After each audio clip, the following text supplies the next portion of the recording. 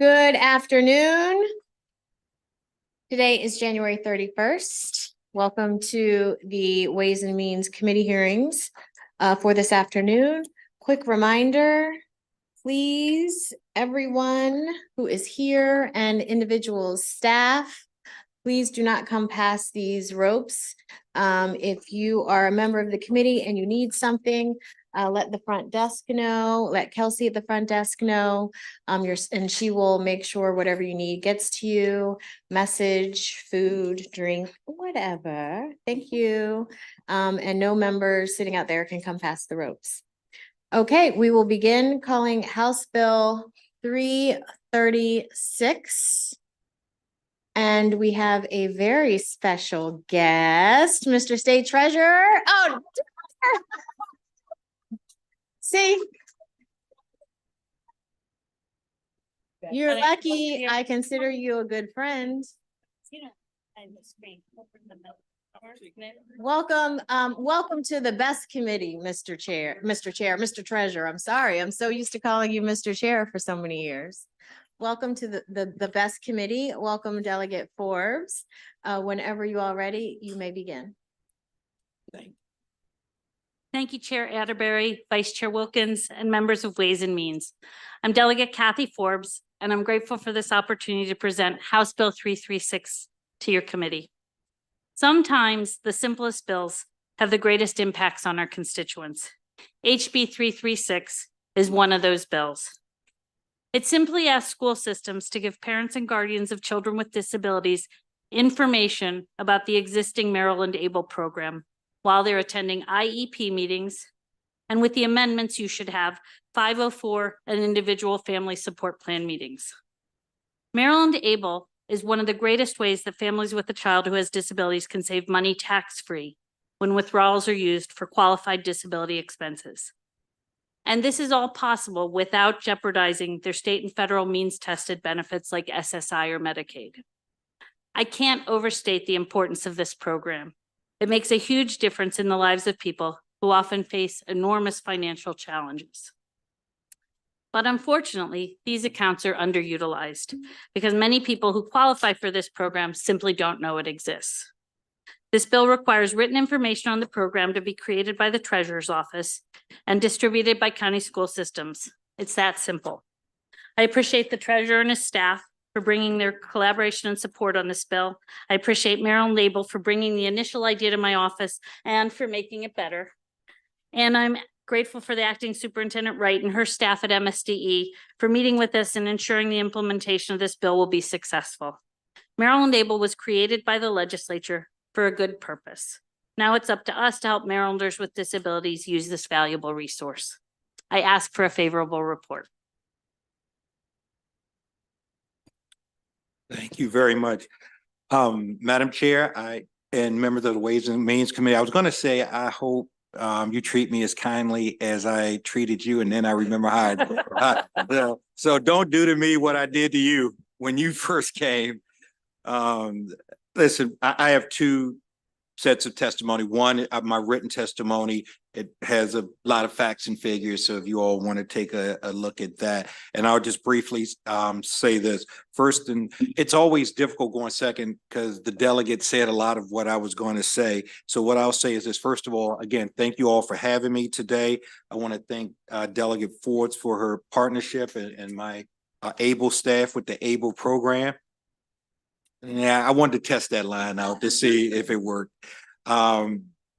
This is one of the things I've learned when this program was transferred to the State Treasurer's Office in June, that is actually one of the fastest growing ABLE programs in the country. We are ranked, I think, 10th out of 47 programs, states of the 47 programs that have ABLE programs. But as was mentioned earlier, it's not as known as it should be. And like I said, we have figures, I think as of January 19th, a total of 6,069 Marylanders held individual ABLE accounts. By comparison, a total of 16,695 Marylanders under the age of 18 were eligible to receive supplemental security income in the most recent year for which the data is available. So clearly we are underutilized. We hope with this piece of legislation that we can promote the Maryland Able program. We've in the treasurer's office, we've gotten past some of the crises with the 529 program, and now we're ready to be more proactive and just deliver for our citizens. So thank you for the opportunity, Madam Chair and members of the committee. Madam Chair, Madam Vice Chair, members of the committee, I'm Rachel London, the Executive Director of the Maryland Developmental Disabilities Council. Again, I'm going to thank everyone too. Thanks for having us. Thanks to Delegate Forbes. Thanks to the treasurer. Thanks to my very strong partner here, the Director of Maryland Able. A couple of quick facts. So you can open a Maryland Able account at any age. For people under 18, that's particularly important because if their family income is too high for Social Security, they still may be able to open an ABLE account and pay for things that they need and want related to their health and independence and quality of life. You've heard a lot about the underutilization, particularly of children by children and their families, and that the barriers are awareness and people with disabilities and their families really need this information to be able to take advantage of it. We know that getting information early and often is the best way to digest it. So the sponsors amendments are particularly helpful to reach our youngest Marylanders. Knowing all of this, and I think this is the critical piece for us, the council partnered with Maryland Able a couple of years ago and paid for and worked with a consultant to develop a plain language guide to the Maryland Able program. It does not replace the legalese in all of the disclaimers, but it is a guide for people with disabilities and their families in plain language that really lays out all the benefits, the how-tos and things like that. And we're committed to that continued partnership and that continued support, and will absolutely work with Maryland Able and the Treasurer's Office to make sure any additional information that's developed to be provided is also in plain language. Thank you. Madam Chair, Vice Chair, and Ways and Means Committee members, I'm Betty Ann Mobley, and I'm the Director of the Maryland Able Program. And we're very, very thankful to have the opportunity for Delegate Forbes to put forth this bill and the support of so many of our partners.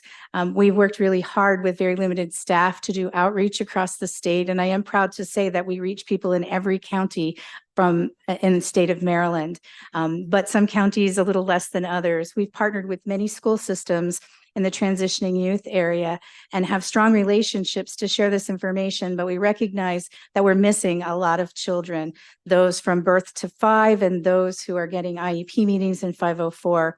So we are very thankful to have this opportunity and the support of MSDE to do this and are willing to take whatever steps we need to make that happen. It's really important for us as we look at our figures and statistics. We know that only 16% of our current account holders are under the age of 20. So when you think about the number of people who are receiving the kinds of services like family support plans, individual education plans, and 504 plans, this provides the opportunity for them to finally have knowledge about this amazing program that can help their families and their family members who have disabilities. Thank you very much. Thank you. Are there any questions for anyone on this panel? I'm sure everyone has questions for our state treasurer. No? You're supposed to all light up your lights. Oh, God. All right, thank you very much. We do have one more person. Benjamin Maynard, are you here? Thank you. Let's give him a round of applause, folks. It's the state treasurer.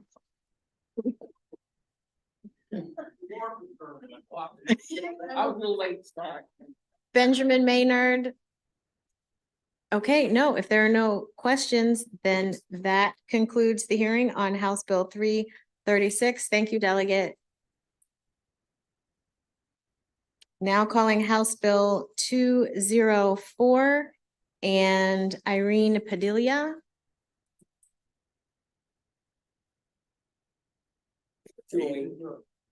What did I say? 208, I'm sorry.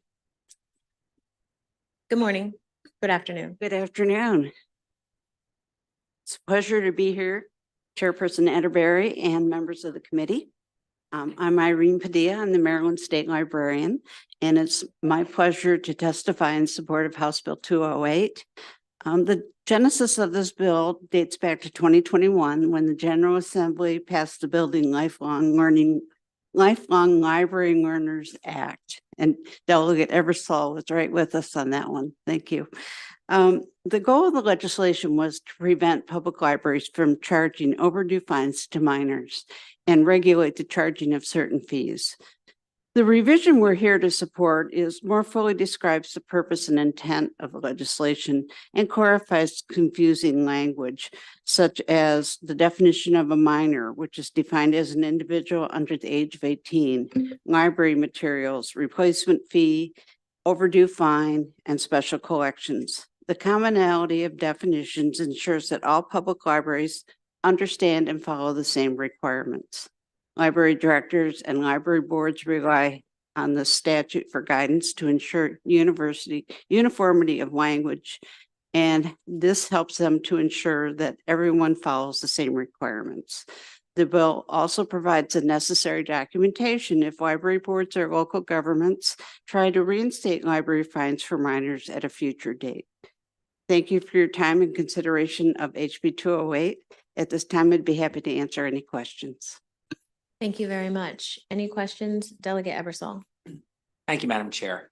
And great getting it tied up neatly. I'm so glad to see that. And research shows that charging fines doesn't actually increase the number or the rate at which books are returned. Is that correct? That is correct. And also it prevents people from using the library. They're turned away or they're afraid to come back. Right. Because if they have a fine, they feel guilty. They don't show up. I do have a question about the bill. On the second page, we talk about reimbursement, and that if there's a reimbursement charge, that if somebody brings the book back, even after 21 days, the reimbursement charge will be removed from their records. But yes, but it goes on to say that if they've already paid the reimbursement charge, that they can't have it refunded. Is there any thought that this might discourage people from actually paying the reimbursement fee since they can't get it back if they return the book?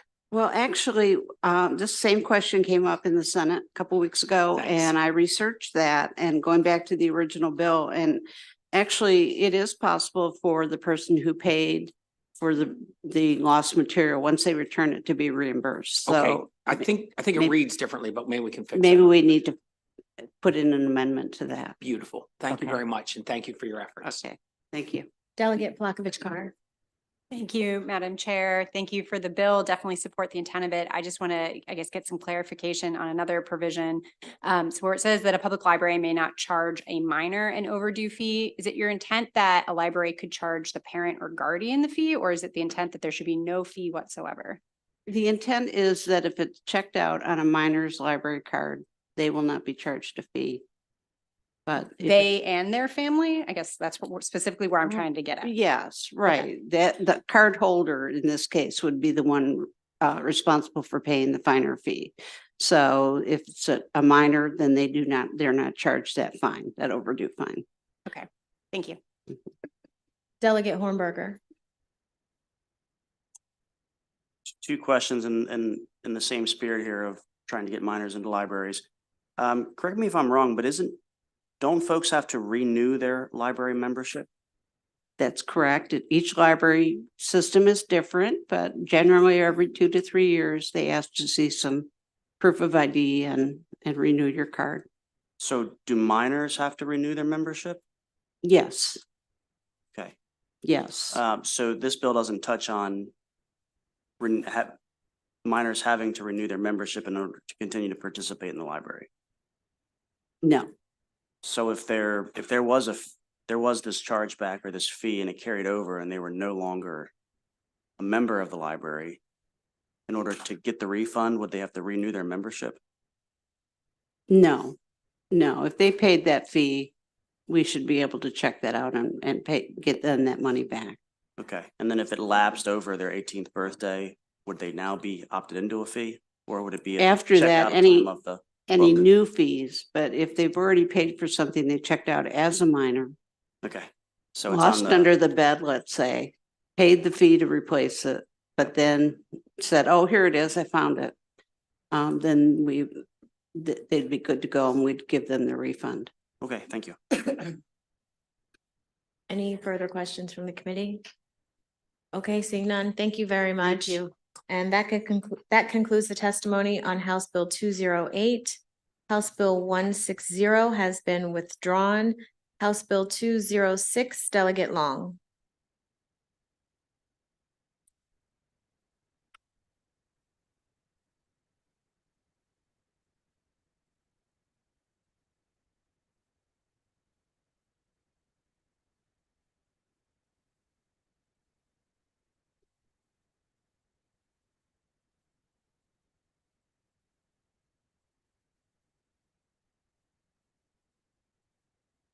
Thank you, Madam Chair and Vice Chair, and my friends on this committee. I was kind of caught a little short there. Wasn't expecting to be calling this soon. I have this all together here. And pardon me for my voice. I'm still trying to get rid of this, whatever I've got. For the record, it's Delegate Bob Long. I'm here to present HB 208, which is an educational, student behavior, parent and guardian notice and require counseling, parent and guardian accountability act. Just give you a little bit of background because I know there's some controversy about the meaning behind this and who it could possibly affect. I was actually a youth leader, youth pastor in Baltimore City for probably 12, 13 years, worked with a lot of inner city kids, seen a lot of different situations, kids coming from broken families, drug addicts, kids have been molested. I mean, seen a gamut of different things. And one of the things that I noticed, and I know it was for a fact because I was actually bullied in school too, and some misbehavior, that we need to try to get the parents involved as much as we possibly can and try to curb this, these situations. But anyway, just to go back to what I was saying, this disruptiveness of a child in school is not because they're bad or what color of their skin. It's because there's something else going on. There's something definitely going on, whether it be, a multitude of things. I could sit here for probably a day and a half and tell you the different reasons they're acting out. And unfortunately, that not only affects that child, but affects the whole entire class. We hear this time and time again. It's actually affecting attendance in school. In Baltimore County, WBAL did a news article that said that students are actually showing up on a regular basis down almost under just about 50% or less, which I find disheartening. And nowadays, we need to make sure our kids get the best education possible, whether that be to learn how to do a trade, go to college, whatever it is. But, I grew up in an area where things were pretty bad, where kids were disruptive, and I could tell you some horror stories about some things that happened. And I noticed that there was a lot of opposition in here about brown and black kids. I don't see kids as brown or black, white, yellow, green, whatever. I see kids as being kids, and they all have the same opportunity. They should have the same opportunity to learn and receive whatever help we can give them. And that's what this bill is to do, to, help these kids get through whatever they're trying to get through, whatever situation. And that's what this bill is based on. And I know you've heard it several times, but I guess until my last dying breath, I will bring this bill forth, and hopefully maybe someone will say, you know what, Bob's got a pretty decent idea. Let's see what we can do with that. And I just wanted to thank you in advance. Thank you, Madam Chair. Thank you. Any questions for Delegate Long? Okay, seeing none, thank you. That concludes the testimony on House Bill 206. That was easy. Delegate Wu is not here. Is Delegate Morgan here? So we will wait till Delegate Wu returns. So House Bill 284, Delegate Flackovich Carr.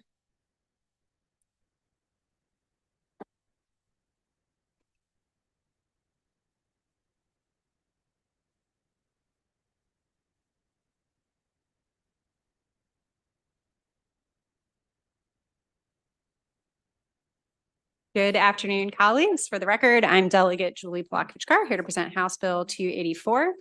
Under current state law, each county board of education is required to provide middle and high school students with the telephone number of the Maryland Youth Crisis Hotline in their school handbook and on their student ID cards if they provide a student ID card. And that's a law that's been on the books for a number of years, and it's served students very well in terms of connecting them with appropriate supports. But the mental health support landscape changed recently in 2022 with the rollout of 988, the National Suicide and Crisis Lifeline. 988 offers the ability for people of all ages to talk, text, or chat 24 hours a day, 7 days a week, and in a multitude of languages with a trained crisis counselor. Since its debut, 988 has been heavily utilized to the extent that the Maryland Department of Health has repurposed the Maryland Youth Crisis Hotline's phone number as the phone number for our state's substance use disorder hotline. And you'll see in the written record testimony in support of this bill from the Department of Health. This bill simply updates state law to ensure that students are being directed to the most appropriate mental health resource, which is now 988. Making this change will serve the needs of students now, as well as when they are adults, and can continue to access 988. And I'll lastly note that the Senate actually has already passed the Senate cross-file of this bill unanimously a few days ago. Thank you. Thank you. Ways and Means Committee Chair Atterbury and esteemed members of the committee. My name is Alyssa Sanders, and I'm the Director of Advocacy for Every Mind, a nonprofit with over 65 plus years providing mental health education and support services to Maryland. I'm here today to share that Every Mind strongly supports HB 284, education provision of Maryland Youth Crisis Hotline telephone number alteration, proposed by Delegate Blokovich-Carr. This bill would update school materials with the 1.5-year-old 988 Suicide and Crisis Lifeline, a crucial step towards addressing mental health crises among middle and high school students. Every Mind is the 988 Suicide and Crisis Lifeline call center for Montgomery County and is the backup for Prince George's County. We're also one of 3 centers who respond to chats and texts sent to 988 from across Maryland. It's going to be of no surprise to anyone that our youth tend to use chat and text more than anything. And in the past 6 months, we answered 4,153 chats and 7,297 texts on 988 from across the nation, 63% of these chats were from people 24 and under, and 58% of the texts were from the same age group. This bill would require every school district to include the phone number for 988 Suicide and Crisis Lifeline in their middle and high school handbooks and student IDs. This simple yet impactful initiative could potentially save lives by ensuring that this necessary resource is readily available to students who may be having a difficult day and need someone confidential to talk to, or may be experiencing a mental health crisis or contemplating suicide. As we are all aware, there's been a great increase in mental health challenges among our youth. Adolescence can be a tumultuous time, and many students may grapple with stress, anxiety, and other mental health issues. They may also worry about the consequences of reaching out to someone they know. The pandemic amplified and exacerbated these issues. All this to say, we support this bill. We hope you will too. Thank you. Thank you. Questions, Delegate Hornberger? Definitely support the initiative here. My question is, how long will the old line be maintained, and will it auto forward to the new line? So the Youth Crisis Hotline now, that phone number already has been repurposed, but Alyssa, if you want to speak to what happens if a student calls that number right now. I think they should be going to 988. That would be my assumption. I don't know. I have to get back to you on that. Each call center they have their own youth lines. Each county might have their own youth lines. But the Maryland one, the state one, should be going directly to 988. I didn't see that in the legislation, so I don't know if the problem that we oftentimes run into is when we change something down here, obviously not everyone in the world knows that we've changed it. So if someone is struggling and they have old material and they call that and it's an answering machine or a dead end, that could lead to additional stress on that person. Oh, absolutely. And I believe it goes directly to 988. Okay. Yeah, That's my understanding as well too, because the health department already does advertise that phone number that was the Youth Crisis Hotline for substance abuse disorder. But so it does go to a call center. The person might end up having to get rerouted once they get there, but it's not a dead number at this point. Yeah. So if you could confirm that for us, and then also know the duration for which it'll be maintained. We'll look into that. Thank you. Delegate Fair. Thank you, Madam Chair. And just a quick question. And thank you so much for bringing this forward. The 988 program is such a critical outreach tool for mental health, especially for our young folks. The subparagraph 2 says, I just was curious, printing the telephone number on a student's school identification card if provided. I couldn't figure out why it said if provided, or what are they Not- asking if it's provided? Yeah, not every district does provide student ID cards, or they may not to say middle school students. Maybe they do for high school, but not middle school. Gotcha. Okay, thank you very much. Delegate Long. Thank you, Madam Chair. Is this the same number that's used for the Center for School Safety? No, it's a different number. Okay, because a lot of people aren't aware that we actually have a state agency that for school safety where you can actually report, different levels of threats and things of that nature, which Governor Hogan actually helped implement a lot of things. I was just curious, all these numbers, I'd like to know where they're all going and what their possibilities are, do. The want is for 988 is the national line to really all the phone lines to start going over to 988. That's the hope. That's why they created it, to be easy, sort of like a 911 with mental health. Okay. And so this wouldn't go through the Center for School Safety. This would go right to the national. That's Okay. right. All right. Thank you. So Delegate, if correct me if I'm wrong, and either one of you, just to clarify, the Center for School Safety deals with any violence that may happen in the schools, perhaps bullying, but 988 is only for mental health purposes, which the Center for School Safety does not deal with. Okay, thank you. Thank you. That concludes the testimony on House Bill 284. Now, Delegate Wu, House Bill 82.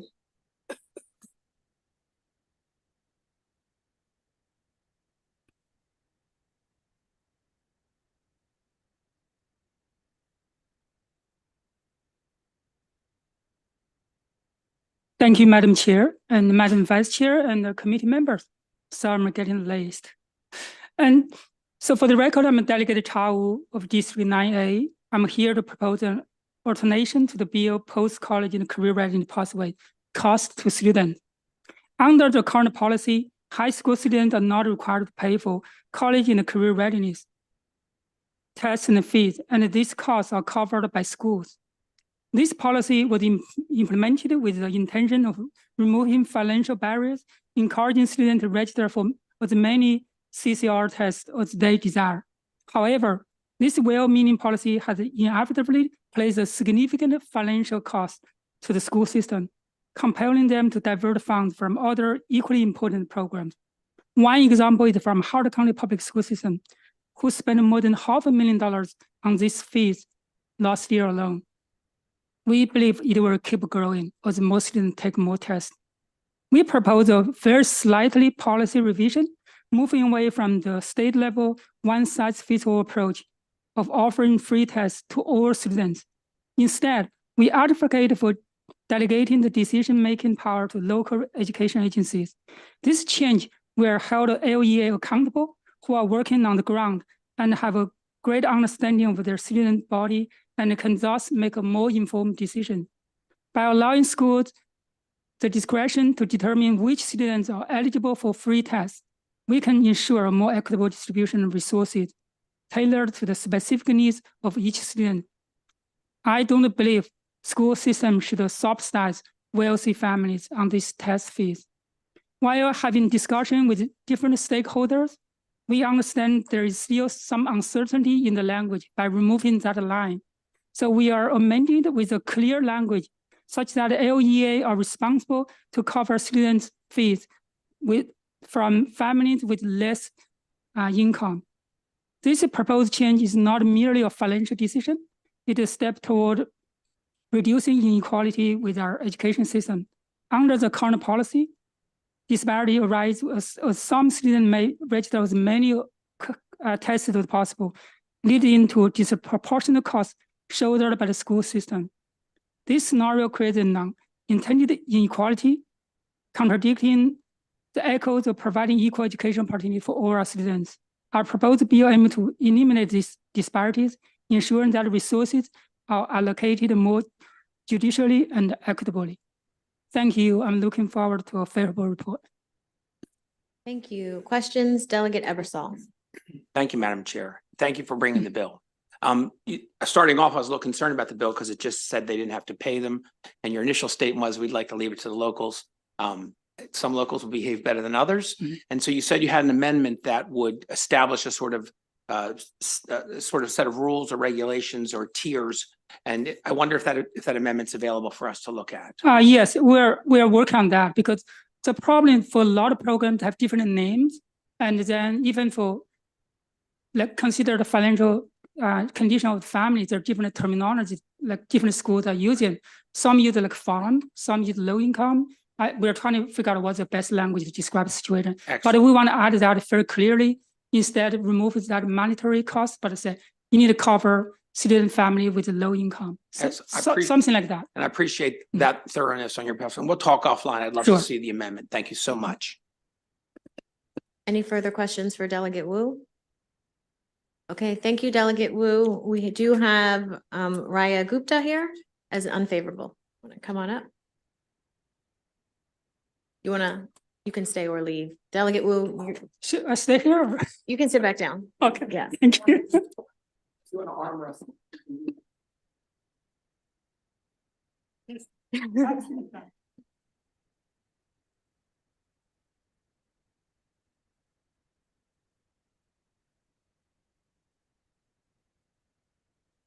Good afternoon, Chair Atterbury, Vice Chair Wilkins, and members of the Ways and Means Committee. My name is Rhea Gupta, and I'm the policy researcher with Strong Schools Maryland. In addition to championing the passage of the blueprint, Strong Schools Maryland has stuck around to ensure the high-quality implementation of the blueprint, and I'm here today to strongly oppose House Bill 82. To put it simply, the legislation is incompatible with the goals and vision of the blueprint for Maryland's future.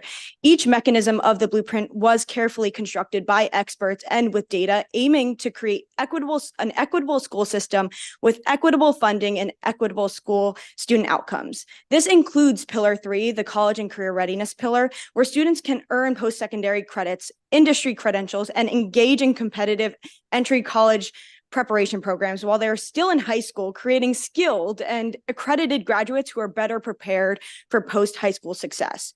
For example, the number of students participating in apprenticeships has increased 700% since pre-blueprint times. More than 8,000 students have attained technical skills attainment, 2,000 of them being economically disadvantaged students. Since the blueprint is grounded in equity, the CCR pathways are available to students at no cost to them or their families. The state allocates funding to locals in order to fund the pathways because we know that access to opportunities and experiences in public high school should not be limited by the financial ability to pay for these resources. Instead, the proposed legislation alters blueprint law in a manner that is not recommended by lead implementation agencies, including the AIB and MSDE. It simply takes away access to post-CCR pathways from students, specifically those of low socioeconomic backgrounds, and it violates the blueprint's foundational principle of equity. The passage of HB 82 would be a step backwards. As such, we urge an unfavorable report of HB 82. Thank you. Thank you, Delegate Fair, then Delegate Ebersol. Thank you, Madam Chair. The simple question, you heard the sponsor testimony earlier that they're amending the bill to include these economic tiers. Would your organization be more amenable to the bill at that point, or do you believe it should remain open for all students, period? We are under the understanding that the blueprint should and college and career pathways should be open for all students, especially because this is an investment in Maryland. So these students that are completing apprenticeships here, completing college credits, are more willing to stay in Maryland and therefore be in the workforce, spend their life here, and it's an investment. It's a long-term investment, and it's worth the money in Strong Schools of Maryland's opinion. Okay.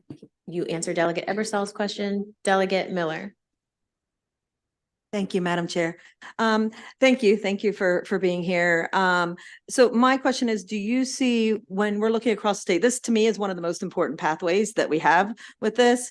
So do you see I was trying to envision how that would work with like a patchwork of, and I usually believe in local control, but with a patchwork of how this would work and different funding mechanisms and models, across the state. Do you see how that would work as far as from an equitable standpoint across the state? You could have one county, a child in one county qualify under this and that. So Yeah, it is a little bit complicated, and I'd like to see Delegate Wu's amendment to this bill. One thing that I'd like the committee to know is you would maybe assume that a lot of the apprenticeships, college and career pathways are happening in more metro, more populated areas. But if you look at the stats, Washington County, Frederick County are all exceeding every other county in college and career pathways. And I think that just shows that these funding like students and allowing them to live their dreams and apply themselves works. And it does increase participation in these programs. thank you. Madam Chair, can I make a comment? No delegate. Any further questions from the committee? Okay, seeing none, that concludes the hearing on House Bill 82. Calling House Bill 116, Delegate Kerr, and we have joining with us, this bill is jointly assigned to Economic Matters. So committee, please welcome Delegate Chi, Delegate Howard, and Delegate Pruski to the best committee in the House of Delegates.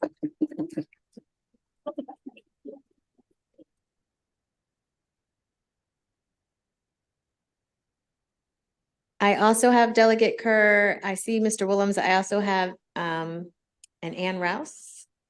No, Okay. Ann Rouse is my staff. Okay, Sorry. thank you. That was an error. Well, good afternoon, Madam Chair. Members of the Ways and Means Committee and also our visiting guests. I am Delegate Ken Kerr here with House Bill 116, Teacher Degree Apprentice. I'd like you to notice that Dr. Willems and I are sitting at the same table. I think I'm going to have to get a screen capture later to commemorate this event. Okay. Thank you, Delegate Miller. So I see several deficiencies and inefficiencies that exist in the current practice for teacher preparation. And I think we need some innovative approaches to help meet Maryland's goals for teacher recruitment, retention, training as required by the blueprint for Maryland's future. Interestingly, almost half of teachers leave the profession within 5 years of getting their first job. And in Maryland, about half the teachers leave their first school system within 2 years, either to a new school or out of the profession entirely. What's really startling is that national estimates say that between 8 and 20% of first-year teachers don't finish their first year.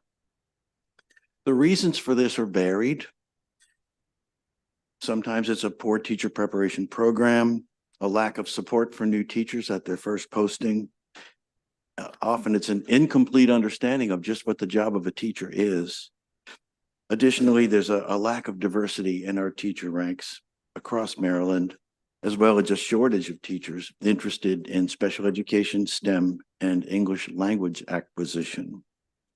So current programs and practices for teacher preparation are inefficient because 4 years of theory and a few short internships don't give aspiring teachers a full understanding of what it's like to be in a classroom every day, the demands, the responsibilities, the challenges of the job. Consequently, new teachers struggle and flounder and falter. And as I said, half of them leave the profession within the first 5 years. So an attractive approach to teacher recruitment, training, and retention, one that has worked for millennia in traditional trades professions, is the apprenticeship. The apprenticeship can offer various benefits to individuals, employers, and the overall economy. Some of these are skill development, workplace experience, reducing the skills gap, earning while learning, and system-specific training allows employers to actively participate in the training and development of their workforce, ensuring that the employees are equipped with the skills that are directly relevant to the needs of the school system.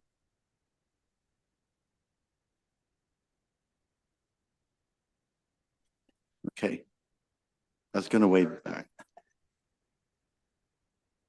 And then there's also the element of the increased employee loyalty. So apprentices that have trained within a school system are more likely to feel a sense of belonging and loyalty to that school system, reducing turnover rates. Employees benefit from having a skilled and experienced workforce that's familiar with the specific processes and of the system. So by combining classroom instruction with on-the-job training, apprenticeships offer a holistic approach to skills development that benefit both individuals and the industries where they work. And now I'd like you to hear from John Willems. Chair Atterbury, members of the committee, John Willems representing the Maryland Association of Boards of Education. I'm here today to testify in strong support of House Bill 116.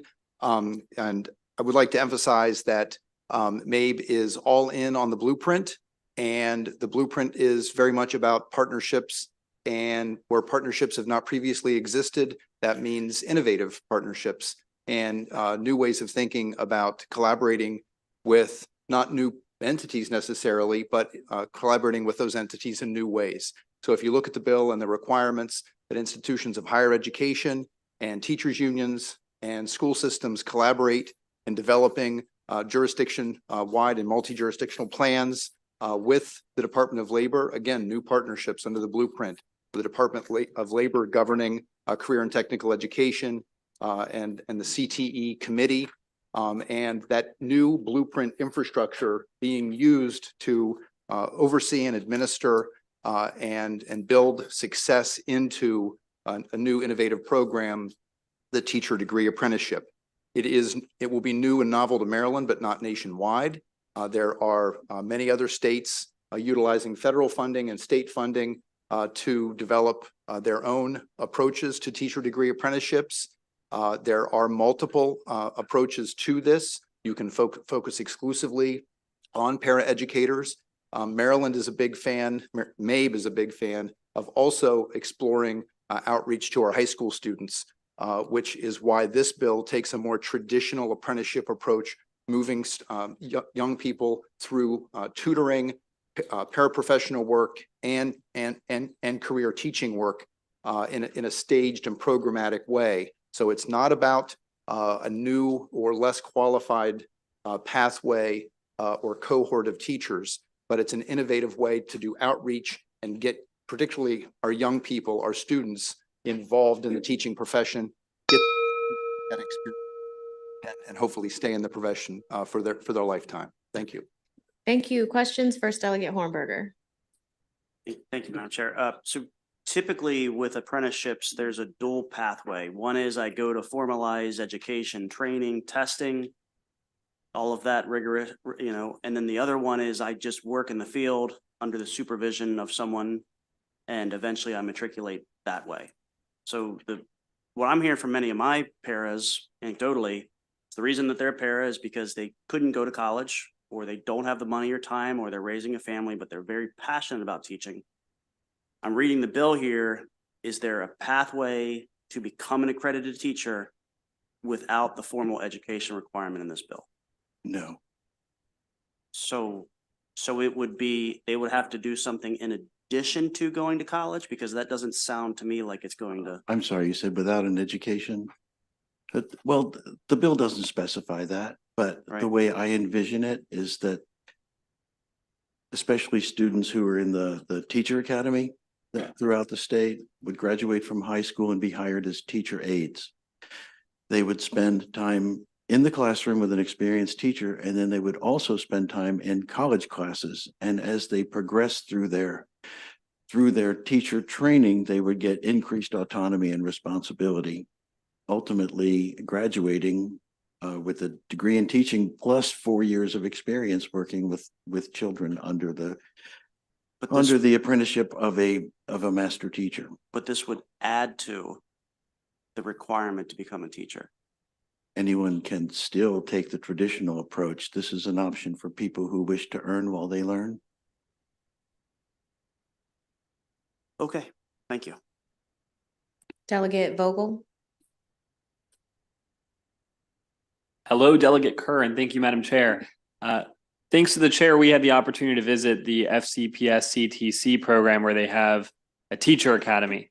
which was incredible to see and to meet the educator who's facilitating that and some of the students who are in that program. Is that a model for what this could look like in practice? We look at that model at the CTC as being where we recruit the first initial pilot program of apprentice teachers to come from.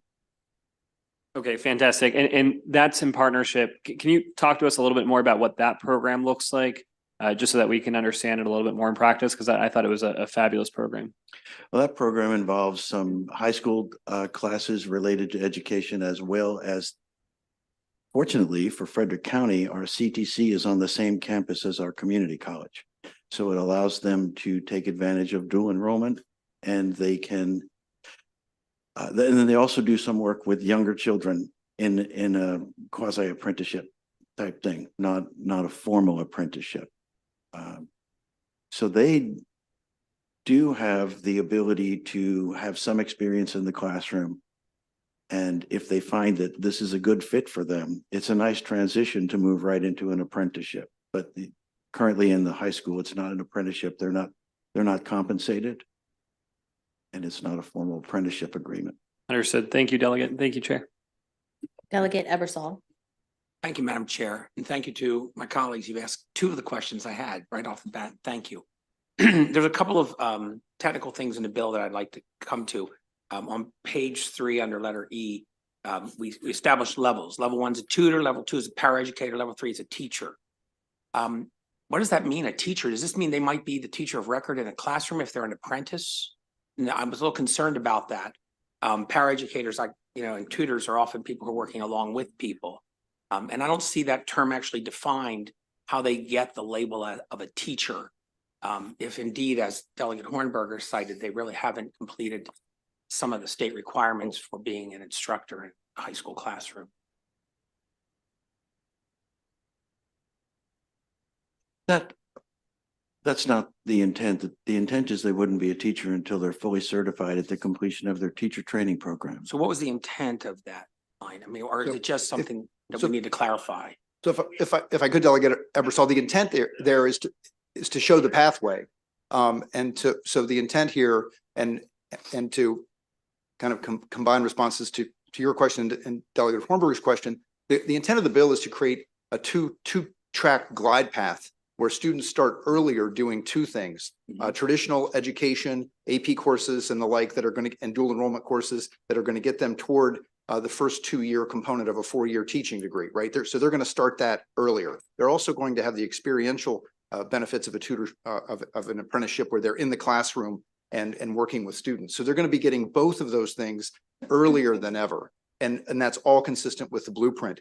And they're going to be doing that toward the goal of becoming a teacher. So that's why the apprenticeship program stops at that 3rd tier, so that they can see that the path actually leads to the teaching profession. And let's be blunt about it. The starting salary of $60,000, right? That raising the professionalism of teaching in Maryland under the blueprint means that we want to talk to 8th, 9th, 10th graders about, look, you get into this apprenticeship program, you find out that you love working with kids, you're getting dual enrollment credits toward that goal, and you're going to reach the starting line that for many of these kids is a finish line they never saw in their future, which is a starting salary in a recognized, respected profession that is actually a very decent starting salary. We hope in all 24 jurisdictions. Thank you. That clarifies what you're going for there. Apprenticeships are typically paid. Are you envisioning these as paid positions for people who are working these? But the bill doesn't specify that. It would be up to the individual school system. My preference would be that they are paid. Right. And finally, we talk about registered apprenticeships early in the bill, but later on we have something referred to as a high school level apprenticeship. And I don't see that defined anywhere in the bill. And actually, that's a term that has been thrown around that is a slight change of what the blueprint actually uses for their apprenticeship. So I'm curious if we have a definition of what that means. Is it a certain number of hours, or what are we saying here for something to be rather than a regular apprenticeship, be a high school level apprenticeship? I will have to get back to you, Debbie Thank Eversole. I you. haven't thought that one through. And we can do it offline. Okay. And I don't mean to put you on the spot. But Delegate, there are many apprenticeship programs that allow minors to participate Right. in the entry-level stages of those apprenticeships. And many require that the person be 18 before they're taking the certification exam or receiving the license. But that doesn't mean you have to be 18 before you start the apprenticeship I program. just prefer to have seen a definition of that at the start of the bill. Okay, thank you. Thank you, Madam Chair. Delegate Young and then Delegate Wells. Thank you, Madam Chair, and thank you to Delegate Kerr as well, for the bill. My question has to do with the definition of sponsor. Can you just help me understand what that looks like? I mean, is it like BCTR, TFA, or university, or school system? The sponsor would be the school system and the external educational provider would be the university or college. So when I look at the bill, it defines that the sponsor also must shall consist of at least three, or that the program would consist of three local school systems. So I'm just trying to get a sense of how that would work. Like, so if the city school system could be a sponsor, but then how would that sponsor consist of three local schools? Would it have to partner with other school systems?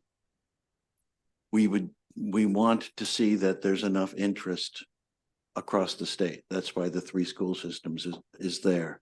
So if we can't find three school systems interested in going forward with it, then I guess the idea is not ready yet, but that's what we're looking for, is just a critical mass of school systems willing to take on this program. Yes, sir. And my final follow-up, Madam Chair. So have we gotten a sense from any right now school systems that might be interested? Yeah, Frederick County's ready to go.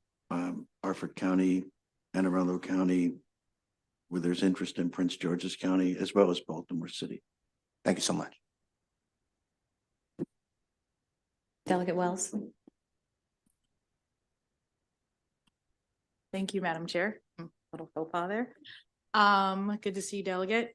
So I guess the one question I had, or two questions I have, is in regards to MSDE. I was looking at their information letter, and basically it was just saying that it does not require involvement of MSDE in the review process for teachers apprenticeships. So I'm wondering, is it the intent that you would involve MSDE in that process, or do you have any, what are your thoughts about including them in it? I didn't have access to that letter prior to the hearing, so I haven't seen it. Have you? I've not seen their letter, but I know, I certainly know of the concern, and it's a concern that is somewhat endemic to the blueprint and the structure of the blueprint in removing oversight of CTE programs from MSDE and transferring that to the Department of Labor. That was one of the more significant, kind of government agency shifts in the blueprint. But I would just stress for this committee that when I say MABE's all in on the blueprint, everyone's all in. And so MSDE, the Department of Labor, the Accountability and Implementation Board, our local implementation plans are reviewed and approved by both MSDE and the AIB. And those plans would certainly be reflecting a program like this teacher degree apprenticeship. And so it is not that there would be no role for MSDE in, eyes on these plans and partnerships, but the goal and intention of the blueprint is that they are not anymore in the driver's seat in a governance role, if you will, of CTE programs. That has shifted to the Department of Labor and the CTE committee under the blueprint. Okay. I mean, I hear what you're saying. I think typically you would want like the industry partner or key industry partners a part of it. Perhaps they're not the sign off, but it sounds like they're not at the table currently. And so that just wanted to flag that, because I noticed that in the letter that they don't seem to be at the table in the conversation. And then lastly, can you just give us any insight on the conversation that you've had with the entity that would have oversight, which is the Department of Labor Office of Apprenticeship? I didn't see any letters from them, so I'm hoping that they are involved in this conversation as well. I've been in conversation with the Department of Labor for 7 years on this topic. And so we've discussed it enough, from the initial discussions of, is this even an appropriate program? Do we have a slot to put it in? all the way through, how would we make this work within the structure of the Maryland Senate Apprenticeship Program. So yeah, those conversations have been going on. Okay, well, it'll be good to hear from them on the record. Thank you. Delegate Miller. Thank you, Madam Chair. Kind of what we're seeing here is what a lot of businesses are struggling with. They want to partner with the school system. They want to be a part of these apprenticeships with the blueprint, but they are having these struggles of how do we do that? And I think that's what we're seeing here. But I do think the school systems should actually be the model of how to get this done. So I completely, support the program. Would you need legislation to do it as a pilot program in Frederick County to then you can work through all of that together and work through all the partners and things like that. And in Frederick County, as you know, like you said, it's uniquely situated where we already have an academy. We have FCC right there. We have Hood, Mount St. Mary's, University of Maryland, Global Campus. We have all of the players that you would need to get them through the education as well as the apprenticeship program. So have you considered doing something like that so that we can provide a model for this? Thank you, Delegate Miller. You know that 7 years ago, you and I worked on this when we were both did. on the Board of Education. And there was a lot of enthusiasm behind it, both with the board and with the schools and also with FCTA. We had everybody on board. The funding was the piece that we couldn't figure out. So this bill does provide a $500,000 in grant funding for these initial school systems that are looking to try this program. Would it be available through the blueprint funding individually Well, for them to use that? Well, since this is one of the priorities of the blueprint, I would imagine that this funding is already available. It just needs to be allocated to this program. Any further questions from the committee? Okay, seeing none, thank you very much. That concludes the testimony on House Bill 116. Thank you to the members of ECM for joining us. House Bill 167, Delegate Harrison. And would you like Charles Doring, Dr. Staley, and Carol Anderson to come up with you? Yeah.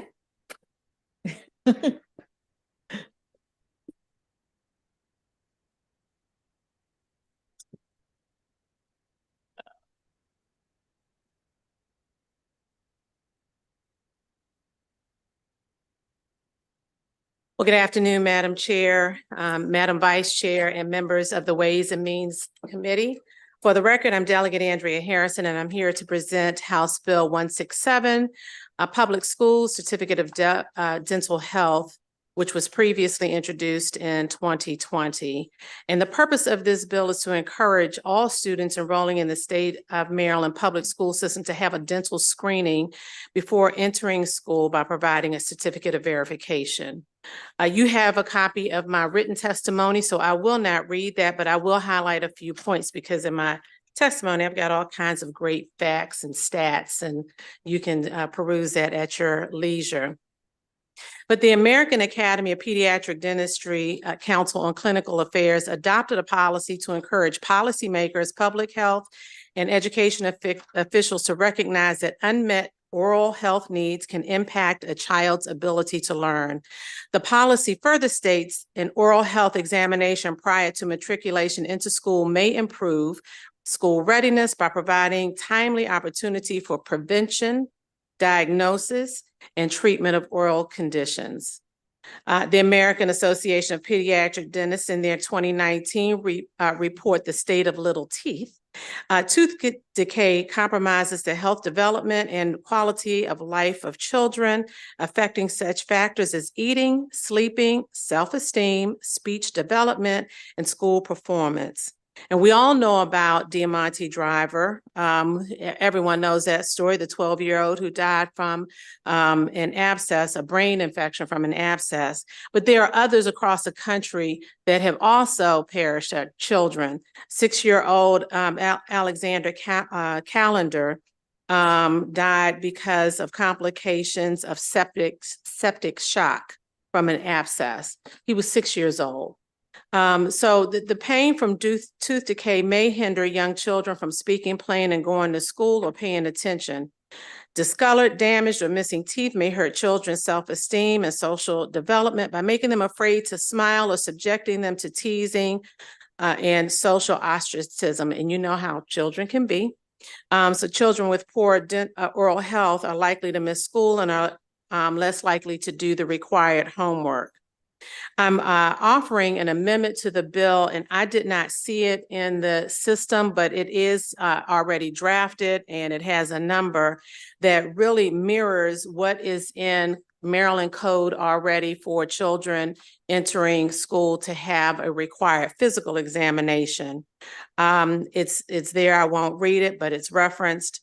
What I will say is that I know that in the fiscal note, we all know that we have fiscal challenges this year, and I am sensitive to that, but I'm more sensitive to the fact that children can't speak for themselves and they need us to work for them. And so I have some notes that I can't find right now. But in the fiscal note, it talks about if we end up if children end up going and using the programs that we have available, I don't know where my notes are, that indicate that they would go to Medicaid, use Medicaid or the M-CHIP program, that it's going to be additional state resources. And what I would say is that that's what the program is for. It is for those children who need these services. And if we're not going to use the program for what it's designed for, then why do we have it? These are children who we are responsible for our children. They can't take themselves to the dentist. They can't necessarily even express what is going on with them. But if they have a dental examination, a dentist can say that there is a problem. Mom, parent, guardian, whomever you are, you may want to make sure that this is taken care of, and perhaps here's some resources that you can use to get to this. I know that there is some concern about, the school nurses or whomever taking an extra step. They have one more form to fill out. But is that one more form that detrimental to where children don't have an opportunity to learn properly? Children are our responsibility. We need to make sure that we give them the very best start that we can. I heard Delegate Long in his testimony earlier saying that children need to have the best start, the best opportunities that they can. This is one way to do that. And so I am asking for a favorable report on House Bill 167. Thank you very much.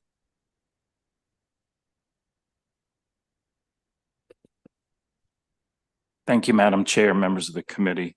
Dr. Charles Doring, General Dentist in Rockville, here on the behalf of the Maryland State Dental Association in support of House Bill 167. Benjamin Franklin once said, "Prevention is worth a pound of cure." Unfortunately, we failed our kids. One issue I've been working with Health and Government Operations Chairwoman Pena Melnick is the backlog of cases of children needing to go and have dental disease treated in the hospital operating room.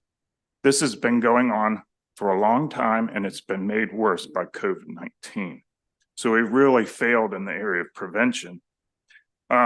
Some people may say, well, what about the kids who don't have a dental home and can't afford a dental exam? Let me tell you about a couple of programs going on in the state. In my own county, Montgomery County, Dr. Berg is starting a program called the County School-Based Prevention Service Programs. Dentists and dental hygienists are going into 26 community schools that have signed up for the program already. Not only are they screening, but they're performing dental cleanings, fluoride varnish, stopping tooth decay with silverdimine fluoride, providing dental sealants, and if needed, referral to a dental home for that patient to get care. Another colleague, Dr. Celeste Zahara, on the Eastern Shore is the director of a fairly qualified health center. And she's has a similar program in 3 counties on the Eastern Shore, doing dental exams with her dental team, including pediatric dental residents. The exam is not just about counting teeth. Early childhood exams include looking for and educating about facial growth and development, tongue and lip habits, evaluating the oral soft tissue for any lesions. So in summary, I ask, tomorrow starts Give Kids a Smile Month, American Dental Association program. I can't think of a better idea to celebrate Give Kids a Smile Month by giving House Bill 167 a favorable report. Thank you. Good afternoon. I'm Dr. Carol Anderson, and I'm a licensed dentist in the state of Maryland.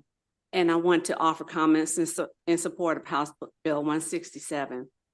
Maryland regulations already require physical examination for children entering public schools for the first time. However, there's currently no requirement for dental screenings. And it's not just Diamante, but unfortunately, many other children continue to suffer from untreated dental disease. Tooth decay is the most common chronic childhood disease, more common than asthma, yet is often overlooked. Because after all, it's just a baby tooth that's going to fall out, right? Well, what many people don't realize is that while some teeth do come out early at 5.5 to 6 years of age, the primary molars need to stay in place until 10 or 11 years old.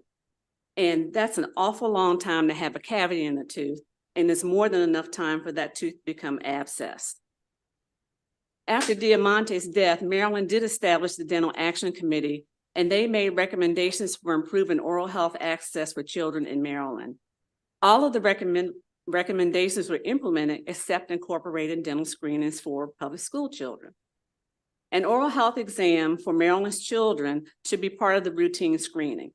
The mouth cannot be excluded from the rest of the body any more than the heart or the lungs. It is advantageous to detect problems early when they are smaller and easier to treat.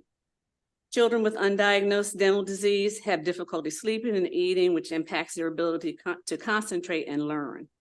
It is essential that Maryland ensures that children do not fall through the cracks because there was no dental exam and no early interventive treatment.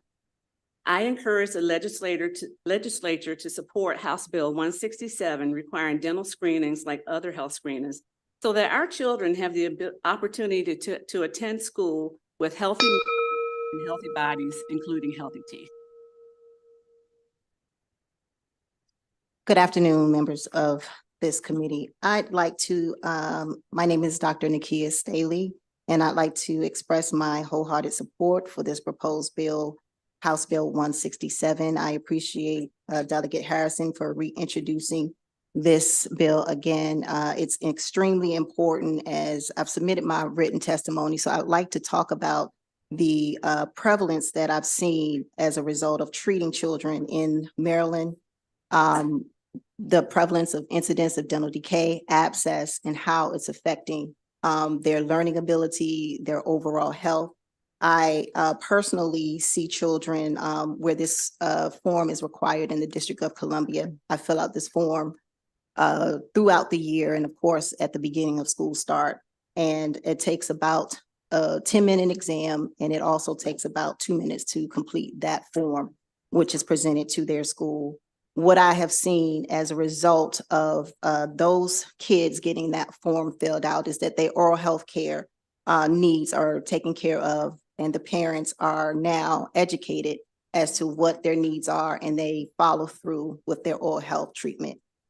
As my colleagues have stated, we know that dental caries is one of the most prevalent early childhood diseases, and it's totally prevented with early detection, early exams, fluoride, silver diamide treatments. All of those things can prevent another situation like Diamante Driver.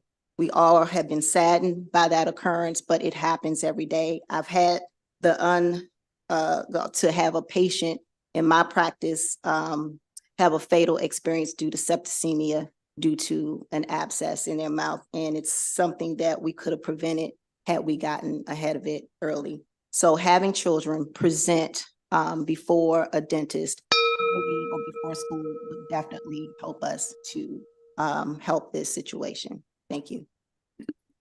Thank you. And Delegate, I want to thank you for bringing this bill. It's interesting. I have to say that it's really unfortunate that that happened to Diamante, but my three kids, as soon as they got a tooth, I started taking them to the dentist because I'm fortunate enough to be able to have insurance, and we go. And I even now recount the story of what happened to Diamante to my kids to make them understand the importance of taking care of your teeth. My question is, well, another side comment is there are a lot of forms, so I don't know that one other form is going to make a difference. It's like when I invite another kid to my house, I'm like, I already have three. It's, it's fine. But I know that now urgent cares can take, do the physicals for going back to school. Is there some place like that could do that, that's similar to an urgent care for this dentist visit? Can I have one of the dentists to answer that one? Unfortunately, Unfortunately, we have separated dentistry, oral care from other.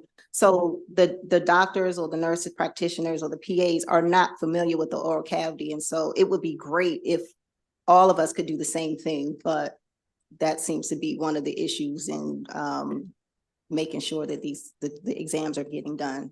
So instead of getting the proper screening, children, they're given just a prescription for antibiotic or pain medicine without knowing exactly what needs to be done. Did you want to answer? I didn't know. Yes, ma'am. Okay. I've got some recent data from the American Dental Association on states that require dental exams or oral health screenings for school children. The list is rather comprehensive. It's very comprehensive. There's 14 states that currently have similar legislation, plus the District of Columbia. And they vary widely as far as age groups. But just to give you an example, like Kentucky, it says here a dentist, a dental hygienist, physician, registered nurse, nurse practitioner, or physician assistant. I would agree that there is some separation between the oral cavity and overall body health. So I would certainly hope that our medical colleagues would have some training on doing these dental exams to know what exactly to look for. But it could be done in that fashion. Okay. I would, if I may just add that many, well, I don't know about many, but several school districts do have mobile units where they can go to the schools and do exams. And if I might just say, this legislation does not prevent any child from going to school. It doesn't have anything that says they can't enter school. What it says with the amendment is that 9 months before or 6 months after getting enrolling in school, they should have this exam. If by chance they don't have this exam, just like with the physical, then the school is required to report that a child has not had it, either because of lack of financial resources, lack of healthcare resources, or for religious reasons. That's actually already in statute right now with physical exams. And so the amendment that I have mirrors that. Okay, thank you. Delegate Eversole. Thank you. You've answered several of my questions because I hunted around for the amendment and couldn't find it, and blame that on me if you like. I can read it. No, please. I I'm don't, at the number. my colleagues would be angry at me if I got you to do that. No. But well, yeah, but angrier. Okay, so one of the questions I had, and so I was going to ask you about your amendment and exclusion from school and that sort of thing. And by the way, I want to commend you because this is important that we have kids available to learn. And this is one of the many ways we can make them available to learn. I would like to know if you or your colleagues would form an organization or at least an advocacy, because there is something called a community school program in the state. And this would be an excellent thing for a community school coordinator, relevant to the chair's question, to bring to the school and get some people who are dentists or familiar with the oral cavity, if you will, and actually administer this especially in districts where students may not be able to afford this or be able to access it. So there is a statewide now community schools coordinator, and I would hope that if maybe you want to put something in the bill as an amendment, or if you, with your permission, maybe we would, to indicate that maybe there should be contact made for facilitating this even further. It's sort of a question and sort of not, but yeah, go ahead. Absolutely. So interestingly enough, I was speaking with an advocate recently on this who wanted to know a little bit more. And She did mention this community school, so I take that as a friendly amendment Thank to you. the committee. If you want to add that, I certainly do accept that. I think it's just too important for our children to make sure that they at least have an opportunity. They just need to have an opportunity for good learning and good health. Yep. Thank you very much. Thanks for bringing the bill. Any further questions from the committee? Okay, thank you very much. Thank you. That concludes the hearing on House Bill 167. Delegate Feldmark, House Bill 386. And you have Aisha Holmes, Jennifer Lynch, and Barbara Harrell, who is virtual. Mhm.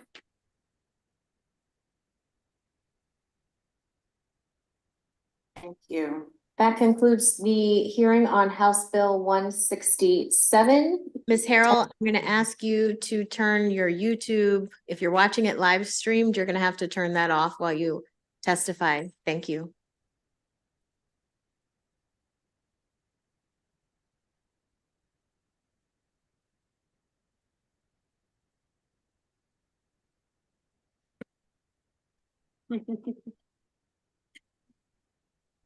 Good afternoon, Chair Atterbury, Vice Chair Wilkins, and colleagues.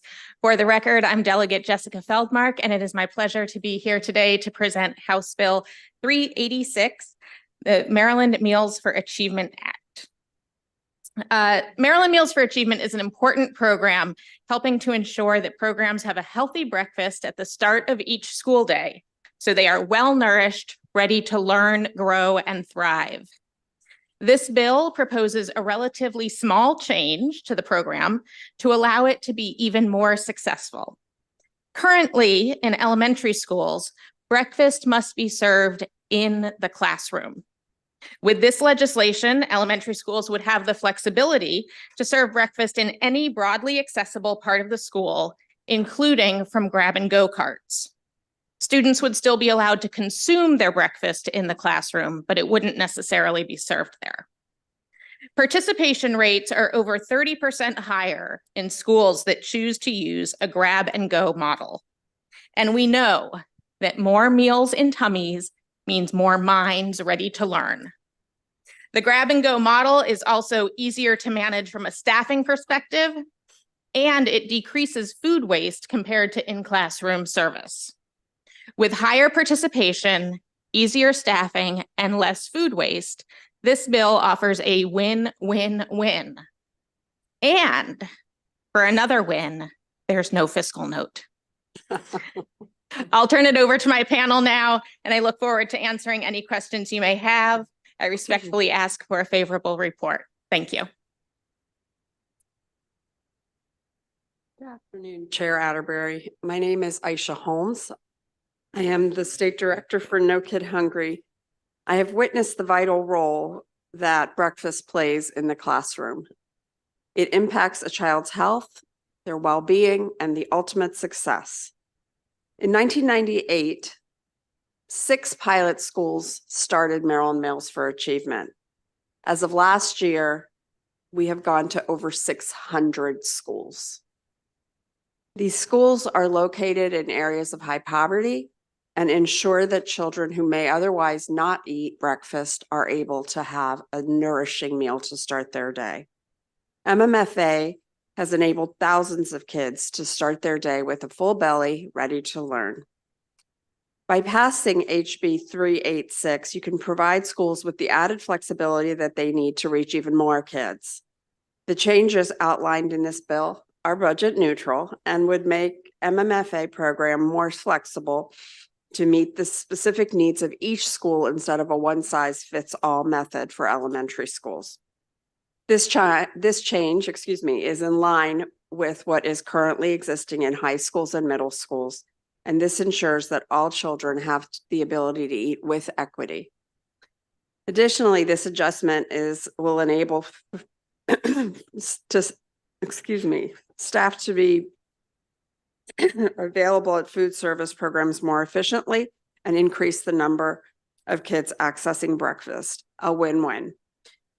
In addition to that, the school This model reduces school waste, food waste, and we know that that is an important aspect for our community. By implementing the grab and go model, both of which allow students the opportunity to consume meals in the classroom, we ask for a favorable report. Good afternoon, Chair, Vice Chair, and esteemed committee members. I am Jennifer Lynch, the Senior Policy Advisor for Education and Workforce for Baltimore County Executive Olszewski. It is my honor to testify before you today in support of House Bill 386. Currently, MMFA requires that elementary school provide breakfast using an in-classroom delivery model. This model carries additional cost and human resource burdens to the school district, including additional refrigeration, transport carts, heat bags, and staffing. HB 386 would allow elementary schools to utilize a grab-and-go breakfast delivery model, which would allow districts to provide meals to our youngest learners in a more efficient and cost-effective manner. Baltimore County Public Schools is a perfect case study on the difference of student participation when offering in-classroom breakfast options versus grab-and-go meals. BCPS did not participate in the MMFA in-classroom breakfast program for elementary schools this year because of the associated expense of an in-classroom delivery. When they switched to universal meals and included grab-and-go options for all schools, they increased daily participation by an average of an additional 9,300 children per day and served over 700,000 additional breakfast meals. With the switch to grab-and-go breakfast, we are able to not only reduce the cost and administrative burden to school systems, but we are able to provide children the dignity and choice to select their breakfast and eat it when and where they choose. A small shift in eligible delivery models will have an exponential impact on our ability to ensure that no child goes hungry. I thank you for your consideration and your support of HB 386. Thank you. Any questions from the committee? Perfect timing. We have, oh no, we have someone that's virtual. Yes, thank you. Okay, let's do the one virtual person. Yep. Ms. Harrell, whenever you're ready. Yes, good afternoon. Good afternoon, Madam Chair, Delegate Feldmark, and committee members. Thank you so much for allowing my testimony virtually for House Bill 386, the Maryland Meals for Achievement Breakfast Program. My name is Barbara Harrell, and I'm speaking as a registered dietitian and the retired director of F&S for Montgomery County Public Schools. I'm representing the Maryland School Nutrition Association today. In 1998, when the original MMFA pilot began, I was fortunate to be a part of this pilot and observe the benefits as it expanded to all grade levels. The MMFA flexibility bill would benefit elementary students in the program in a number of ways. Multiple service locations spread throughout the school will allow for an increase in the number of offerings to students. This will increase student satisfaction and ultimately participation. The kiosk and/or multi-location service model would also decrease waste that occurs when every classroom has to be stocked with all the components. Food items such as milk and other perishable items could be held at correct temperature, further decreasing food waste. The accountability for meals would be simplified into one step at a point of service. This one-step process of accountability would be significantly more time efficient and accurate. Currently, accountability must be completed in every class by school staff and then compiled for the school by the F&S staff. Students who have special dietary needs or religious requests might also be flagged via the point of sale, and any modifications required could be available. The flexibility for the middle and high school MMFA programs has been a major enhancement for them. The expansion of this option to the elementary level would ensure a level field for all students. We hope for a favorable outcome for this bill. Thank you. Thank you. Questions, Delegate Young? Thank you, Madam Chair. This is a quick question for, is it Julia? I'm looking on your website and I just wanted to know if there were Baltimore City schools that participate in the MMFA. But I don't, because I just don't see I just don't know about it as much and I don't see it on the list and maybe I'm missing something. Sure. Delegate Young, I'm more than happy to talk about this afterwards also. At this time, Baltimore City Schools do not participate in breakfast in the classroom after the bell. All right, yeah, definitely let's follow up. Thank you. Thank you, Madam Chair. Any further questions? Okay, seeing none, thank you. That concludes the hearing on House Bill 386. Thank you, Madam Chair. House Bill 213. Delegate Attar, and there are two people that have signed up that are virtual that will be on your panel, Nicholas Peros and Matthew Pika. Madam Chair, I believe that other people registered them, but their names were listed on the witness list when I looked on the website. Oh, I see. They have them on, they listed them under organization. Yeah, I wasn't looking at that. Sorry. Okay. No problem. Bring them up. Thank you. Thank you, Madam Chair, Madam Vice Chair, and members. For the record, I'm Delegate Dahlia Attar, presenting House Bill 213, Maryland STEM Program. For many of our teachers, it's the unfortunate reality that they must have a second job to make ends meet. And many times these teachers have to have a job that's unrelated to what they love to do, teaching. House Bill 213 creates the Maryland STEM program, which provides additional compensation to a current or retired public school teacher to teach science, technology, engineering, and mathematics at non-public schools. This legislation duplicates a current program in New Jersey that has proven to be successful and benefit all stakeholders. There are many reasons why a child may have to attend a non-public school, and it's still crucial that all children are receiving an adequate education in these important subjects to develop into productive members of society. This bill does right by our teachers who choose to teach after their regular workday because they need a second job to make more money. They now can do what they love and make that extra income. This bill also does right by our children who are being taught important subjects by experts in the respective fields.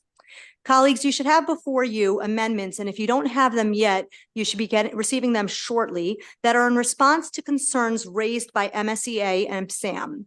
And the amendments do the following.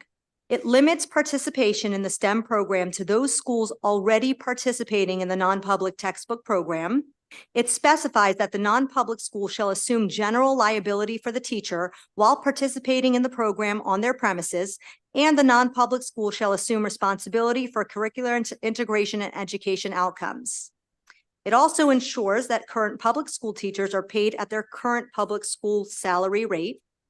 It ensures there are no unintended retirement compensation complications, and it ensures that MSDE has flexibility to design a teacher notification process that minimizes any burden on public schools.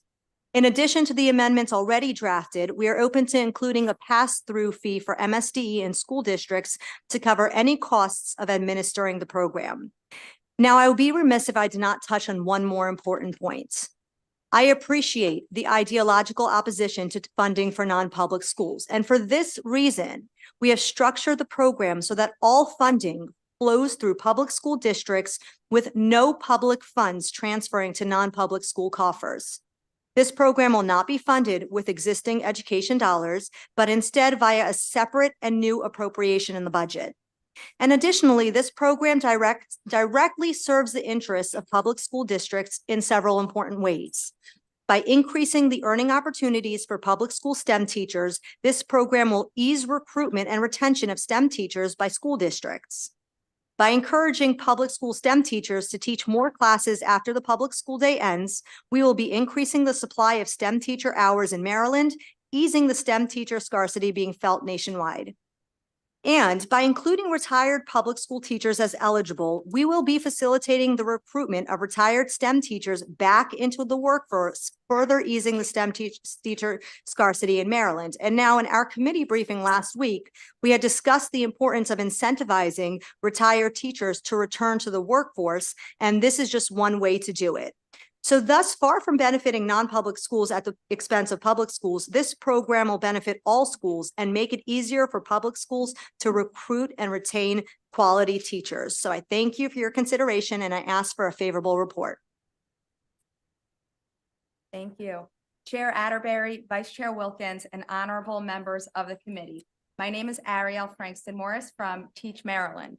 Thank you for the opportunity to be here today to support the Maryland STEM program. Like Delegate Attar said, this program will build educational community, offer public school teachers an opportunity to share experience and expertise with more students, and earn extra compensation doing what they do best. It will address a major teacher shortage in non-public schools, and it will raise the caliber of STEM education to enhance Maryland's STEM-forward future. The same program has benefited teachers and students in New Jersey for the past 4 years, and I ask for a favorable report so it may do the same here in Maryland. Thank you.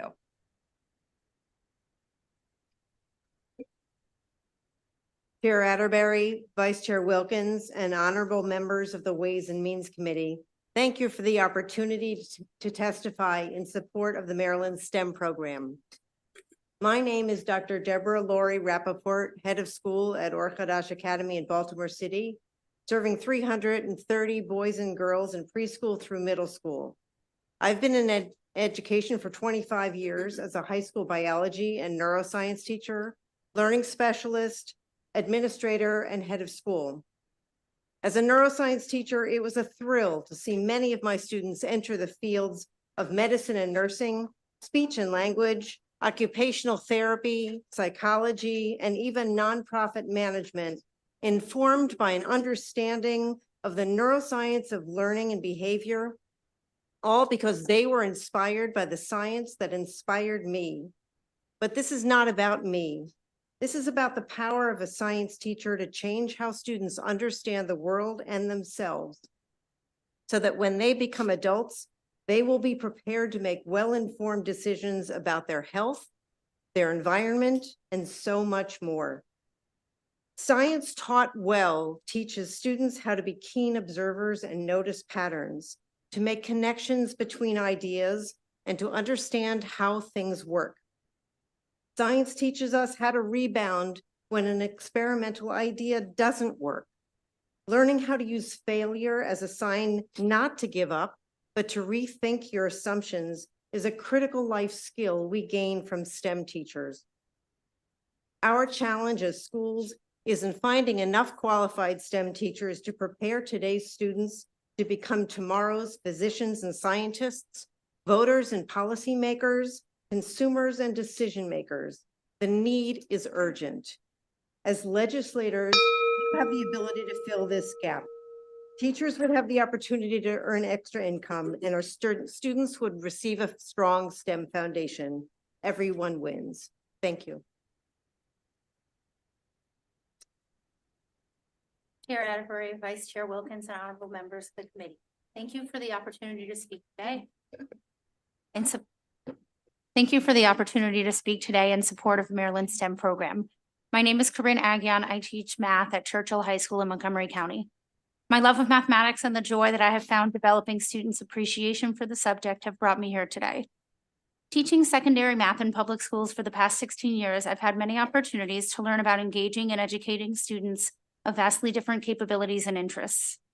Many of my colleagues and other teachers in my position take on work outside of our regular contracts, tutoring, teaching test prep courses, after-school care, and working part-time at stores, bars, and restaurants. Taking on another class or two in a neighborhood private school is very appealing.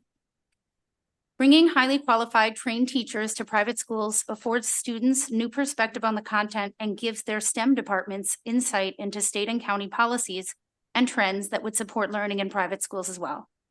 I ask the committee to support this program to enable teachers to earn supplementary income in their fields of expertise while improving STEM education for all students, regardless of their school enrollment. The two folks, one was not here virtually. I think that Kenise Williams is here virtually and she's in the waiting room. Is that possible? Yes, we know that. Okay. Thanks. Oh, sorry. Thank you. So if we can let them in, and is a Benjamin Maynard here? He had signed up as well. Okay, so we'll go to the two in person, virtual, excuse me.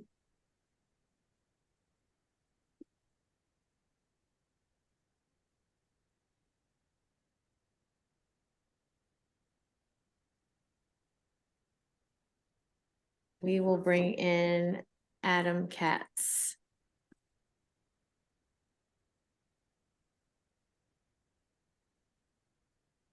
Okay, Hi. Mr. Katz, whenever you're ready. Hi, you can hear me? Great. My name is Adam Katz. I'm the Associate Director of Government Programs for Teach Coalition, and we're a nonprofit that advocates for and helps schools access government programs. So I personally help the schools navigate the STEM program in New Jersey and help them submit their applications. And I've worked with all the schools and public school teachers, and I've been doing this now for over 4 years. I'm in my 5th year now, and it really works beautifully for everybody. It creates great partnerships, and it's a win-win for all those involved. So it's a smooth program, and schools love it because they get high-quality teachers that really inspire their students. And students love it because they are inspired to pursue careers in STEM, enter STEM competitions, win STEM competitions with their new knowledge. And the teachers, they absolutely love it because they get to teach something that they love to students who are excited to learn it in great environments where they also get to teach near their homes or at a time and a location that's convenient for them. So it really fits in with their lives and their schedule. And as mentioned before, provides them with really a good rate of pay to supplement their income.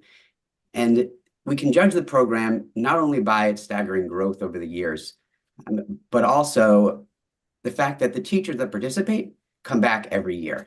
So there are teachers that are now applying for their 5th year that started in year 1. And not only that, but they also are referring their friends and family to the program too. So it's growing in so many different ways. And by every metric is a success and creates these amazing partnerships between the public schools and non-public schools and teachers and everybody to foster so much growth where, again, everybody really wins. So, I'd like to thank you for considering this program in your state. Thank you. Okay, committee, any questions from the committee? Okay, seeing none, thank you. That concludes the testimony on House Bill 213. House Bill 71, Delegate Edelson. And you have a number of people signed up. Okay, just bring whoever you want to come up first. I have Charlotte Goldberg, Deborah Miller, Abigail Schneider, Meredith Weissel. And then you have one favorable who's virtual, Cody Drinkwater. So whenever you're ready.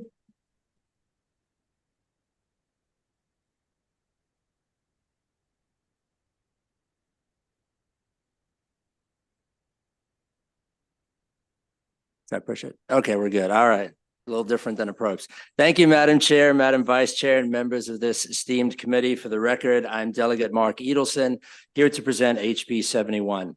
This bill is in a very similar posture to a bill that I presented to this committee last year. This year, I'm hoping that with your support, we can get over the finish line and to our colleagues in the Senate.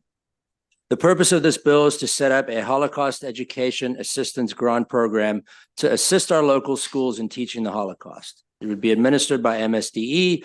The idea is that each local school system could apply for up to $50,000 specifically for continuing teacher education and teaching materials on the Holocaust. Why is this bill so important?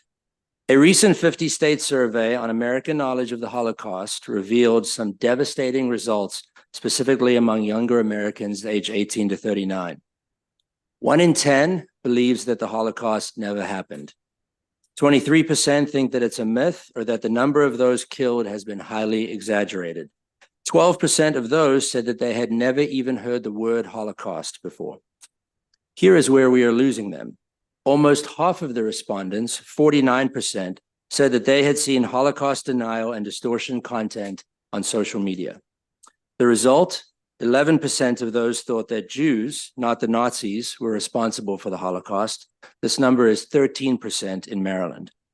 Almost half, 48%, couldn't name a single concentration camp, and 63% were unaware that the actual number of Jews killed was 6 million. Overall, Maryland was in the 10 states with the lowest Holocaust knowledge score in the survey. We were in the bottom 10 states in the nation. And here's the correlation. The Anti-Defamation League found that in 2022, Maryland had a 98% increase in incidents of anti-Semitism.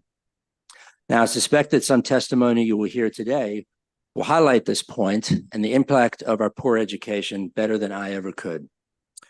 But the positive is that the desire for Holocaust education is there.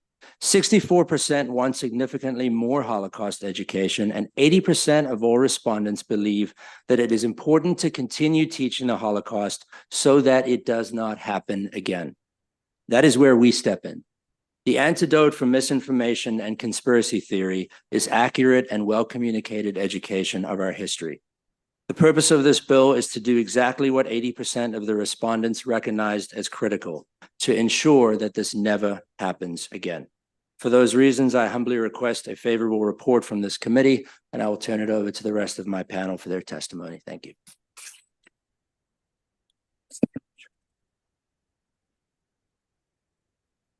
Thank you, Madam Chair, Vice Chair, and members of the committee. For the record, I am Meredith Weisel. I'm the Regional Director for the Anti-Defamation League for the ADL. Quick background, if you're not familiar, ADL is a leading anti-hate organization that has been around since 1913 with a mission to stop the defamation of the Jewish people, fighting anti-Semitism, and securing justice and fair treatment for all. I'm going to highlight, you have my written testimony, so I want to just highlight a couple of the statistics and some of the numbers of what we have been seeing. As the delegate mentioned, the state of Maryland had a 98% increase from 2021 to 2022 in anti-Semitic incidents, registering the 10th highest in the country. What we have seen since October 7th through January 7th in some of our newest data is that 2023 is going to track even higher, likely doubling or even tripling the numbers. And you can see in my testimony that we are close to almost 4,000 incidents of anti-Semitism on a national basis. Specifically, I want to just highlight in my written testimony, you have information specific to school-based incidents in the K through 12 space. Anti-Semitic incidents in 2022 were about 494 in non-Jewish schools. Some of those incidents, and this is a little hard to hear, statements that were made of harassment or one-off incidents sent from student to student were, "You Jew, why don't you kill yourself?" Or when a student shouted in the middle of a math class, "If anyone celebrates Yom Kippur today, you can die." Vandalism incidents specifically was also one of the highest numbers that we have seen, with everything from swastikas that were present in 88% of our K through 12 schools. And I will tell you that Maryland numbers track to the national data. Things that were said, "Kill all Jews," 6M for 6 million oven, "Hitler was right," and "Jews not welcome." This is why this bill is needed, and we ask for a favorable report.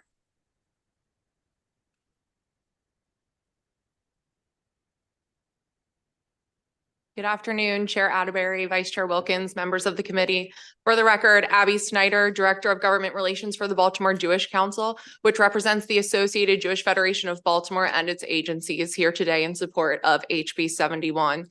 The rise in anti-Semitism across the country in the past few years, as you just heard, especially in the wake of October 7th and the resulting Israel-Hamas war, is not lost on our community.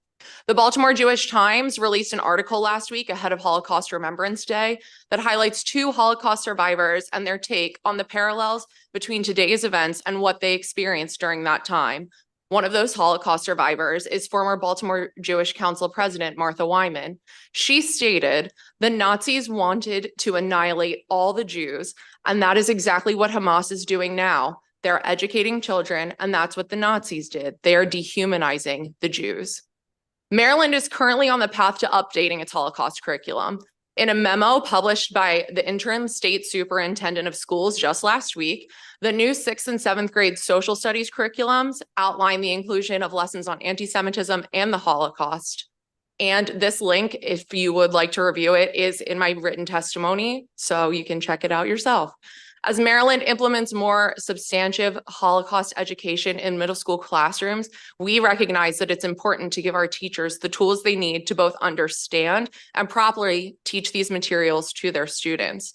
Without funding for professional development and materials, this can be hard to achieve.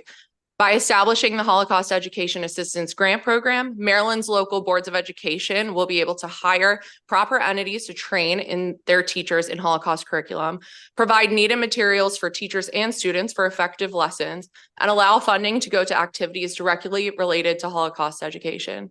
Thank you, Delegate Edelson, for sponsoring this bill, and we urge a favorable report. Thank you for your time. Good afternoon, Madam Chair, Vice Chair, members of the committee. I'm Deborah Miller, the Director of Government and Community Relations for the JCRC of Greater Washington. As many of you know, the JCRC is the umbrella organization for over 100 social service agencies, synagogues, and Jewish schools in the region. We work to combat anti-Semitism and all forms of hatred. And for the record, one of our most sacred responsibilities is Holocaust remembrance. House Bill 71 is critical to our efforts to strengthen Holocaust education, to teach tolerance, to reduce bigotry, and to reduce prejudice. The purpose of this bill, as you have heard from my colleagues, is to fund educational materials and training for teachers so they have the tools they need to educate students about one of the darkest chapters of history and one of the oldest forms of hatred, anti-Semitism. There is no panacea to combating anti-Semitism, but enhanced teacher training is essential to empower educators and perhaps even prevent some of the incidents that you've just heard about from happening. Our school systems need support, and they need it now, given the relentless rise of anti-Semitism. Before the October 7th terrorist attack on Israel, the JCRC was fielding countless calls every week about anti-Semitism in our schools. And since then, we have been bombarded with requests to teach about the Holocaust and anti-Semitism. We run a high school peer education program. We bring in Holocaust survivors into schools, and we've teamed up with the ADL for teaching workshops. All of this is not enough. Our community is demanding more education, more resources, and more funding. So for these reasons, we also ask for a favorable report on House Bill 71. Thank you. Good afternoon. I'm Charlotte Goldberg, a junior at Montgomery Blair High School in Silver Spring, Maryland, where I am a proud Jewish student and one of the leaders of the Blair Jewish Culture Club. I am here today to voice my support for House Bill 71. Throughout my years in Maryland schools, I have witnessed and experienced numerous acts of anti-Semitism, including but not limited to Holocaust jokes, swastika graffiti, and harmful Jewish stereotypes. There is a lack of education on the Holocaust, Jewish culture, and anti-Semitism in our school systems. Holocaust jokes are far too common and rarely challenged. Students think that it is acceptable because they are unfamiliar with the long history of hate against Jews. We have read a few texts in English classes and learned information about the Holocaust in history classes, but this has provided students with only a baseline understanding. With the recent spikes in anti-Semitism, Holocaust education is more important than ever. As a leader in my school's Jewish Culture Club, I have heard other students express a concern that many of their classmates don't truly understand anti-Semitism and don't understand the history behind their words, gestures, and posts. Grant funding through House Bill 71 will equip teachers with resources to keep the next generation from forgetting the horrors of the Holocaust. With enhanced training and materials, teachers can better support students in exploring the complexities and lasting implications of the Holocaust on not only the Jewish community, but on many additional communities that were targeted.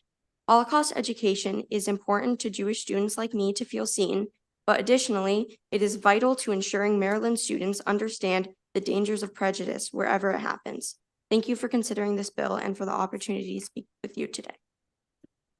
Thank you. And I don't believe there was one more signed up favorable, Cody Drinkwater, and I believe that they are not there.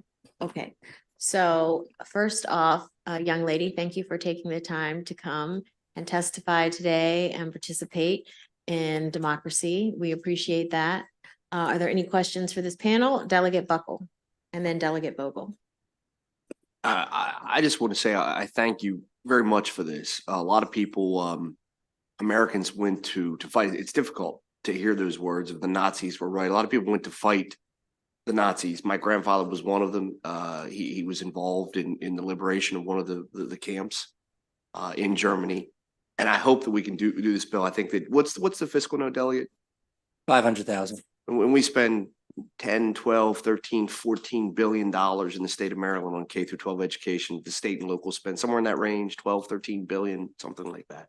You would know better than me, but yes. You know, billion here, billion there, it all adds up. But I think I really appreciate the bill. It's tremendously important to hear those voices, and I hope we get a chance to do it. So thank you. Thank you. Thank you, Madam Chair. And Charlotte, right? You did a great job, and thank you for using your voice on this really important issue. You all threw around a lot of really important data and statistics, and you know, I'm going to surprise folks by saying two things. One, I'm Jewish, and two, I fall into that 18 to 29 age range. And there was one statistic that just really struck me, which is, and Delegate Edelson, how many young Americans believe the Holocaust is a myth? 23% think that it's either a myth or that the number of those killed has been highly exaggerated. And where does Maryland rank in terms of Holocaust education? In the bottom 10 states in the nation. And I heard just a correlation there, which was, Meredith, your point on where we rank in terms of hate crimes, specifically targeting the Jewish community. So in 2022, we were 10th, and I would estimate we're going to be higher in 2023 data. So we're in the top 10 range for anti-Semitic hate crimes, and we're in the bottom 10 for Holocaust education. Correct. And I see a constant stream of stories. I mean, I can't keep up at this point on the number of swastikas that are drawn in our schools as one example of anti-Semitic hate crimes. So I hope you all will agree with me that this is an urgent need, and we have a lot of work to do. We have a real crisis here in our state. Thank you, Madam Chair. Thank you. We have two unfavorables, so you all are happy to leave those seats. We have someone who is here in person, Ayo Kamathi, and then we have someone that is with us virtually, Vince McAvoy. So we'll go with Ms. Kamathi. Mr. Kamathi. Welcome, whenever you're ready, for 2 minutes.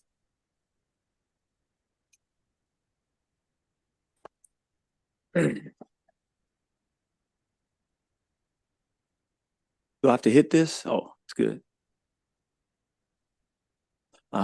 Thank you, Madam Chairwoman, for this opportunity to address the legislature here. Accountability starts at home. I'll start with the Black members of this board, every one of you. It will be absolute treason after 250 years of the Holocaust, of what we went through in chattel slavery, to allow people to come and take our suffering, put a few shekels on it, and benefit off what we went through. This is the United States of America. We were the ones who went through the Holocaust. There was no Jewish suffering in this place. In fact, they helped to bring us over here to the Native Americans and the Hispanics. It was your decimation that created the need for us to come and do the labor. Again, the Holocaust is treason to your ancestors to let someone take your suffering and to do this and to benefit them, to tell a story that is ahistorical. To the white people in the room, yes, you participated in both of those, but guess what? The truth is, you built this country and we built this country. We may not have wanted to do it, but we did it. When the time came to save the Jews in Germany, you were the ones with the power. And guess what you did? You gave blood, sweat, and tears and resources and went and saved them. You said your grandfather fought there. He did his job. You don't owe them anything. They owe us, America. And I've not yet in 50 years heard one of them say thank you. So I ask every member of every group that I just spoke of, if they want this, let them go to Germany and get it from the Germans. American citizens owe nothing in this regard, and it is treason to take our suffering as African people and use it and monopolize it and take it and let somebody else benefit from it. Thank you, sir. Are there any questions? Delegate Attar.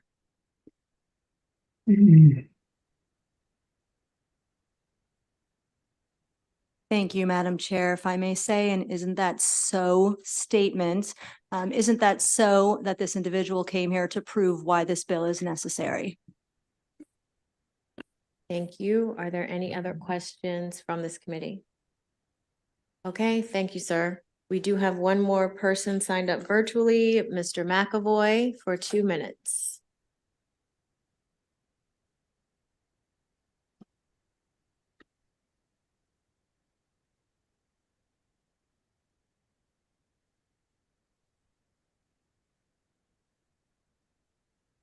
There we go. My video was stopped. I'm against this bill as I was last year. I do note that the fiscal has been reduced. We're hearing about all kinds of fiscal constraints that are upcoming in Maryland. The blueprint is a bloated mess. And I don't believe that when we have such poor education results in Maryland, a state which is, again, grossly overfunded, given the results that we have, and these are borne out by the Kerwin Commission, that we have money for anything beyond the 3 Rs, but much less for wartime propaganda. Why do I call it wartime propaganda? Well, this narrative began after the war. And, you know, I'm a math person, so I appreciate that STEM discussion earlier, but, you know, math is part of STEM. And so I have never been taken to be someone who says that 2 + 2 = 5. It doesn't. Nor that 6 million minus 2 million minus another million still equals 6 million. I am not a historian, but what I don't like being told is stuff that's leading up to things that are in a wartime effort. And right now, I'm looking at this book right here, which is acting fact or fiction. In other words, it's not really taking a side, but that's my kind of reading, something that goes into detail and lets you make the decisions. And so when I look at the foreword from Dave Gahary, who helped write this book, I notice that there's no definitive source. And so when I hear that the state of Maryland wants to put forth monies for these different teachers' aides, I find it very perplexing. I'm against this bill. I'm happy to take questions. Thank you. Thank you. Are there any questions from the committee? Okay, seeing none, thank you very much. And that concludes the testimony on House Bill 71. House Bill 395, Delegate Traveras. And with us, joining us from Appropriations, this is a jointly assigned bill. Committee, please welcome Delegates Harris, Grice, and Woloch to the best committee in the General Assembly.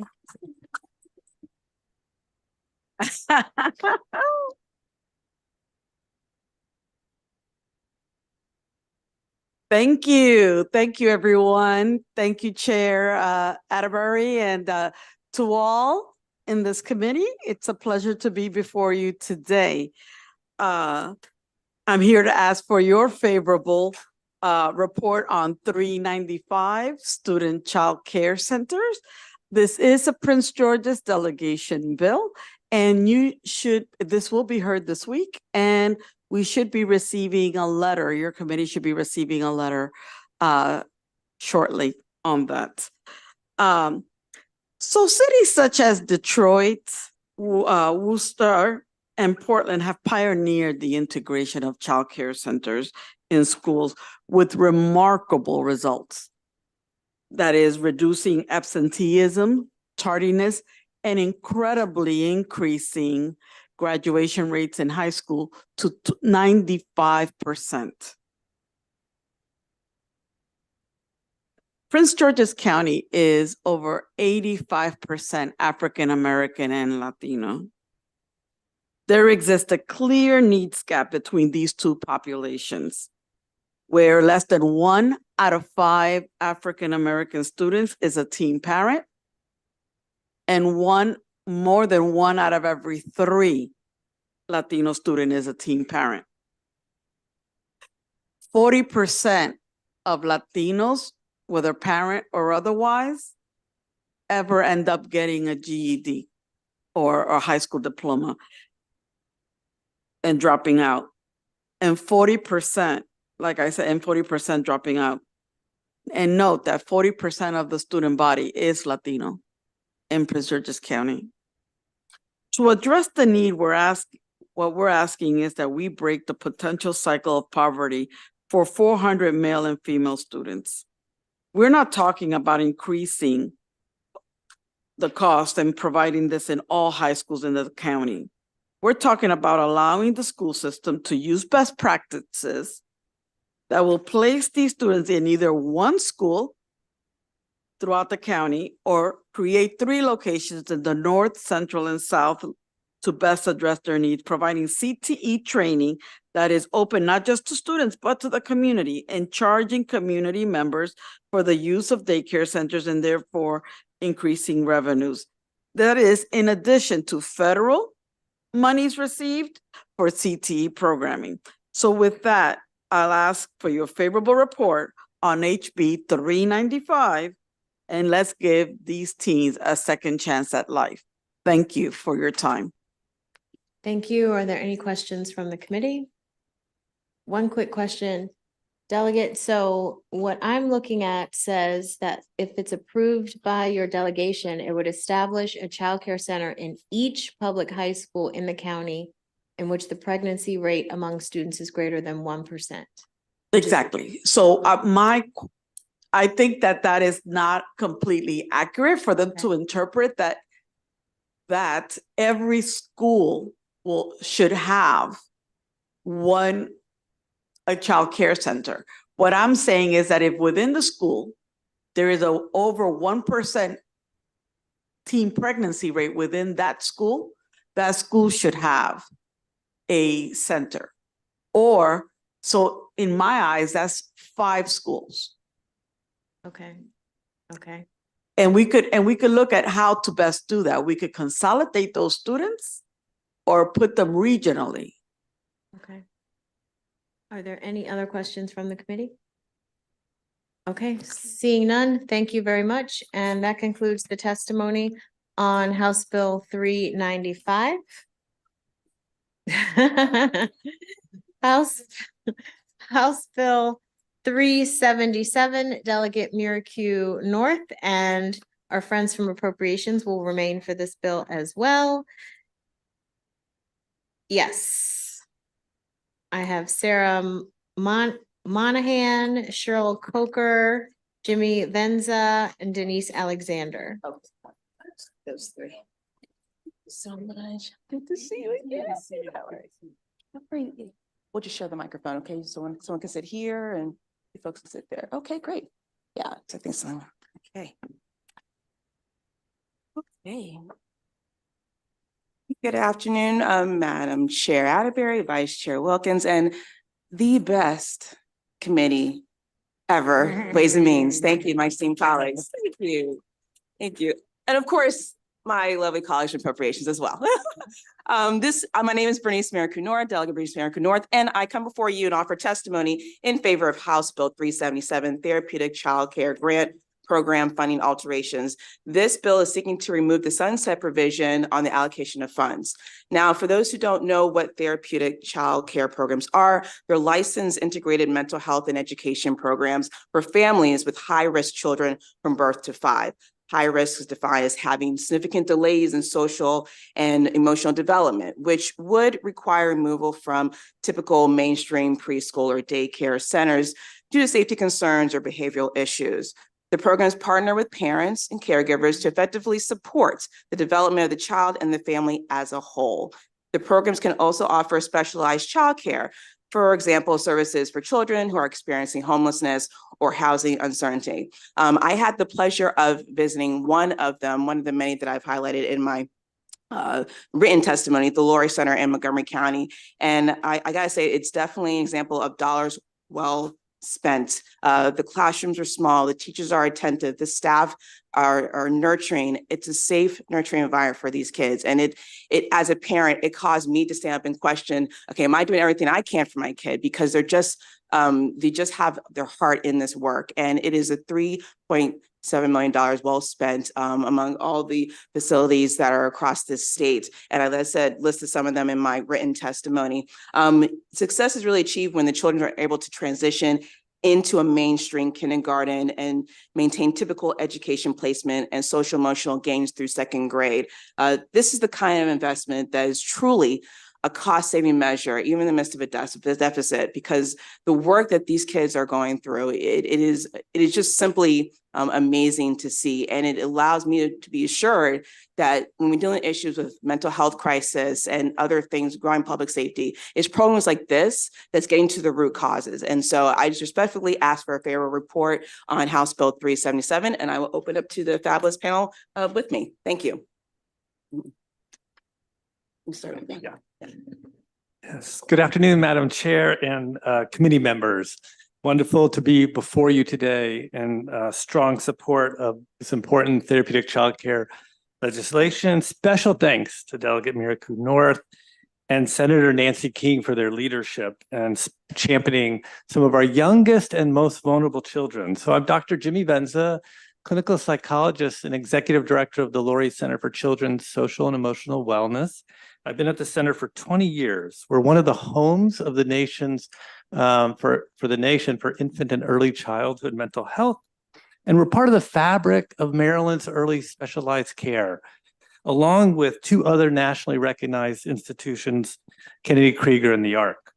These programs provide specialized care for young children and facing a variety of challenges, complicated mental health, trauma, adversity, also developmental disabilities such as autism and medical fragility as well, all leading to significant safety concerns for the children and families, disruptive in learning, and require intensive family supports and a multidisciplinary team of both medical, mental health, and educators.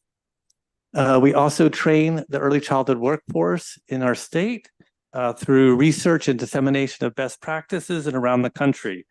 At the same time, we've been faced through the years of chronic underfunding and really susceptible to cuts. The past 2 years, this legislation has really been instrumental in assuring access to care and continuity. This early intervention program helps children and families ensure that they have reach their full potential, not only immediately in their preschool years, but we know that school readiness is the marker for lifelong development and best outcome in terms of family. So I urge you today for a favorable report for House Bill 377. And thank you very much and much gratitude for your service to our community. Sure, do you want to go? Yes. Good afternoon, Madam Chair and committee members, and thank you for this opportunity for me to speak about the therapeutic nursery school. My children, I have since adopted them, but in 2016, I was their foster parent. And when they came to me, they had been through a lot of trauma and there was food hoarding. The older child exhibited sexually inappropriate behavior for her age. And the social worker suggested that we put them into the therapeutic nursery program where they would get the support that they needed in a small, nurturing environment. And as was mentioned earlier, that was very true. The staff was able to help my daughter regulate her behaviors. When she did start acting out inappropriately with sort of almost sexually forward behavior, they knew how to pull her in away from the classroom and safely help her kind of regulate herself and get herself back into order. When my son arrived in the school, which was a little bit later because he's a couple years younger, he had just experienced a fresh trauma. It was not the trauma that had initially pulled them out of school, but out of their home, but he received an additional trauma. And he had issues with separation anxiety. He also had transition issues. The staff took their time. They didn't rush him. They allowed him to work with me and them and learning how to be comfortable being separated so that I could leave the school and go to work. And they were able to get him successfully transferred into kindergarten. Now he spent a year in the half-day program, and we actually gave him an extra year in the full-day program because the trauma had him a little behind emotionally. But they were able to build his confidence and get him ready for school, and he successfully started kindergarten. He's now in 2nd grade, and my daughter is now in 5th grade at elementary school. Could you tell us your name, please? Oh, my name is Cheryl Coker. I'm very Thank sorry. you. Cheryl Coker. Thank you. Madam Chair and committee members, thank you for allowing me to be here today. My name is Sarah Monahan. And this bill is important to me because my daughter was born 4 months early and weighed less than 2 pounds. For comparison, if you have a bottle of water here or a small cup, about the same size she was when she was born. Doctors told us that if she lived the first 7 days, her likelihood for survival was great, but that she was at the highest risk for long-term complications, severe long-term complications from prematurity, and that her future was uncertain. She survived and we were very grateful, but we quickly learned that surviving and thriving are not the same thing. And even parents' love was not going to be enough to get her to where she would be thriving. We looked for hope and we found it with the World of Care Medical Child Care Center. We brought them our daughter when she was 5 months old. She wasn't meeting any developmental milestones. She couldn't take a bottle. She was on oxygen all of the time and required round-the-clock attention medically. They taught us how to be the kind of parents that that type of child needs. And they taught her to eat, to crawl, to walk, to play. 3 years later, we left the center as competent advocates for our daughter. And we took with us a child who was ready for preschool and was meeting almost all of her developmental milestones and was very happy and bubbly. Today, that same little girl is 16 years old. She's taking AP and college level classes in high school. She's the goalie of her soccer team, and she's looking at colleges. I know in my heart that this future and this opportunity that she has wouldn't be possible without the care, the therapy, and the support that we received from World of Care. There are thousands of children in the state of Maryland who are facing similar challenges for many different reasons. And I ask you today to please fund this bill or to vote favorably for this bill to enable them to also have the same opportunity. Thank you. All right, thank you. Good afternoon, Madam Chair, members of the committee. My name is Dennis Alexander, and I'm the Director of Government Relations for Easter Seals. Easter Seals is a nonprofit organization serving Maryland, Northern Virginia, and DC. We offer disability and community services to thousands of children and adults, regardless of their disability, income, race, or sex. We currently operate 8 child development centers in our service territory, including 2 Head Start programs, 5 of which are located in Maryland. The Therapeutic Child Care Grant Program is critical to organizations like Easter Seals that specialize in providing early childhood development services to children under the age of 6 years who have developmental delays, physical disabilities, or delays in social, emotional, or behavioral functioning. So few child care providers are willing to accept these children that families with children who need this type of support seek out organizations like Easter Seals in our centers, and they're overwhelmed with requests that we can't fill. This care requires more highly trained staff and lower child-to-teacher ratios, and the cost of providing these services limits really the number of children we can serve. Support from programs like the Therapeutic Child Care Grant Program is absolutely essential for organizations like ours that provide this kind of care. 30% of the children enrolled in Easter Seals child development programs have special needs that are behavioral health or medical in nature. This requires increased training, professional development of the teachers to meet the needs of these kids. And we've invested heavily in training these teachers to get the kind of certification and education they need to serve these children. While other child care programs are unable or unwilling to serve these children with special needs, Easter Seals continues to offer high quality, inclusive early child care that supports children with special behavioral and medical needs. And we ask for your support for this program. Thank you. Thank you. Any questions from the committee? Delegate Ebersol? Thank you very much, Madam Chair, and thank you, Delegate, for bringing this bill. Worked a version of this bill a few years ago under the guidance of Delegate Lutke, and we actually increased the funding I do have the basic question is you're not creating a program here, just to be Right. clear. You're just asking for an extension of what would have tailed off in fiscal year 2025. We've been under that now for a year and a half already for that amount. So it's going so great. You want to keep it going, right? Right, Okay. affirmatively. I do have a question. How many therapeutic childcare facilities are there in the state right now? And I'll add to that, where are they generally located? Okay, well, I have at least 4, and forgive me, I did not note Easter Seals in mind, so that would be a 5th one, but the ARC of Maryland, Columbia, Howard County, Kenny Krieger in the city of Baltimore, the Kenny Krieger Institute in the city of Baltimore, Kenny Krieger PAC, helping children with special needs in Windsor Mill in Baltimore County, and as mentioned, the Laurie Center for Children's Social Wellness in Rockville, Montgomery County. Those are the ones I have listed. Thank you. And I think one of the concerns at the time that I had, and I don't know if it would be reflected that accessibility for folks who have the very deep needs that we've heard about today and the very good success rate we've heard about today also. And thank you for sharing your story. Is there any eye toward expanding locations or some sort of accessibility for people who genuinely need this? Because there's a lot of money, relatively speaking, as Delegate Bucka would point out, it's not that much. And so, but I would like to think that we're forward looking in that. And can anybody shed any light on that for me? Well, I'll start. I would like Dr. Benson to follow up, because we had that conversation about the fact that at least in Laurie Center, there's people coming from other places in the state of Maryland. The need is great. And I was stunned to hear that. Prince George's, I think, was it Baltimore County? I can't remember, but there were other counties, and I'm sure Dr. Benson would add to that, but there is need to expand it. I can't see why we wouldn't have that opportunity there, but go ahead if you can add.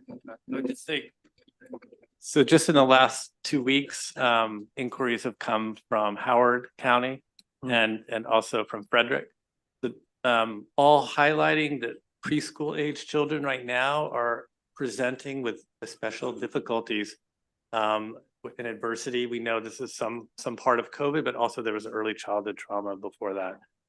And this is overwhelming, what is a very overwhelmed workforce right now. And so this specialized care, the specialized training, so it's a real big need. And I would just say nationally, the same. When we're presenting at conferences, 300 people show up and they all want to know how can we get these type of programs supported. And so we're just seeing that in our state. And if you just want to drill down to Montgomery County, the report just came out of Montgomery County. The #1 concern in early childhood is mental health. But so anything we can do to help support expansion is definitely welcome. And this bill has a small portion of that, where it sets aside $500,000 to help support expansion or expanded programs. And I think I heard 1,000 students in the state that could use this service right now. Is that right? Are we serving all of them? Are we serving a portion of them, or how do we know where they are and who they are out there? Go ahead. We're serving a very small percentage. Yeah, that's and the wait lists are very long. So that is also an issue of access to care. I would say the programs that we're talking about here are very specialized. So it is the kids to where there is nowhere else to go. There's a lot of other wonderful supports for children with different kinds of needs. And we do a great job in the state, but we're talking about kind of the most intense needs here. Yes. Okay. And thank you. And thank you for what you're doing. Okay. Thank you. And I didn't notice they swapped out, so Delegate Forbes joined us for this as well, along with Delegate Greist and Delegate Bullock. And I don't see any other questions from any committee members, so thank you all very much. Thank you very much. And that concludes the testimony on House Bill 377. House Bill 25, Delegate Maggioni. And I have here Benjamin Maynard, Jeffrey Trimbath, A.O. Kamanthi.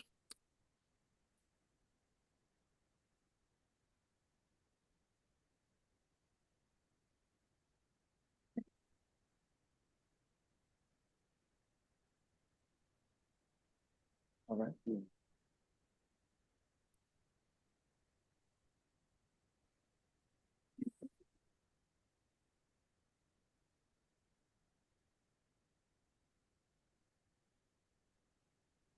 Thank you, Madam Chairwoman and members of the committee. I'm Delegate Mangione for the record, here to present HB 25.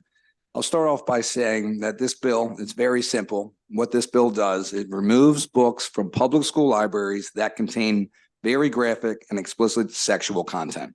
These books are clearly not appropriate for schools or for the eyes of children in elementary or middle school. It is abundantly clear that the individual content of some books is clearly age inappropriate for children and should not be in our public school libraries. Parents have every right to protect their children and to reduce their children's exposure to sexually graphic, age inappropriate material, especially at public school libraries. This bill would restrict from public school libraries that show, depict, or write about sex or sex acts in a graphic manner. Perhaps most important in all of the conversation we'll have is that there is no academic or social value in providing children access to books with explicit content that goes into graphic detail about sex acts. Books that have been removed from Maryland schools include Doing It, 19 Minutes, Sex is a Funny World, All Boys Aren't Blue, and Jack of Hearts and Other Parts, just to name a few. These books were removed from public schools in Maryland because of their graphic sexual nature. Let me be clear that this is not book burning. This is not book banning. This is about setting standards for public school libraries and for young children. No one is saying remove these books from the public square. There are public libraries that are not elementary, middle school, taxpayer-funded libraries that can have these materials there. And if a parent deems it necessary to expose their children to this, they are happy, more than welcome to go to those libraries.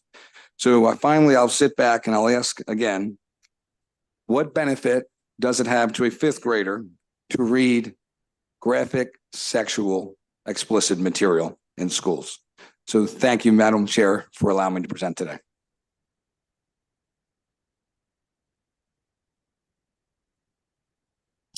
Good afternoon, Madam Chair Atterbury and Vice Chair Wilkins and other members of the Ways and Means Committee. My name is Jeff Trimbath, and I'm the president of the Maryland Family Institute. I speak favorably regarding House Bill 25 this afternoon and the much needed effort it makes to prohibit sexually explicit material in public elementary, middle, and secondary school libraries here in Maryland.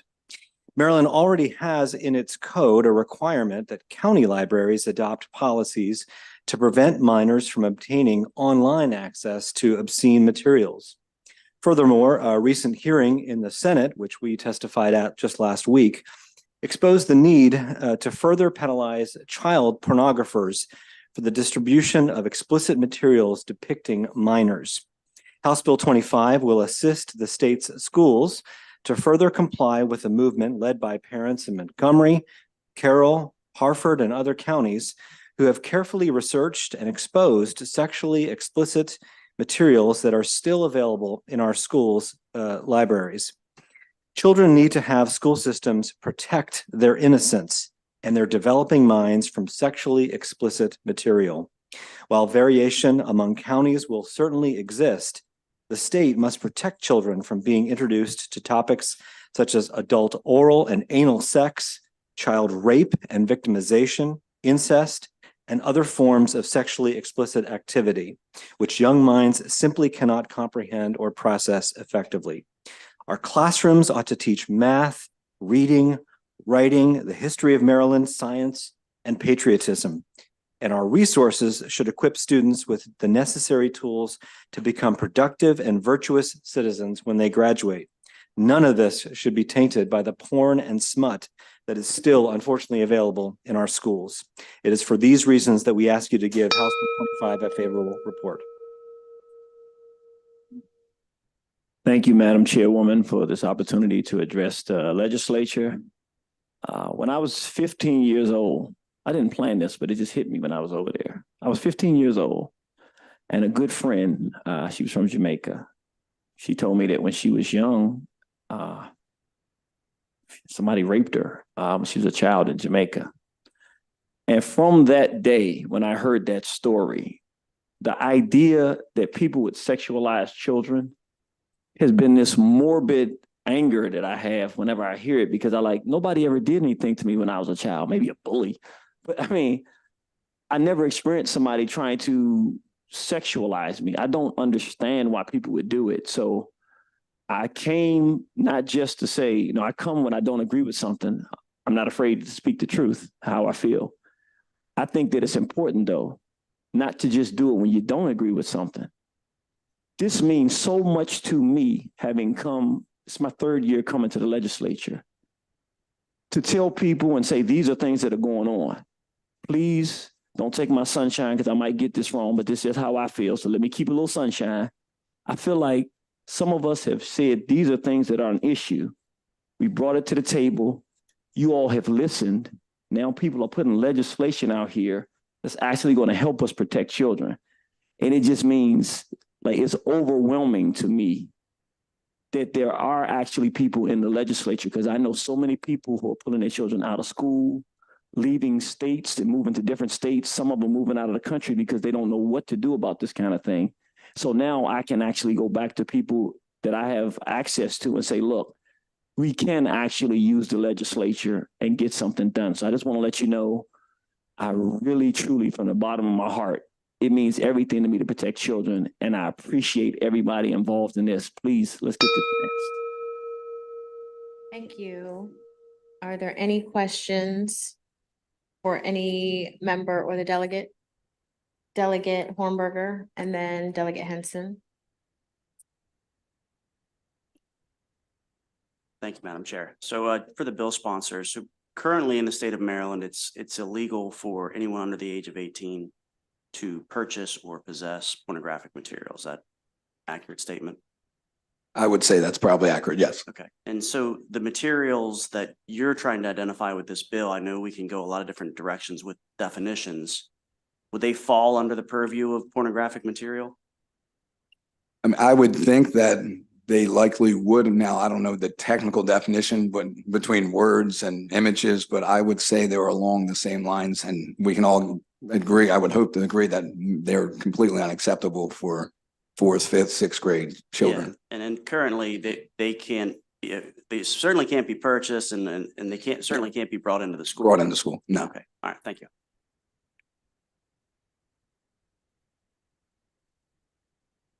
Thank you, Madam Chair.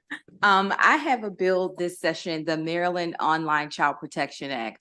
And what it would do, as it introduced, is it would require whenever devices are purchased with state funding, or when we're giving them out as a state or as a government, that there be some filters on there so that children can't access explicit material. And I'm trying to understand the similarities and differences between all the great work we've done to protect children from explicit content online, and then how that translates when we're talking about print materials in their hand. So to the sponsor or anyone on the panel the sponsor designates, what are the differences there between the work we've done to keep them safe from explicit content online, and then what your bill seeks to do with print material? I'm not familiar with what's already been done online, but in terms of the print material, we're basically just trying, I mean, I'm sure they could coincide together, and maybe we could apply some of those same standards that you have there in the bill that you already discussed. But I would say the problem is that it's happening, and we receive these books in different schools throughout Maryland. So whatever however you join the two of them to make sure that doesn't happen in the future is the whole point behind this bill. I'm trying to tie them together, but I really am not familiar with what they're doing online. Thank you, Delegate. Thanks, Madam Chair. Delegate Henson, we'd be very interested to talk with you and work with you on protecting kids online as well. Thank you. Thank you. Thank you, Delegate Wells. Thank you, Madam Chair. I guess could you explain to me, this is my second year on the committee, so I'm still learning things, but could you explain to me how school, various local school boards actually approve, or schools approve, what books are in their libraries, like what that process entails currently? Yeah, well, so currently, the way my understanding is, when the local school boards, they do have there's no written requirement, I don't have the bill in front of me, that basically in statute says what to determine to terminate or not accept a book. So there's nothing written. That's what this bill is trying to do. What I'm asking you though is because there are plenty of books in a lot of school libraries across the state.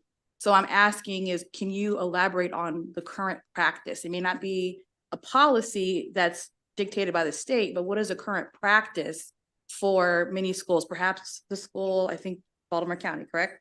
I'm in Baltimore County, yes. So if you could elaborate on Baltimore County's process for how they approve the books that are in their libraries. So my understanding is that the committees and the school board, where I believe work together on what they accept.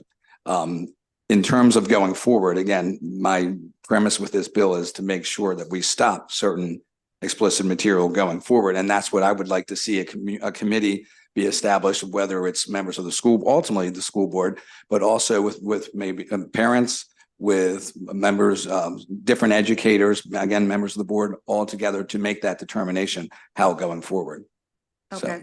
Well, I know typically folks don't like for us to dictate at the state level. So I'm just wondering, is there already the capacity for school boards across the state to take on this process and not require us to be involved in it? Yeah, there is. Well, the point of this bill is that the legislature needs to set the standard that sexually explicit material for all schools throughout the entire state are not allowed. And then that the point would be to have this committee, again, consisting of educators, consisting of school board members, consisting of parents, especially parents, One last that question. determine what is not sexually explicit. So are you saying that you do not believe that school boards, including perhaps even in Baltimore County, that they are not equipped to understand what is and is not inappropriate material for their students? Is that what you're saying? I'm not saying that. I'm saying that they haven't done so yet because these books have already been seen throughout. So we need a standard set by the legislature to set the path there. Thank you. Thank you. Thank you. Are there any other questions? Seeing none, thank you to this panel. We are going to now move on to the panel of unfavorables. We have Olivia Travis, Lee Blinder, Jeremy Browning, Sharon Hill. We do have Lee Blinder on here twice, so I'm not sure if that's meant to be someone else. But please come on up, and anyone who would like to start first can begin.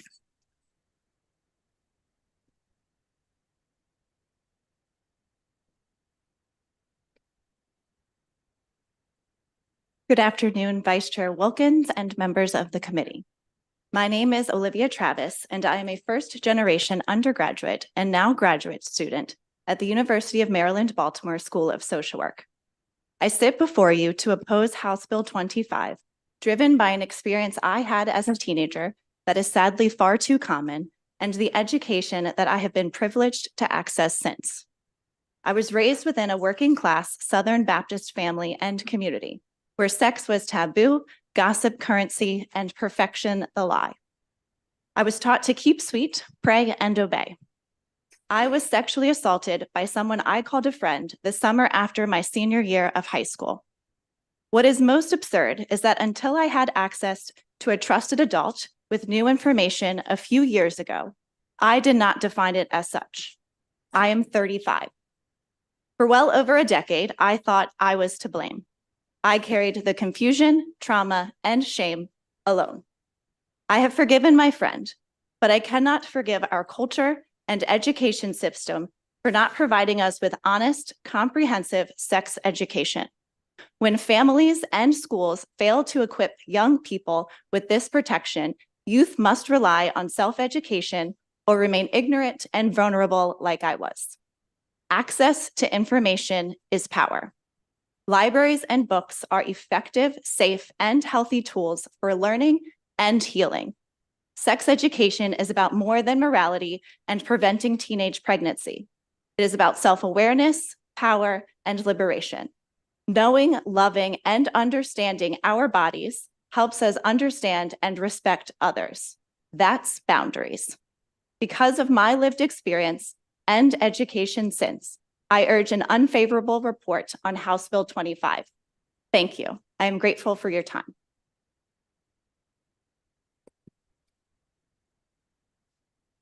Good afternoon, Vice Chair Wilkins and members of the Ways and Means Committee. My name is Jeremy Browning, and I use he, him pronouns, and I'm the director of the Maryland Commission on LGBTQIA+ affairs. The commission is housed within the Governor's Office of Community Initiatives. I just wanted to acknowledge a member of the audience that's been waiting here very patiently. We have the Executive Director from the Governor's Office of Community Initiatives, Larry Walker is here. So I want to thank him for coming to support my testimony today.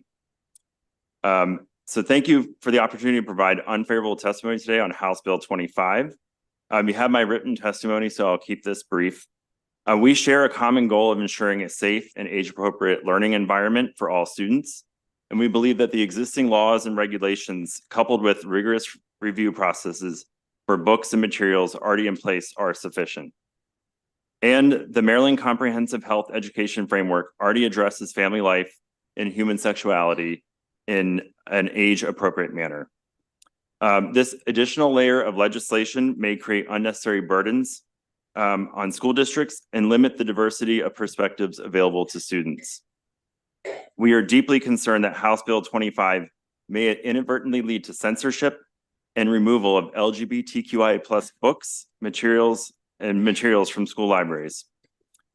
This bill's broad language on sexually explicit materials could be interpreted in a way that disproportionately impacts resources that address LGBTQIA+ issues, history, and identities. For those reasons, the Maryland Commission on LGBTQIA+ Affairs urges an unfavorable report on House Bill 25. Thank you.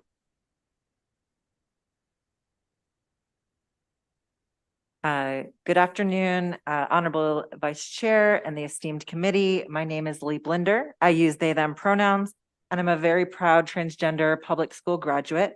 I'm the Executive Director of Trans Maryland, and I'm also the Chair of the Maryland Commission on LGBTQIA+ Affairs. I'm here today on behalf of Trans Maryland to register some strong opposition to HB 25. Trans Maryland is a multiracial, multigender community power building organization for Maryland's trans community. In that capacity, we work very closely with young LGBTQIA+ people all across the state, as well as their families. We're watching attacks on the freedom of access to information in jurisdictions all over the country. And legislation like this is a part of that coordinated effort. A core challenge to an informed, knowledgeable, and proactive populace is to limit information and access to literature. Media selections in public school libraries are carefully and intentionally curated to be age appropriate and to ensure that our young people have access to information that reflects their whole selves. Many of our young people have not traditionally seen themselves represented in the literature that is included in our public school systems. And this bill is a response to well-researched efforts to ensure our young people have a more positive experience in regards to representation. Bills like these are presented as efforts to protect our young people. However, this is a thinly veiled effort to impose personal biases on all school-age young people in the public school system. Information is power, and every adult in this room has had access to literature like that is now being targeted with book bans like this one. Why would we want to leave our youth less well-educated and with less access to information than we had? We understand that there's a fear of those who are different, and for these reasons, we urge an unfavorable report on HB 25. Thank you. Hello, Chairperson Atterbury and Vice Chairperson Wilkins, committee members and guests. My name is Sharon Blinder Hill. I'm here to oppose House Bill 25. Both my children attended and graduated from Montgomery County Public Schools. American courts have ruled that students do have First Amendment rights. Students have the right to learn and to have free access to information. Intellectual freedom is essential in a democratic society. Parents who want to censor children's access to information by banning books that they consider uncomfortable or offensive are trying to impose their views on everyone else. The result of censorship is a more hostile society towards those individuals who are considered different. All youth are harmed, not just queer and LGBTQIA+ youth, when inclusive teaching is banned. Ignorance of our common humanity leads to a skewed education in which children become afraid to examine other points of view, or even worse, seek out incorrect sources of information to answer their own personal questions. Our goal should be to teach children to have an open mind, to seek knowledge and to not limit themselves to only one cultural understanding. Every child needs to be able to find themselves in a book, to find inspiration, and to find hope. Vote no on House Bill 25. Thank you. Thank you. Questions for this panel? Delegate Vogel. Thank you, Madam Chair. I just want to echo the question that Delegate Wells asked earlier from the previous panel. I didn't really get a clear understanding of what the current process in place is and the rigor around it. If you can explain to us what the current process is for these books and materials in schools. So the Maryland Association of School Librarians, they have a blog that's called "How Does a Book End Up in a School Library?" a MASL blog series on book selection. It covers the process in detail at elementary, middle, and high school levels. I don't want to speak incorrectly, but I'd be happy to provide links to all of those articles, which outline it in detail for each of those levels.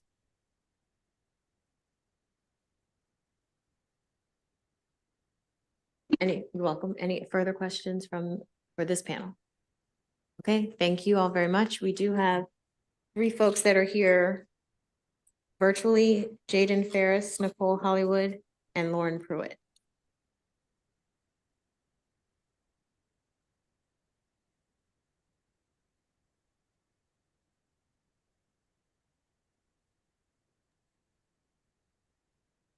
Okay, Ms. Pruitt, whenever you're ready for 2 minutes, please.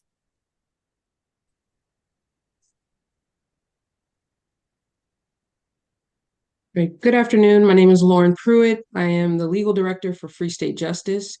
I'm speaking today in opposition to House Bill 25. Personally, I attended Maryland Public Schools from 3rd grade through high school. I never once found sexually explicit pornographic materials in the library or accessible on school computers.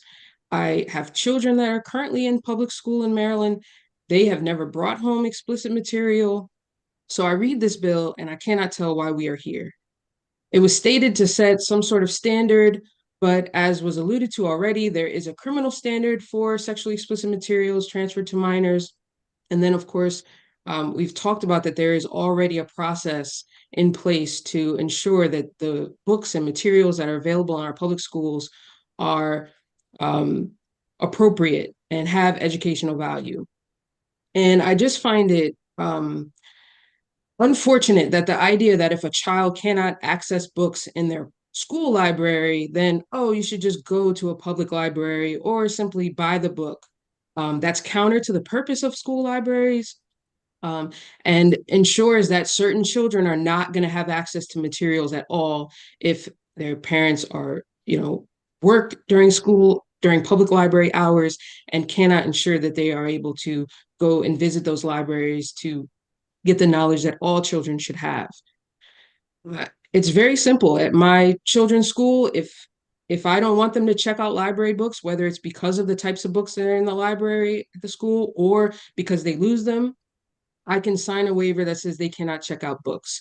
Any parent has that right. So adding this extra or whatever this layer of protection is, it just is counterproductive and a waste of resources for a public school system that doesn't have the resources to do the things that we ask them to do, instead of layering this additional burden on schools. So for that reason, I urge an unfavorable report on House Bill 25. Thank you. Thank you. Any questions for Ms. Pruitt? Okay, thank you, Ms. Pruitt. Next.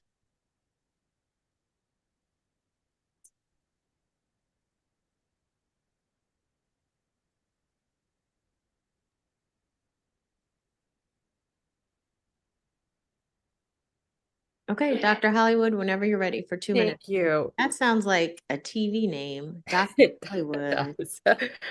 Greetings, my name is Dr. Nicole Hollywood. I'm a professor in the University System of Maryland, a member of the Maryland Commission for LGBTQIA+ Affairs, a board member of PFLAG Salisbury, a resident of the Eastern Shore, and a parent. I'm here today in opposition to HB 25 on behalf of PFLAG Salisbury, the Salisbury, Maryland chapter of PFLAG National.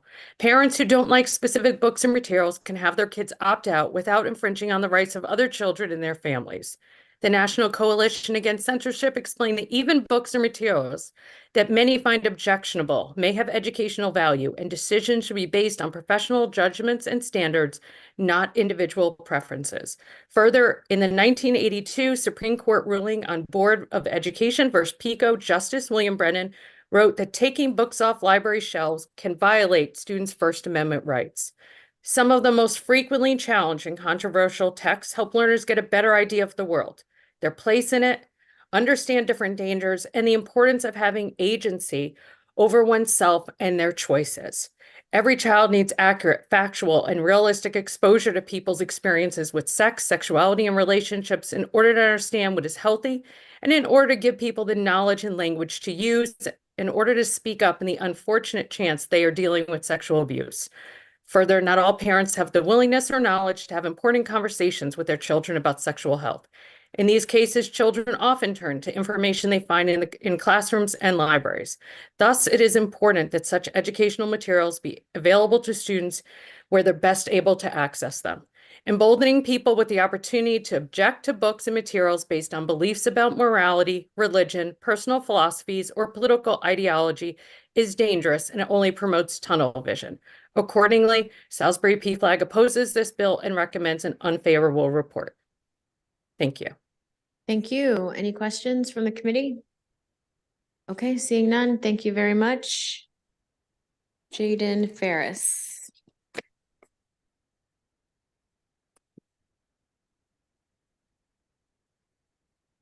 Not here?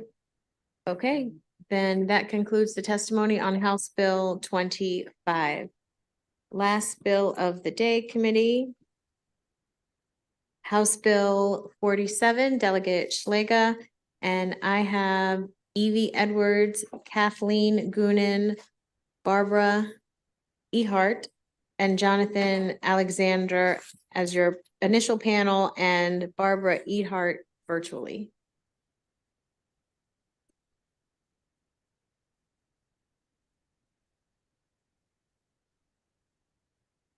Sorry, don't touch it in HDO. There we go. Thank you, Madam Chair. Thank you all. For the record, my name is Delegate Kathy Shalega, and hopefully that is not Senator Earhart, so ignore that. She's an Idaho state senator who told me she's logging on, but I will, in light of the time, I'll get started. That's not her either.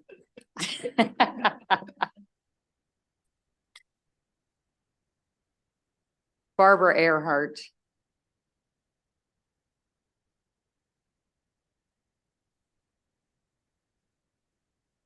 Okay, she'll get in. Okay, great. Thank you. For the record, my name is Delegate Kathy Shalega, and it's truly an honor to be here in front of you today to present to you House Bill 47. It's a very simple bill of fairness in girls' sports, and I know you probably hear that for every bill. This is a really simple bill, but this one truly is. It's about fairness for girls. It's about protecting our girls on the field and in the locker room. House Bill 47 simply says junior varsity and varsity girls' sports will be limited to biological girls.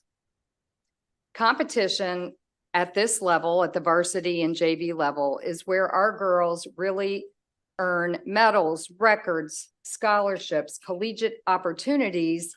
And from there, we know our girls can actually go to the Olympics. So these are truly areas of competition that we need to preserve for our girls. It's science, it's biology. Boys are faster, they're stronger, they're bigger, they jump higher, they have more muscles because they have a bigger cardiovascular system, bigger bones, testosterone, and more. It's not just about protecting girls' athletic opportunities, but this is also about protecting them from injuries. In the last field hockey season that just passed, there was a high school girl in New England that was playing field hockey, and there was a biological boy on the opposing team, and he hit the puck so hard, he knocked her teeth out. And it was a serious injury. You can Google it and find the horrific details on that. There was also a volleyball player, and just you may or may not know, but the net in girls volleyball is lower for girls than it is for boys. And there was a biological boy playing on the opposing team. He spiked the ball down so hard on her head that he gave her a concussion. And she is facing some head injury issues right now. That's another story you can Google and find the details. Finally, this is about protecting our girls in the locker room, in the showers and the dressing rooms, because this is important. And I would point to Riley Gaines. She's gained quite a bit of notoriety around this issue. She was a collegiate swimmer and she supports this bill and regrets that she couldn't be here with us today. But she swam against Leah Thomas, and she doesn't just talk about the competition in swimming against a biological man that had just a few years previously been a male competitive collegiate swimmer, but she talked about the locker room. And one of her teammates had unfortunately been a victim of sexual assault, and seeing Leah Thomas walk around the locker room naked as they're changing for swimming competition in a full male biological regalia was quite disturbing for the women on that team. So, you know, we have an opportunity here to protect JV and varsity high school girls competition for biological girls. And thank you all again for allowing me to be here. Next, we'll hear from Evie. Hello, I'm Evie Edwards. I'm a mother and a registered Democrat and a wife. My family has lived in Maryland for over 40 years, and both my children were born in Baltimore. I'm a former NCAA cross-country athlete and a current cyclist with world and national medals. As an athlete at Track Worlds in Los Angeles, where the first trans-identified male was awarded a women's title and a world record in 2018. Policies that allow male competitors to claim awards and recognition meant for female athletes are wrong. The majority of Maryland constituents agree that the inclusion of male bodies in female sport is unfair. Categories exist in sporting competitions for sex, weight, class, and age. We don't allow athletes to identify into an age category based on feeling older or younger. Sex categories are the same. The male category exists as the open category. The only way sport can be fair for women is with a protected female category that excludes competitors with a male advantage. I have two athletic children. My 11-year-old daughter excels in soccer, taekwondo, and cycling. I have concerns of fairness and safety, and I feel dismayed at the inevitable decision that we'll have to make if she continues her athletic pursuits with males. Just as families of female athletes all over Maryland are now experiencing, our decisions will be rooted in concerns for her physical safety, her self-esteem, and mental well-being. This doesn't happen in boys' sports. It's an injustice to girls. When women and men speak out about this unfairness, they're accused of harassment and bigotry. For the better part of a year, I had to defend myself to U.S. Safe Sport investigators because two trans-identified males I had competed against accused me of sexual misconduct and sexual harassment simply for wearing a Save Women's Sports jersey in competition. Organizations that were created to protect females are being used as social weapons to silence us. Providing fair policies that pertain to all athletes, as HB 47 will do, is the only way to ensure fair and meaningful competition for females in Maryland athletics. Let us not forget that adolescent girls are still the most vulnerable in our society. Parents, coaches, and athletes know that biological differences between males and females exist, and they're so great that unless we protect females— Can you wrap up, please? Yes, ma'am. Those who do not possess that advantage will basically disappear from sport. Let me leave you with this statement: bodies play sports, not identities. Thank you. Can we go to Senator Earhart, I see her on there. We got her. Thank you. Thank you so much, Madam Chairman, and to the good committee. I appreciate your being willing to hear this. And as I remind you, yes, I am Representative Earhart from the great state of Idaho, and I was the one who first brought this legislation in 2020. Since that time, it's essentially been enacted in 25 states, with Ohio about to enact theirs. So why is it that 50% of our states are trying to enact this policy is because we want to quit discriminating against girls. And let me just say that Title IX actually changed my life. I was a benefactor of Title IX. When people used to ask me, what is it I want to do when I grew up, I'd tell them that I wanted to play sports. And I was literally told that's not what girls did. But not only did I play Division I women's basketball on a scholarship, and not only did I have an opportunity to coach Division I women's basketball for 15 years at 4 fantastic institutions, I've now been able to stand up for it. Let me share this thought with you. You know, you're going to continue to hear from the other side that this is about inclusion and humanity and community. But, you know, when it comes to sports, it's really not about that at all. Those are sub factors that we learn. But the bottom line, when it comes to sports, it is about winning. If it wasn't about winning, then coaches wouldn't get fired and players wouldn't get cut. And as we allow males on women's and girls teams, who's getting cut? It's the girls that are getting cut. And that's so unfair. You know, our girls had to compete against June Eastwood, who was here prior before Leah Thomas. So let me tell you, if June and Leah had both of them decided to compete their senior year as women, had they decided that their freshman year, I promise you that every school in the Big Sky Conference would have been forced to go out and recruit somebody that can compete against June. And everyone in the Ivy League would have been forced to do that with Leah, because when all is said and done, if coaches don't win, they get fired. And so I would hope that this committee, I'm certainly available to answer any questions should there be, because I certainly have a lot of things I'd like to share. But thank you, Madam Chair, for taking this issue up. Thank you so very much. Next, we'll hear from Dr. Goonan. Thank you. I am an internal medicine physician trained at Massachusetts General Hospital in Boston. In addition to practicing primary care medicine, I was senior vice president for Blue Cross and Blue Shield of Massachusetts, where I oversaw evidence-based medical policy. I now serve as a volunteer advisor to parents seeking a non-medicalized approach to supporting their children with gender distress and gender non-conforming children. In that role, I've talked to hundreds of parents and dozens of adult detransitioners, people who went through some sort of transition who are now seeking medical support to move away from that status. I have many LGBT colleagues who work with me in this effort. I speak in support of the bill for two simple reasons. First, it will ensure fairness for females. Males have innate biological advantages in sports, which is why we've had sex categories for centuries, along with age and weight categories in multiple sports. Males differentiate from females beginning in pregnancy, and this only accelerates dramatically in adolescence. Advantages involve every physiologic system. But we've talked about these issues with regard to sport, but I want to raise for you a second very important issue, which is that social gender transition at schools carries major risks of harm. Medical experts worldwide recognize that social transition is an active mental health intervention that risks inhibiting normal, healthy identity formation, the job of adolescence.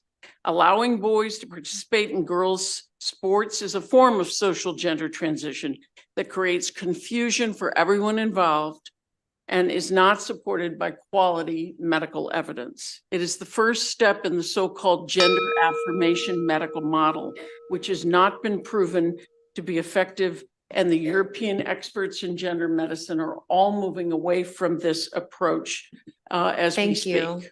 Thank you. And finally, on my team, you'll hear from Jonathan. Thank you. Good afternoon, Madam Chair and members of the committee. My name is Jonathan Alexander, and I'm an attorney and legislative counsel for the Maryland Family Institute in support of House Bill 47. I'm raising a young girl here in Maryland, hopefully a future Madam Chair. But if she has the discipline, if she has the competitiveness of both her mother and her grandmother, she's going to be an incredible athlete as well, which means the opportunities of leadership and team building and collegiate play, these opportunities will open so many doors for her to use her athletic talents for good. And she'll be able to join so many girls in the state who in this past 50 years, because of the progress of Title IX, work towards fairness in girls' sports. A bill like this is good because it is not afraid to recognize the biological differences between males and females, and it makes plain what over 24 states have already done. It says that in our high schools, our state daughters will be graded and competing against girls and women just like them, and not have our sports fields be used as experiments for interest groups that seek to tip the scales in favor of biological males who want to play in female sports. Admittedly, this bill is not without controversy because of the times that we live in, but it is without question the right thing to do for Maryland girls and women. My daughter is 5 months old, so she has to crawl before she walks. But 10 years from now, I hope she is running here in a state that recognizes the tenderness, the fierceness, and the uniqueness of female athletes, and that our laws gave her a fair and equal, proper recognition and protection and a level playing field for her and other female athletes for years to come. And for those reasons, we ask that you pass House Bill 47 and give it a favorable report. Thank you. Questions for this initial panel? Delegate Wells. Thank you, Madam Chair. Thank you to the panel. So I just had a question. So I'm just looking at the fiscal note, and I'm trying to understand this topic more. And under the current law, it says that the Maryland State Department of Education, that they govern programs for all Maryland public secondary schools, but it says that the association, basically it says that local school systems may adopt rules governing their athletic programs that are more restrictive than those of MPSSAA. And that MPSSAA, their transgender guidance requires local school systems on a case-by-case basis to ensure all students are eligible to participate. So I'm wondering if anyone on the panel can talk a little bit more about what is our current process for establishing eligibility for transgender students in the state of Maryland. Well, this bill is about biological girls and it's not about transgender students. And how does a person, oh, I have it here somewhere, but there is a form, so you can Google it and find it. Every athlete, every child who participates in athletic activities in all of our schools across the state, public and non-public, they have a health form before they're allowed to participate. And on that health form, they see a physician or a healthcare specialist, the family doc, and they will answer the questions. And one of those questions says sex at birth. So, you know, that's the simple way that if someone had a question about age, we see that as well. I'm a mom of a collegiate baseball player, and you know, there would be parents that say, that kid has a beard and a mustache. He can't possibly be in high school. You know, how would you find out the age of that student? Well, it's a private matter. Coaches, principals hold on to that information. So that's how it's That's done. fair. But if we're talking about, if we're using the terminology biological, female, I think we kind of know what we're getting at, right? We are oftentimes talking about the gender spectrum.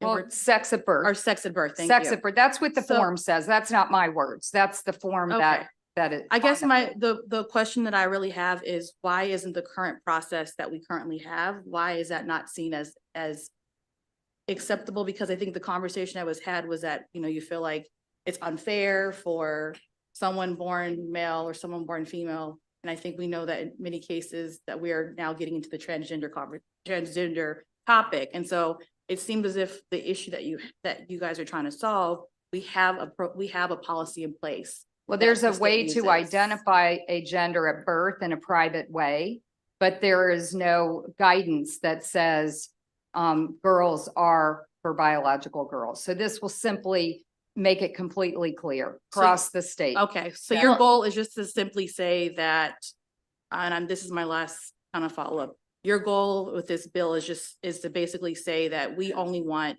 people born biologically as a female to participate in women's and female sports. And the same for people born biologically as male to only participate in male sports. No, it doesn't talk about males. It's just yeah. And it's only JV and varsity. Doesn't talk about co-ed sports. I mean, I love athletics. I'm a two-sport varsity high school player. I think everyone should recreate. I think everybody in this room should, what did the NFL say, play 60? You know, get out there and do that. But JV, varsity, competitive sports for girls will be for girls. All right, thank you. Delegate Miller. Thank you, Madam Chair. So along those lines actually of what Delegate Wells was talking about. So the participation for the MPSSAA, which governs the sports in the high school realm in Maryland. It is by gender identity. That is part of it. And there's really no other guidelines. And if you compare that, and we think about now with COVID and with children that have been held back for a year or so. And so kids are actually getting older and older as they're in high school. So the NCAA actually has different guidelines, and they actually have guidelines, particularly when it's regards to testosterone levels and things like that. I just wanted to read those for a second. It said, beginning October 1st, 2024, participation in NCAA sports requires transgender student athletes to provide documentation no less than twice annually that meets the sport-specific standard, which may include testosterone levels, mitigation timelines, and other aspects of sport governing policies. We don't do anything like that. So they're doing that to give people opportunities that need opportunities, but they're doing it in a way that tries to protect female athletes. So they're at least trying. The high schools aren't doing any of that, is my understanding. If you guys know any differently, please let me know. And that's one of my big concerns, is how do you provide that safe space without any kind of aspect like that? When, again, if you're following NCAA guidelines, which a lot of these athletes are going toward. So my concern is on the physical, the emotional, the social impact on our girls. What has that impact been? And do you see any correlation with any ways that the MPSSAA can provide better guidance similar to the NCAA? Senator Earhart, do you want to talk about that? Because I think that's your specialty area. Thank you, Madam Chair, and good committee.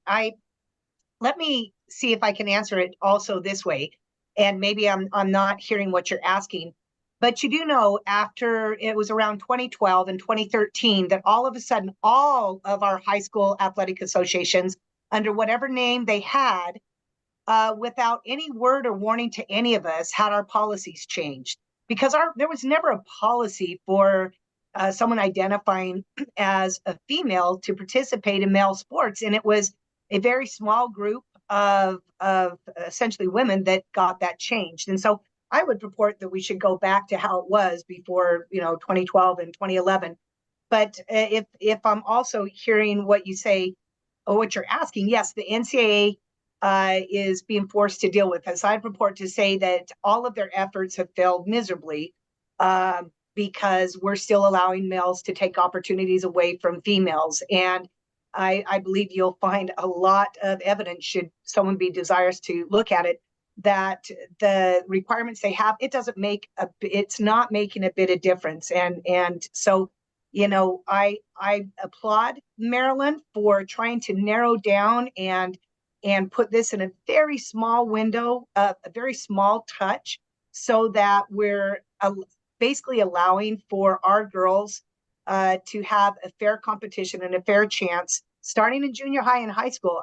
Maryland, I don't know if you could have a smaller touch in doing it this way. I don't know if I've answered your question, but I certainly have other thoughts on and what other states have done when it's come to this issue.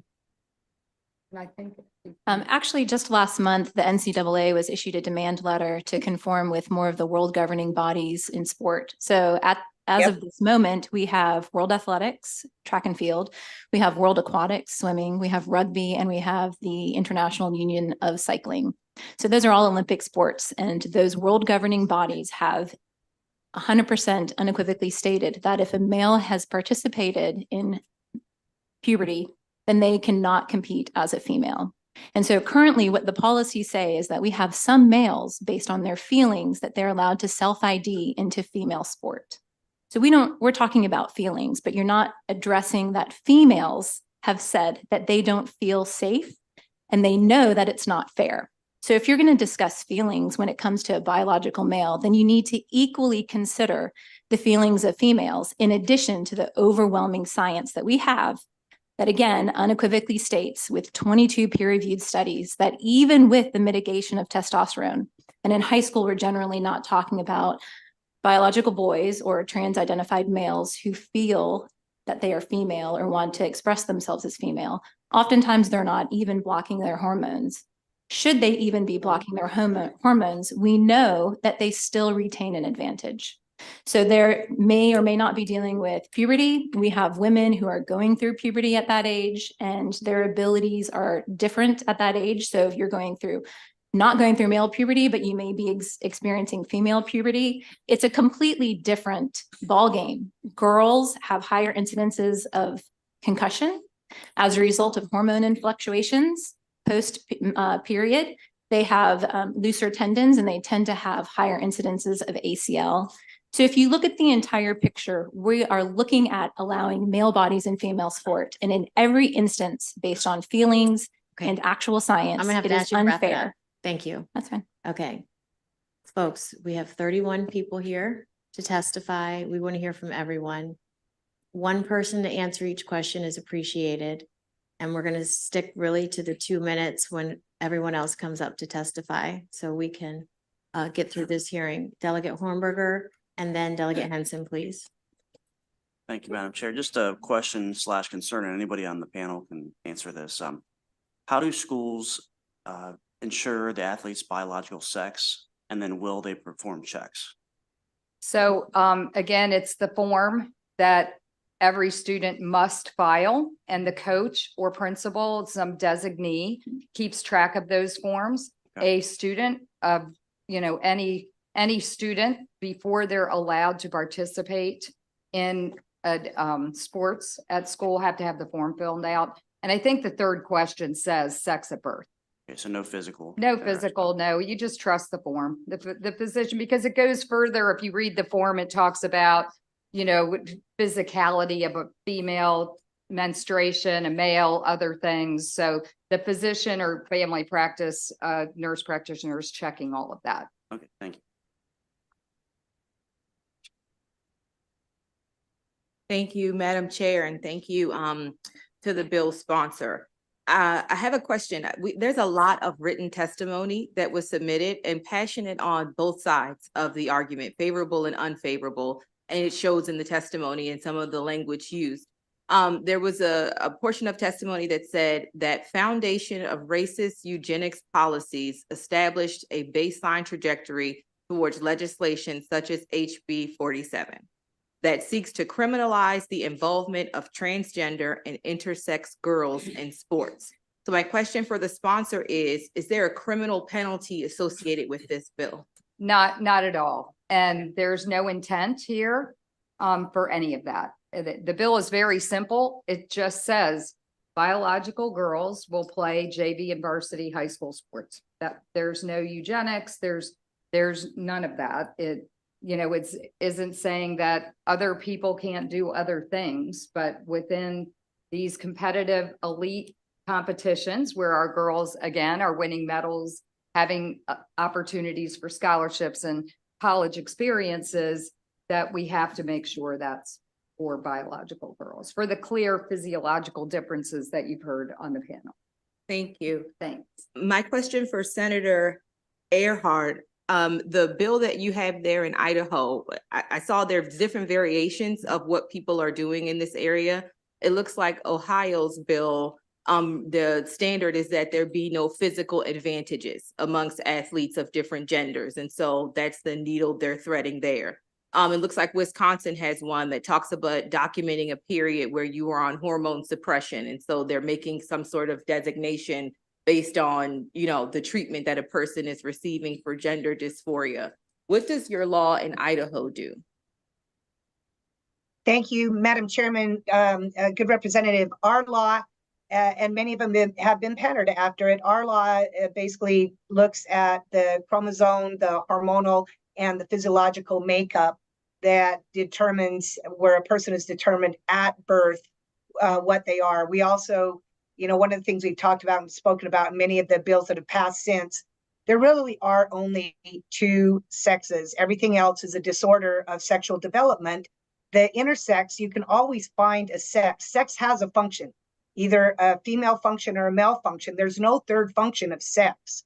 And so just as a person may be born without an arm, that doesn't mean as a human species we don't have arms. So we believe that in order to protect our women, you and me, we need to provide the opportunities. As I said, Title IX changed my life. So yes, that my bill is very specific, and many of the states that followed have adapted something like that. And I have not read Wisconsin's. That must just be going forward now. Okay. I'm trying to determine, the bill before us seems to take a broad sweep and make the designation based on gender identified at birth and no other qualification or evaluation after that. And what we have in front of us in testimony from our Attorney General's office, it looks like those sort of sweeping designations would be invalid constitutionally. So I'm trying to figure out what Idaho is doing. And then my second question for you is, has your law been challenged in court? Madam Chairman, good representative. Our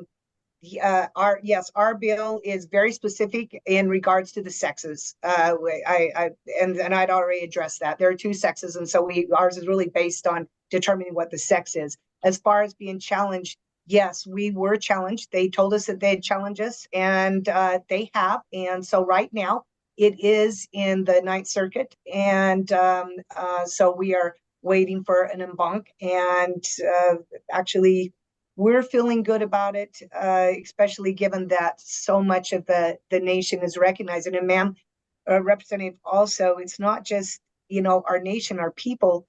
Ironically, when Alabama decided to pass in 2023 their higher ed, 17 Democrats crossed over, 10 voted present. Texas, 12 Democrats crossed over, 7 voted present, because people are recognizing it's really not meant to be politicized. And for any part that I may have had in the past, which I've tried not to, please accept my apologies. This is not about politicizing anything. It's truly, that's why I thought my background would be helpful with the coaching and the playing. It's truly about protecting our opportunities, because I'm a little older than you guys, and Title IX really did change my life. And I'd like to protect that for our girls that come. Everyone can still compete. They just have to compete in their biological sex. And I do believe your bill is a really light touch, a really light touch. Thank you, Senator. My question for Dr. Doney, am I pronouncing that right? Doonan. I got that all wrong. Dr. Doonan. I'm glad that there's a medical professional on the panel, because I'm not a medical professional. I'm an attorney by trade. And so trying to parse out some of the different comments in the written testimony and then things that have been said in the written testimony, we have the male biological sex has XY chromosomes and are generally larger and stronger in stature than female biological sex with XX chromosomes. Another one says it is well documented that males have significant physical advantage over females in cardiovascular endurance, muscular strength, agility, and power. It's a lot of information put out there by folks who also are not medical professionals. So can you help us understand the science that's being addressed in some of this testimony and help us with that part? I'll do my best. Okay. Chromosomes, the genetic makeup of an individual is typically XX and XY, though there are rare exceptions to that. Those genetic maps put into motion in pregnancy a whole series of brain, heart, gonad, cardiovascular system, physiologic building of distinct bodies that are either wired toward male role in reproduction with small gametes or female role with large, slow gametes, eggs. And those are the two directions that human beings are wired to move, either male or female. Chromosomes play a role, but they play more like a hardware role. And then there's all the work that goes on in the body, developing all the systems to produce reproduction in adults. We, as our colleague from Idaho pointed out, and we've all said, there are only two sexes in humans, male and female. The conversation around gender is really a conversation around diversity in interests, diversity in preferences, personality. I mean, I could argue there are 8 billion identities on the planet, and they're all unique, they're all different. So the gender conversation gets very confusing very quickly, because I can even ask quote unquote experts in gender medicine, and they can't tell me what they mean by gender. So that gets very tricky to understand. And anyone trying to understand it, like you obviously are, it's very admirable, but it naturally gets quite confusing quickly. But what we come back to is the genetic makeup of people maps toward the development of physiologic differences between the two sexes in human beings, the binary of male and female. Thank you. It sounds like what you're saying is that one is scientific and the other is very personal and based on a lot of decisions and factors and feelings and things that are internal to that specific person. That's hard for even a medical professional to say this, that, yes, no. Is that what you're saying? That was an excellent summary. Thank you. And then my final question for this panel is to my fellow attorney on the panel, Mr. Alexander. I don't know if you're here in the capacity as a dad or if you're here in the capacity as an attorney, but I couldn't resist asking you a question about what the guidance is that we're getting from the courts. It says that for laws like this, it must be specific for each sport, each education level, and each level of competition.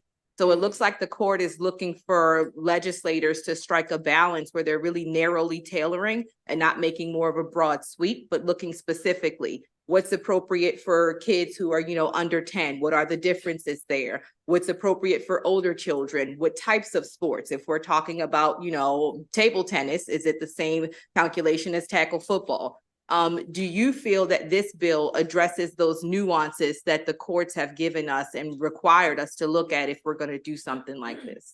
Certainly, Attorney. I'll divide it in two categories. The first category is the one that hits squarely to the competitive nature, and I can think of Selena Soul or Chelsea Mitchell, Alana Smith, and Ashley Nicolati. These are Connecticut track star individuals that had to put forward a case to defend their rights to perform on the field against females. And so there can be, as the courts are asking in that case and in other cases, for us to have specific requirements for how we designate not only biological females, but also how that plays out amongst the sports. Title IX 50 years ago was pretty clear there, where it designated a female biological sex as being female. And so the courts do have that 50-year history in 1972, as it were, where it was clear what a female was. They have that precedent that they can lean on. So that's one category, but the category that isn't often spoken about that the courts do have to address as well are the young girls that have to encounter a biological male in a sex-segregated facility. Now, because we had Title IX, we had the opportunity for sex-segregated sports. We also had sex-segregated facilities so that when they're in various stages of undress, females do not have to encounter male genitalia for the first time. And that matters for women like Kelly Traley Harms, who was a sexual assault victim, who was a great athlete, but had to shower completely clothed because of how tender she was because of having experienced sexual assault. We don't want to place women like her in a situation where she has to, not by her own desire, but because of the law not speaking to this area, having to encounter a biological male. So there is both that on the field, different grade level descriptions that we can go through, but there's also the need for us to shore up our laws when it comes to privacy in facilities, especially sex-segregated facilities. And the courts have the opportunity to do that. They do have an opportunity to speak to Title IX and what it actually means to be a biological female. Thank you for your response, and thank you, Madam Chair. Thank you so much, Delegate Mercu North. Thank you, Madam Chair and Vice Chair. Thank you for coming this afternoon. I do want to piggyback on what Delegate Henson had talked about regarding a sort of penalty. I'm looking at the AG's testimony, and it specifically says that this bill provides a right to bring a civil action, which is a penalty. So can you explain the rationale behind the civil penalty? Is this something, and I would like to hear from the Idaho representative as well. Is this something that's happening throughout the 23 states? The legal aspect of this bill that, you know, is beyond the simple JV varsity girls sports are for girls. There's a whistleblower clause in there, because we've had girls that have said, hey, you know, this is not a girl playing against me who's been punished. We've also had teams. So in Vermont, I believe, recently, was it Roanoke, Virginia, but also Vermont, there was a team, I believe it was a soccer team of girls that was playing against a team that had a biological boy on it. And they said, we're not going to play because we don't feel safe. And they actually got kicked out of the league because they wouldn't play. So, you know, there are protections in there saying, you know, you can't do that. Any other questions for this panel? Okay, thank you very much. Thank you very much. Next, Katie Schultz, Valerie Walters, Sharon Carrick, Benjamin Maynard, and Susie Scott. Although I don't think Benjamin Maynard is here because he was called on other bills. So then I will call Debbie Yatsuk.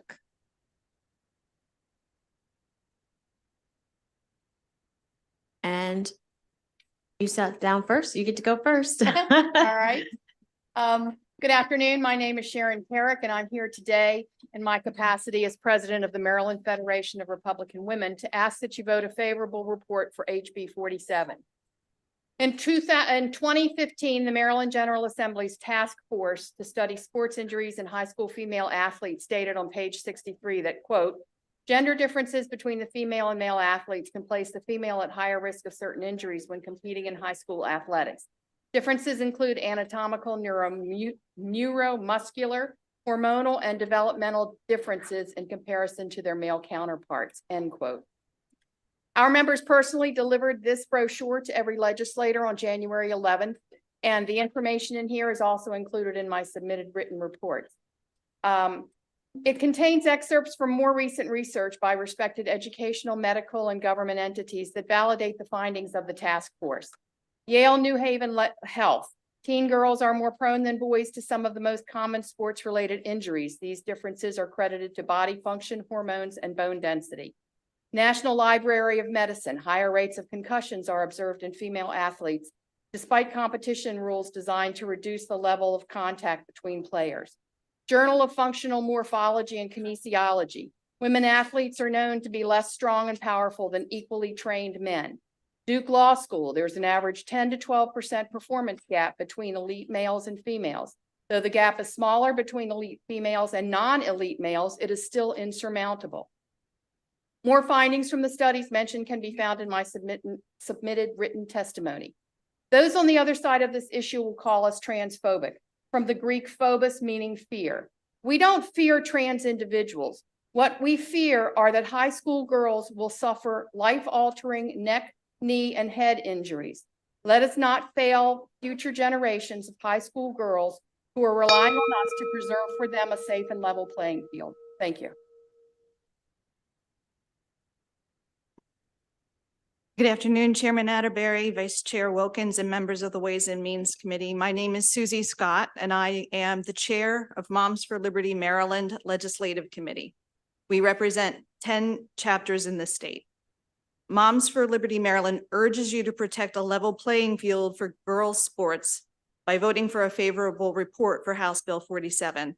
This legislation brings fairness and common sense back to the discussion surrounding girls' sports.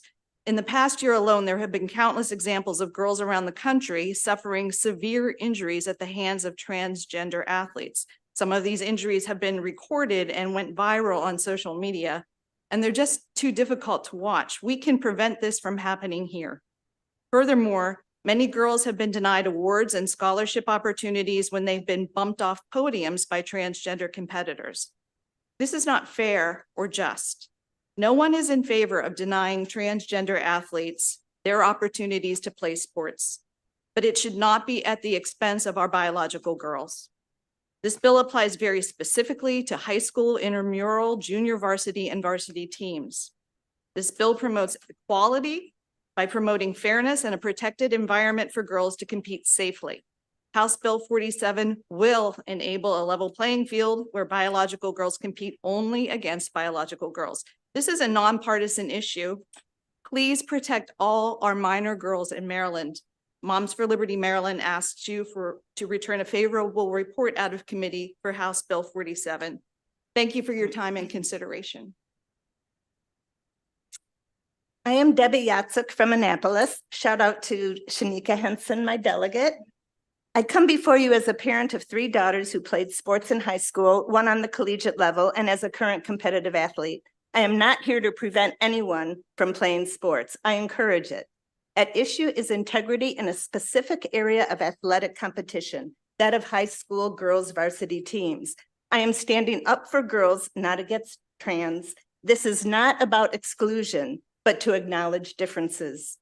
High school varsity level competition that we are specifically addressing here does not include everyone. It involves a huge commitment of time, a high level of ability to make the team, and then the intensity to handle the pressure. That is why there are so many other choices to participate in sports through recreational and community groups. Many kids say, as well as trans youth, that their reasons for sports participation include connecting with friends, opportunities for fitness, and fun of participation. This especially can happen at levels of play where winning is not as important or athletic scholarships at stake.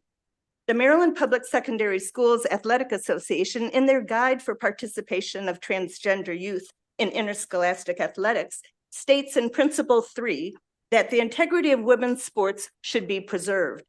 Principle 5, that policies governing the participation in sports should be fair in light of the tremendous variation among individuals in strength, size, musculature, and ability. 25 other states have adopted laws protecting women's opportunities in sports. Though trans men are not impacting men's teams, trans women are taking sports and awards from females who have worked long and hard to reach their abilities and goals. Therefore, it is time to develop a new approach as our population changes.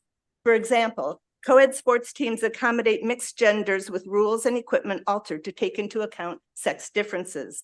U.S. Rowing has implemented an open gender category that creates a space for those athletes who are non-binary, gender diverse, by gender, or intersex. Thank you. And choose not to race in that category assigned at birth. Thank you. Last, I respectfully ask that this bill be allowed to proceed Any to questions subcommittee. for a member of this panel? Thank you. Next, I had called Katie Schultz. I will call one more time. Valerie Walters. Okay. James Crawford. Ella Ennis. Okay. Kit Hart.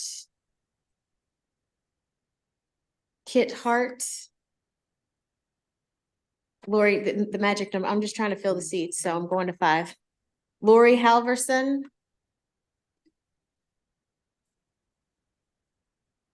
Ayo Kamathi. And Amy Wakehoff.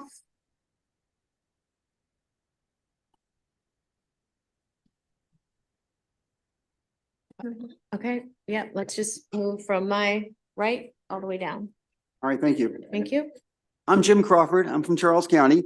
I've been a volleyball and a soccer referee for over 35 years. I've refed every level from a 6-year-old all the way up to semi-pro and college level. I refed Delegate Patterson's 2 sons, who are excellent soccer players, by the way, from the time they were 10 years old. But let me tell you a story. I wanted to tell you a story about a 15-year-old girl who was a high school sophomore and an excellent, outstanding volleyball player. Definitely en route to a future Division I scholarship.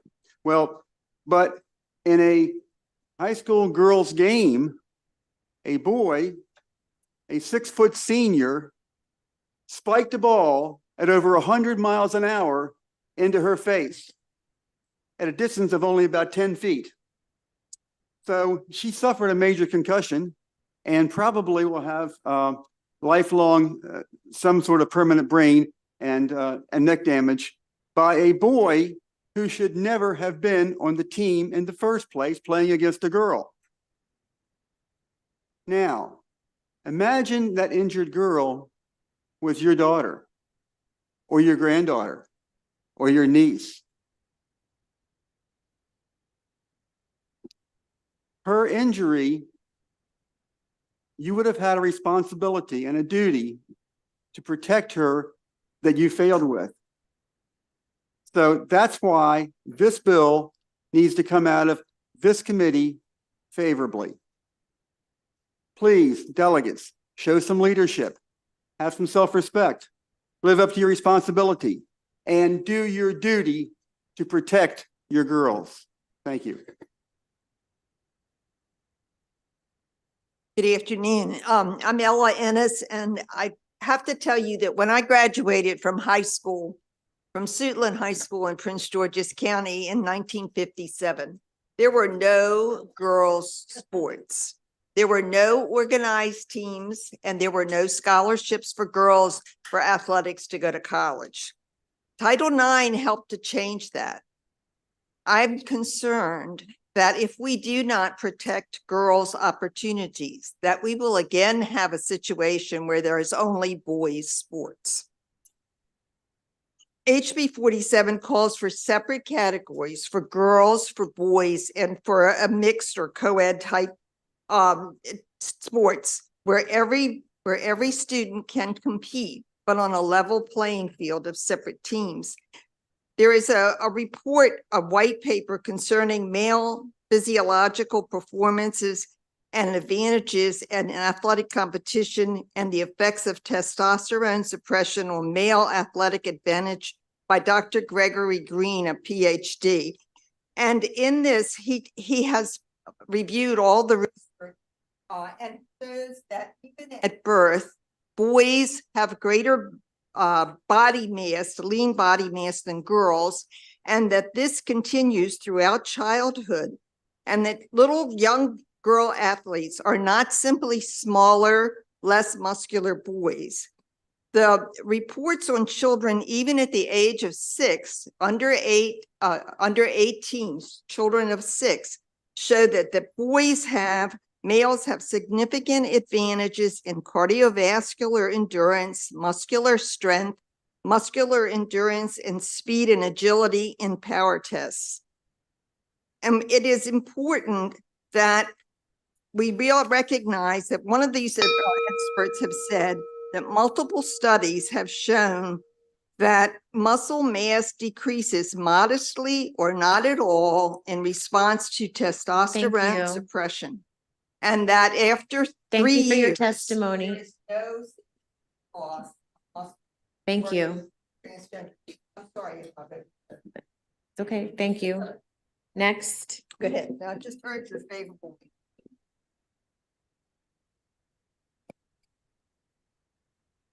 Good afternoon. I am Lori Halverson, representing 400 members from the Montgomery County Federation of Republican Women.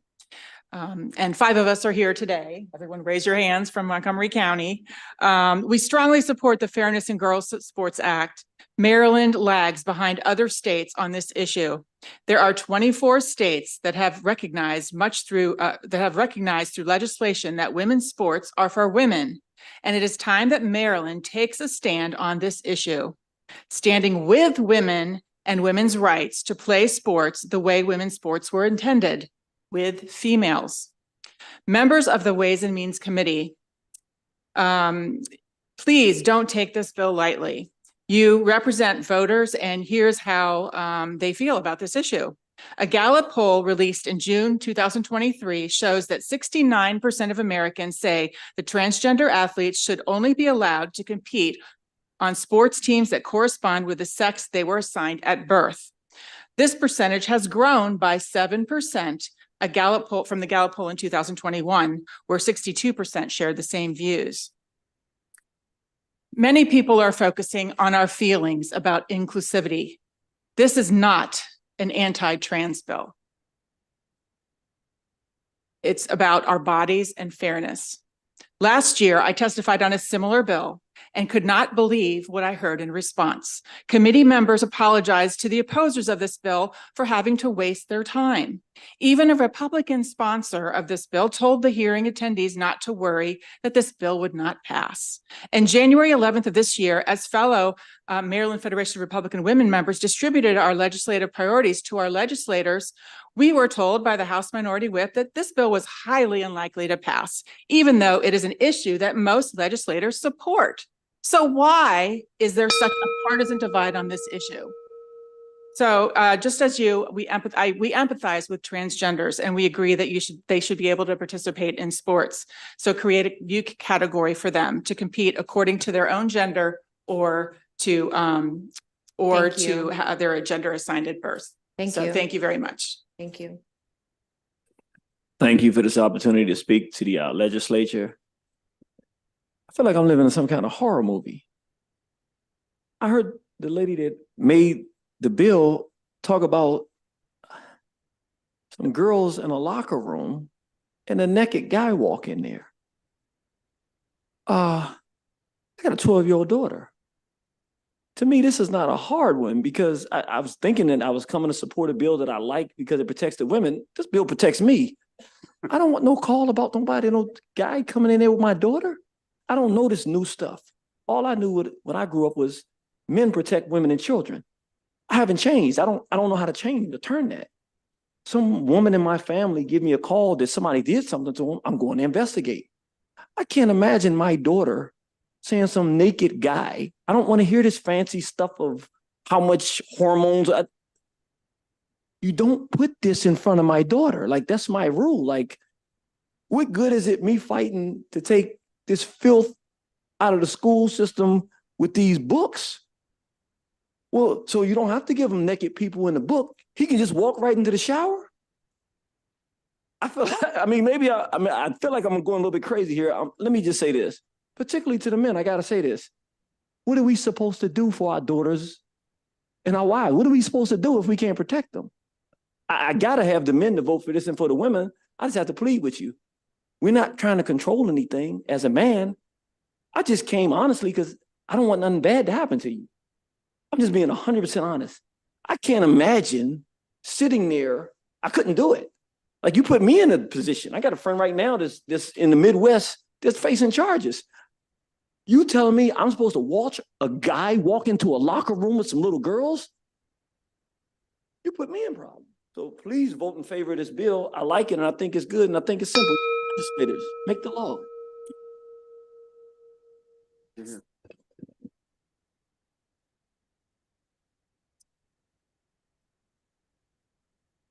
My name is Amy Wyckoff, and I have lived in Montgomery County for over 36 years.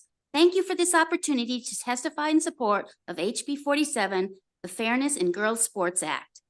As a competitor in volleyball, softball, and tennis when I was a teenager, I have fond memories about how those activities improved my self-esteem, and in particular, my body image. Being with a group of other teens of the same sex, all working toward a common goal, was empowering. Today, we have decided that Title X is not meant to empower women, but to empower men with gender dysphoria who think they are women and therefore believe they are entitled to play girls' and women's sports. This movement is taking Title IX and twisting it like a pretzel into something unrecognizable. Last year, a top NCAA female swimmer from the University of Kentucky spoke out about her experiences competing against transgender athlete Leah Thomas. According to Riley Gaines, the most traumatic part of the competition was not in the swimming pool, but in the locker room. Quote, "We did not give our consent. They did not ask for our consent. But in that locker room, we turned around and there's a 6'4" biological man dropping his pants and watching us undress. A year or two ago, this would have been considered some form of sexual assault or voyeurism," end quote. She added that it's my duty as a female athlete who experienced this injustice to advocate for those female athletes who are emotionally blackmailed and gaslit into silence. Women deserve to have their dressing rooms and the opportunities for sports scholarships reserved for their own sex. I therefore strongly support the Fairness in Girls Sports Act Thank you for this opportunity to testify. Any questions from the committee? Delegate Henson. Madam Chair, my question is for the referee, Mr. Crawford. The story that you told about the person playing volleyball and being injured with the ball to the face, I'm trying to understand where we place that in terms of the context of all the testimony we've heard. Injuries happen in sports, right? My son ran track, he had a groin injury. It wasn't a result of anyone mishandling him. He ran track, it's a solo sport. Are you saying that even though we know injuries will happen, that they somehow would be more severe or more frequent, or what's the difference that you're adding to the conversation? Yeah, that's a good question. As a referee, the first thing our primary objective is the players' safety. Now, the example I gave, you referenced, it was in volleyball. Remember that a boys' volleyball net is 7 3/4 inches higher than a girls' net. So therefore, this boy who was over 6 foot, was able to spike the ball at over 100 miles an hour at a lower net. He could get up higher. Ordinarily in a boys' net, he might have gotten over the net, but it wouldn't have been at that trajectory. So it wouldn't have caused that much harm or damage. So in that case, he had an unfair advantage over that. And the definition of unfair advantage is cheating. Thank you. Thanks, Madam Chair. Any other questions? Okay, thank you all very much. Next, Elizabeth Amen, A. Rand. Oh, no, I'm sorry. That starts the unfavorable. So the last favorable is Elizabeth Omen. I think that's right. Excellent Thank you. pronunciation. Hello, Ways and Means Committee. Thank you for this opportunity to speak on behalf of HB 47, the Fairness in Girls Sports Bill. I'm from Montgomery County. Throughout my life, including living on the West Coast, I have worked alongside and known as friends several trans people. I have always respected them. They made a difficult and deeply personal decision that they felt was not a choice. I bring this up because today, unfortunately, there is a push to encourage young children who have doubt about their identity to consider that perhaps they are trans. Why would we push this on very impressionable young people? Something's wrong in society, people know it, and they're afraid to comment on it. In sports today, everyone has a right to compete. Of course, it's a given. However, by seeking to level the playing field, we have in effect become blind to the reality that the playing field could be anything but level. Our female athletes deserve to celebrate their pure accomplishments. We must support girls in sports to remain in safer situations. They should never have to compete against anyone whose biological advantage puts them in harm's way, either physically or emotionally. You, as lawmakers, mothers, and fathers, have fought to get where we are today, to give girls and women in a space in athletics. And we appreciate your efforts. We hope you can see fit to continue to provide those same safe spaces and opportunities to the next generation of Maryland's daughters. There can be a place for everybody. Let's not have girls' spaces taken from them. Let's not sacrifice our girls on the flawed logic that girls and boys can be equal in every sense. We are working so hard to be inclusive that we are excluding some of the people that need us the most, however they identify. I don't have all the answers, but I know that this bill can provide our daughters the athletic experience they need to excel on the playing field and in life. Thank you. Thank you For supporting this bill. I do have two more favorables that were virtual. So let's bring them in. Paul McHugh. Excuse me, Madam Chair. Yes. I received an email saying I've been selected to testify. I'm Jana Barbario. Okay, I'll look into that in 1 second. Paul McHugh and Erica Steinmiller Perdomo. So Mr. McHugh for 2 minutes, please. Yes. Can you hear me? Yes. I hope you can hear me. We can hear you. My name is Paul McHugh, and presently I am University Professor of Psychiatry at Johns Hopkins School of Medicine. For the 26 years between 1975 and 2001, I held the position of Psychiatrist in Chief at the Johns Hopkins Hospital.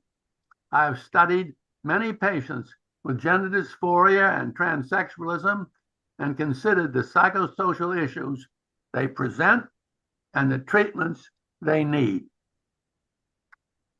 I wish to testify in support of House Bill 47 that would guarantee that in our state, girls and boys interscholastic and intramural junior and varsity sports are restricted to members of that particular biological sex without regard to gender assumptions or attitudes of the athletes.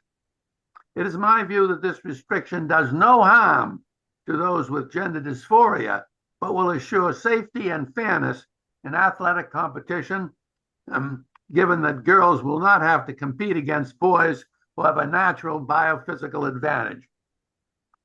To do otherwise will, in some sports, put girls at risk of injury from bigger, stronger boys claiming to be girls, and in any sport, such boys will often outdo and so deprive talented girls of a record of achievement, and thus from future scholastic and career opportunities offered to those who are successful amongst their peers. As this bill says, boys should compete with boys and girls with girls when these young people have matured to the physically challenging and competitive levels identified by junior varsity and varsity designation. Thank you. Thank you, and thank you for being on the money with your time. Erica Steinmiller Paradomo is with us virtually, I believe. Yes, whenever you're ready. Good afternoon, Madam Chair and members of the committee. I'm Erica Steinmiller Perdomo, legal counsel with Alliance Defending Freedom. Women and girls deserve to compete on a level playing field, but allowing males to compete in girls' sports destroys fair competition and deprives girls of medals, podium spots, and potential scholarships. Our law firm represents female athletes Selena Soul, Chelsea Mitchell, and Alana Smith, who have personally lost out on championships and other athletic opportunities to males who are allowed to compete in their sports. Males have a 10 to 50% performance advantage over girls, depending on the sport. In Connecticut, for example, in just a 2-year span, 2 males captured 15 girls' championship titles, set 17 new records, and took over 80 opportunities to advance in competition that rightfully belong to girls. This trend of males dominating girls' sports is growing across the country. That's why 24 states have acted to protect fairness in women's sports. HB 47 protects opportunities for girls in athletics by ensuring they're not forced to compete against males in their sports. The bill simply requires that all high school sports teams be designated as either male, female, or co-ed based on biological sex, and makes clear that males are not eligible to compete on girls' teams. However, the bill is missing one key component: protections for collegiate female athletes. We urge that the bill be amended to protect all women and girls in athletics. Protecting fairness for women athletes fully aligns with both the U.S. Constitution and federal law, including Title IX. Federal courts have acknowledged the reality that commingling of the biological sexes in the female athletics arena significantly undermines the benefits that sex-separate sports teams afford to female student athletes. Allowing males to compete in girls' sports reverses nearly 50 years of advances for women, but HB 47 would ensure that girls have a fair opportunity to compete and win. Thank you. Thank you. And Ms. Barbario, you are on my list. Yes, thank you. Thank you, Madam Chair and members of the Ways and Means. I'm Gianna Barbario. I'm a parent from Calvert County and a parent of 2 who played sports. Thank you for allowing me to speak today about my request for your favorable review of HB 47. HB 47, the Fairness in Girls Sports Act, translates to dignity, respect, and safety for both boys and girls, allowing biological males who are created and built with upper body strength to participate in a girl's sport can put both in a situation of needless physical risk and unfairness. Number 1, to avoid harm, the boys would need to adjust their caliber and strength to protect girls, which can undermine the boys' potential. Instead, he should be on a team with boys so he can live up to his potential. Number 2, there is well-documented evidence presented today that physical harm has come to girls from boys playing in girls' sports and caused girls to quit playing sports. Allowing boys in the girls' locker room does not show dignity or respect for girls' right to privacy. Traditionally, separate locker rooms serve the dual role of protecting modesty, chastity, and it would have been unthinkable to do otherwise. For what reason, other than to appease a minuscule sector, would anyone change their view of protection and safety for girls and boys? This is a bipartisan issue. All parties have everything to gain from supporting HB 47. Thank you. Thank you. Questions, Delegate Fair? Madam Chair, and thank you, Ms. Ohm, for your testimony. I would like to touch, since you've made it very clear that this isn't a trans exclusionary issue, but rather ensuring the protection of biological females. I am assuming that means that you would definitely support transgender men playing in women's sports. Yes? No, I'm sorry. They're biological females by your definition. I did not define them that way. That's how the bill is defined. Women that are assigned female at birth, trans men are women that are assigned, are men who are assigned female at birth. The bill defines it that way. Do you not support the bill? Okay, ask the question again. I'm sorry. Do you support transgender men playing women's sports? If it's not about being trans, but rather about whether or not someone was assigned female at birth, do you support transgender men playing women's sports? Oh, I see what you're saying.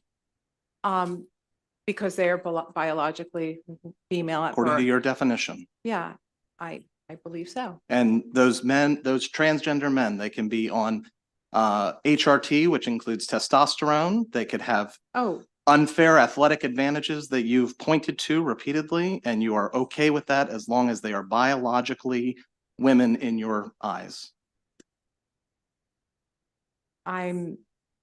I don't understand what you're saying. Maybe you should learn more about the trans community then. Thank you, Madam Chair. Okay. Any further questions? Delegate Buckle? I do want to say that I feel. No, ma'am. What questions? It's okay. I'm going to give you an opportunity. So sometimes I have difficulty in this field because I don't, in an abundance of good faith, sometimes I don't understand all the terminology as well. And there's no negativity divided that. I think, would you agree with me that we want all kids, regardless of sexual orientation, regardless of their view or where they are in the trans community, we want them to have an opportunity to participate in activities in sports. Is that fair? Absolutely. I think it's a very powerful thing to be an athlete. And is your perspective that what we want is for people that may have certain biological advantages because of their just their biology, not their identification, not things that they've chosen to do. They have rights to do that. Their families have rights to be involved. But because of their inherent biological advantages or disadvantages, we don't want people in a girls' sports setting to have that inherent advantage. You know, we don't want someone who has these certain physical characteristics. As I think one of the gentlemen in the back indicated, volleyball. I've been to a lot of girls volleyball matches over the years because I was married to someone who was a volleyball coach. And it's astounding when you watch boys volleyball versus girls volleyball. There's a very big difference. There's a very big difference in terms of how hard they hit the ball, you know, the layouts. Is that what you're trying to get at, ma'am, that you just don't want to have those kind of disadvantages inherent? Exactly. And if I always thought to myself, sometimes there are females, there are girl students who choose to play, and some of them are outstanding, and they choose to play and they have an opportunity to play football. You know, they choose to be a football, you know, my son plays Pee Wee football, and there are girls that play Pee Wee football, and some of them are just outstanding. You wouldn't take that opportunity away from someone who's biologically female who chooses, and their families choose to have them play with boys, with biological males. You'd be okay with that because that's their choice to try to compete in that venue. Well, I wouldn't allow my daughter to do it, but I had a daughter. I wouldn't have allowed her either, but I appreciate it. Okay, thank you. I just want to clarify that. I appreciate it. Any further questions from the committee? Thank you. Now we have a group of folks that are unfavorable. I'll that here and virtual, we'll call the folks that are here, supposed to be here, if they could stay this long. A. Rand, Sharon Hill, Lee Blinder, Jonathan Tuttle, Jeremy Browning, and Kenzie Funk. We're all the folks that I have as that should be here. Are there enough chairs? Okay, well, after someone goes, you can swap out. If that's okay. Okay. Would you like to start and we'll just go down the line? Okay. Good afternoon, members of the committee. My name is A, and I use they, them pronouns. I'm a third-year law student at University of Baltimore.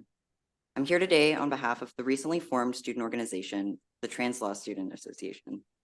If you leave here today and only one thing is clear to you, let it be this. HB 47 is not about fairness. It is not about protecting girls. It is not about equality in sports or anywhere. HB 47 is about hate. HB 47 is about fear-mongering and spreading misinformation. It gives permission to hate and fear trans people and to act out violently against us. I have experience. One moment, please, and we'll start your time over. Everyone who just testified before, everyone sat here, whether they agreed or disagreed, and listened without saying anything. So I expect you to do the same. If you can't, please remove yourself from the room and let's all show some respect. Thank you. Thank you.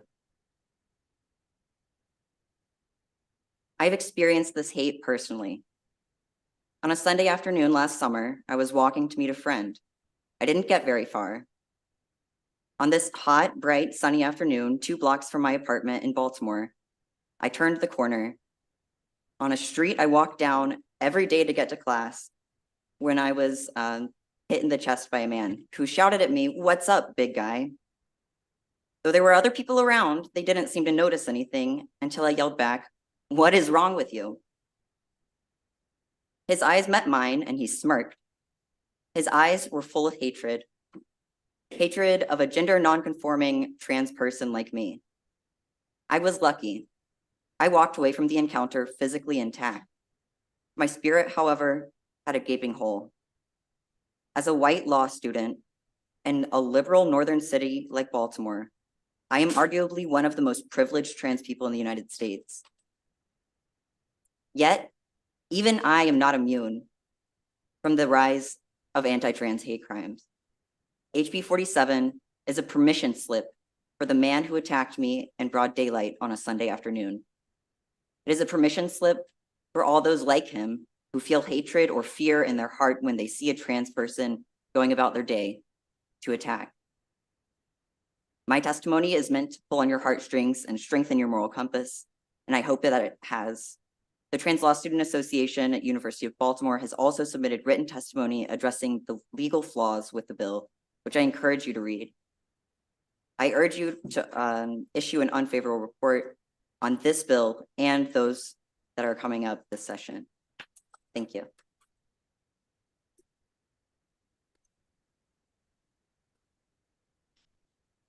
Good afternoon, Honorable Chair, Vice Chair, and the esteemed committee. My name is Lee Blinder. I use they, them pronouns, and I'm a very proud transgender public school graduate. Shout out to MCPS. I'm the Executive Director of Trans Maryland, and I am the Chair of the Maryland Commission on LGBTQI+ Affairs. I'm here today on behalf of Trans Maryland to register a strong opposition to HB 47. We are deeply embarrassed to see Maryland legislators bullying young trans girls today with this discriminatory legislation. You can pick on trans adults if you must, but leave trans minors alone. First, I'll address my comments to any trans or intersex girls in the room or who are watching. We want you to know that we find this bill targeting you that uses a misunderstanding of science and biology and is an openly bigoted act against girls like yourselves who just want to have fun by enjoying the many health and wellness benefits of playing girls' sports.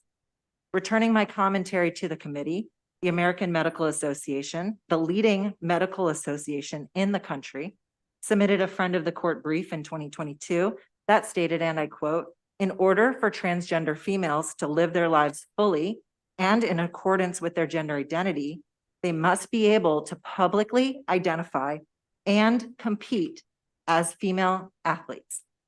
Eugenics is the framework that propagates the creation of legislation such as HB 47. Plainly, this bill seeks to open the state to litigation over the involvement of transgender and intersex girls in sports. This bill is not only targeting young trans girls, but specifically Black and brown, trans, and intersex girls through racialized gender policing. The beauty of competition and participation in competition has a long history of being limited by those seeking to codify their biases. It is particularly shameful when adults attempt to perpetrate this on our youth, and we cannot and we will not allow this here in Maryland. Thank you. We urge an unfavorable report. Good evening, Madam Chair, committee members. I am Jonathan Tuttle. I'm a volunteer advocate, and I'm also an endurance runner. I completed my first half marathon in September.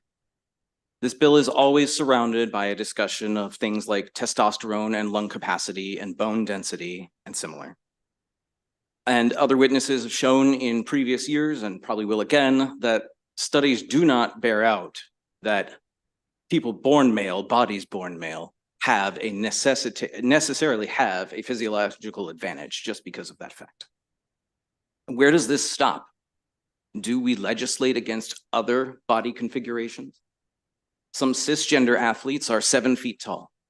Some have abnormally large wingspans. About 10% of women have something called polycystic ovarian syndrome, which results in elevated testosterone levels. All of these could be said to confer an unfair athletic advantage, but none of these are in Delegate Shalega's bill. I think Delegate Henson said it a lot more eloquently than I will.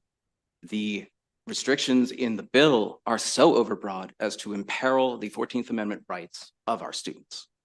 Because this bill is not about unfair advantage. It's not about restricting large hearts or muscle density or atypical height. Under this bill, women with those features are free to compete as women unless they are trans. That's where the discrimination comes from. This bill is about isolating and humiliating trans people.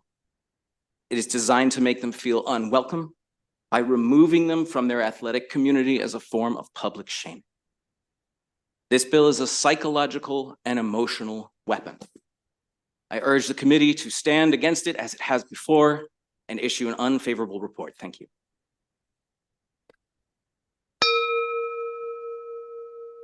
Hello, Chairperson Atterbury and Vice Chairperson Wilkins, committee members and guests. My name is Sharon Hill. I'm here to oppose House Bill 47. I have 2 children. One identifies as female, one identifies as transgender.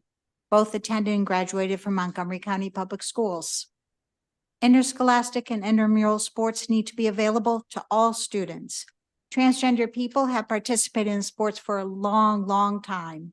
The NCAA and the International Olympic Committee have allowed transgender athletes to participate on sports teams aligned with how they identify since the year 2004.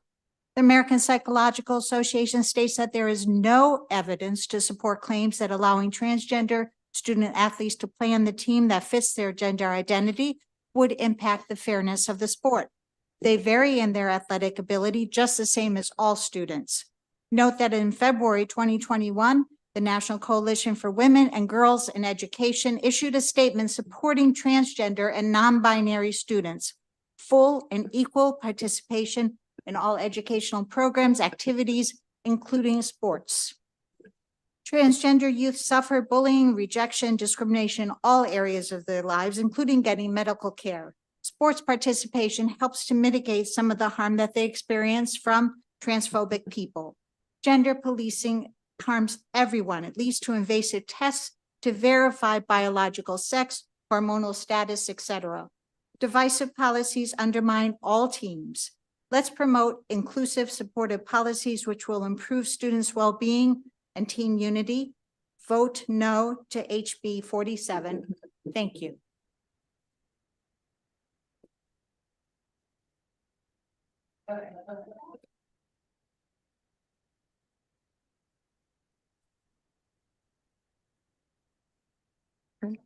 Thank you, Chair Atterbury, Vice Chair Wilkins, and members of the Ways and Means Committee. My name is Kenzie Funk. I use she, her pronouns, and I am here on behalf of Strong Schools Maryland as a policy associate in strong opposition to House Bill 47.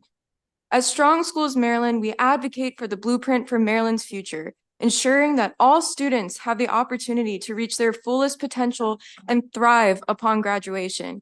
We find it both offensive and actively disturbing that this narrative of transgender exclusion masquerading as girls' fair play is being discussed yet again this session. This is an egregious affront to all Marylanders as we are sitting here discussing this non-issue, wasting both precious time and resources. Why is this a non-issue? Well, there is no substantial evidence to suggest that current policies of gender inclusion in sports are causing problems. Instead, current best practices defined by experts in the field support implementation of policies that promote inclusion. This is not just a feeling, this is evidence-based. It is actively disturbing as the passing of this proposed legislation poses a real and imminent threat to the health and well-being of transgender students.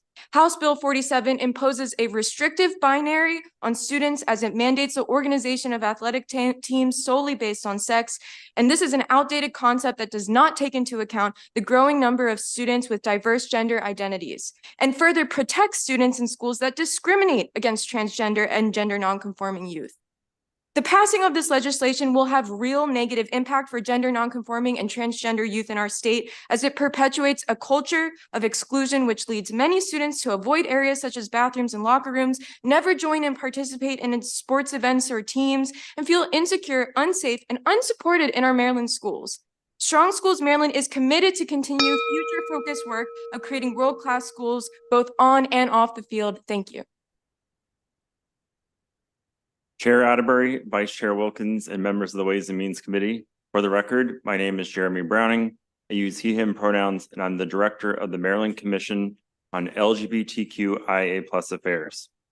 Thank you for the opportunity to provide unfavorable testimony today on House Bill 47 on behalf of the commission. The commission is in strong opposition to this bill, Fairness in Girls Sports. The proposed legislation, despite its name, does not promote fairness.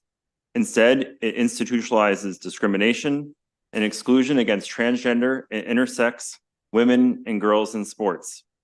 Additionally, this approach not only disregards the rights and dignity of trans women and girls, but also places undue emphasis on the bodies of all girls, women, and athletes assigned female at birth, potentially subjecting them to invasive and degrading examinations. For those reasons, the Maryland Commission on LGBTQIA+ affairs urges an unfavorable report on House Bill 47. Thank you. Thank you. Questions for the committee? Delegate Vogel, then Delegate Fair. We do have some folks that are virtual, but. Thank you, Madam Chair, and hello, panel. We'll get to the merits and the moral values of this bill in a sec, but we're policymakers, so I want to start with some questions on the policy. My questions are really around enforcement here. Let's say I want to paint a hypothetical. We're in the middle of a soccer game, and a player on the other team or another coach calls in to dispute the gender of one of the athletes. My concern is that, and curious to hear what you all think here, is that there's two options. Either that girl would be benched for the rest of the game, which seems unfair, or they would be subjected to some sort of genital examination by some referee or some other person. Can you all touch on the enforcement of this bill? I'm going to stick to the same rule, one person. So if you want to direct it to somebody, that's fine, or. I will let whoever feels more comfortable answering it. Go ahead. Thank you so much, Delegate Vogel. I think that we heard last year testimony from Lauren Pruitt about her own experience. I believe she potentially is in the waiting room to virtually testify, describing such an experience. And I think we are hearing from many women around the country that this is their personal experience. There isn't, the thing about laws is they're interpreted in very different ways by different people. And it sets up an expectation that people can just take things too far. And we know the trajectory. We know that examinations and requiring examinations, like you mentioned, are part of the process in other states. So that is the trajectory and where people want to go with this, even if that is not currently the process in Maryland with this form, if this bill were to pass. So ultimately, we need to take the steps that we need to take to ensure that that trajectory of going into a place of genital examinations for any person assigned female at birth. So I hear a lot of people have daughters. That could be your daughter. She has too short of hair. She wears pants too much. Is that really what we want for our young people? I think no. So just so I understand correctly, we're setting up the potential for a referee or some other adult having to conduct general examinations on middle school or high school athletes. I mean, that's what we're seeing potentially in other states as well, right? You're right. That's what we're seeing in other states. And I think that's the trajectory, even if it is, again, not currently in this bill as written. And people take things too far. People in our society are currently, transgender people are being targeted in a variety of ways around the country and also including Maryland and school districts around the state. So when we're talking about how to protect trans people and how to protect girls, protecting trans girls is also part of what we're interested in doing. Madam Chair, I have one more just quick question here. I was looking at the list of anti-trans bills that have been sponsored across the country, and it's not just about the bills that pass, right? It's the effect on the mental health of trans kids that bills like this have, even if they don't pass. So I'm curious if you can tell me if there's any states across the country that haven't in the last year had an anti-trans bill sponsored. I believe there's one state, correct? I think it's Delaware. You might be more up on it than I am. Well, I hope that this bill does not come back next year and we join that list of states that has no anti-trans bills sponsored in the legislature because we know that there is a mental health crisis facing our trans kids and this is just hurting them more. Thank you, Madam Chair. Thank you, Madam Chair, for the opportunity to ask some questions. Thank you to the panel for coming out and having to once again talk about the existence of trans people that sometimes I feel very strongly is ignored and treated as a lesser human class in our society. And it always breaks my heart to listen to some of the testimony and how people are referenced. But I'm going to touch on that in a second. I would like to start my question. This is for anybody at the panel that would like to ask it. One of the lines in the opposition testimony read that the American Academy of Pediatrics, which I believe is the leading association to talk about pediatric care from a medical perspective, said, quote, in a recent study that withholding gender affirming care is child maltreatment and, quote, harmful to children that amounts to state sanctioned medical neglect and emotional abuse. What is the American Academy of Pediatrics stance on trans women in sports? Happy to take this one. Thank you so much, Delegate Fair, for your comments about the experience as well of listening to these bills. The American Academy of Pediatrics, the AAP, is the leading organization that's focused on pediatric health. It includes young people up to late adolescence, which includes student athletes up to the age of 21. The upper age limit for pediatric care was reaffirmed in 2012 as 21 years of age. So this bill emphasizes that the age focus is on junior varsity and varsity athletes. And I want to be clear that the leading respected medical organization in the country who focuses on pediatric medicine are unequivocal in their support for transgender girls to play sports at all pediatric ages. The AAP's CEO and Executive Vice President, Mark Del Monte, states that, and I quote, as experts, pediatricians are uniquely positioned to advocate for and to support these young people. Politics has no place here. These are individual conversations between clinicians, patients, families about what is best. The AAP applauds the hard work of our chapters focused on protecting transgender youth at the state level. This statement is unequivocal on the AAP's position for all ages of transgender girls to compete in women's sports. Thank you for that. Also for anybody on the panel, what is the current position on all transgender athletes we heard a lot of discussion around it. What is their position at the Maryland Public Secondary School Athletic Association? That is the professional association overseeing all junior varsity and varsity sports. What is their position on trans folks?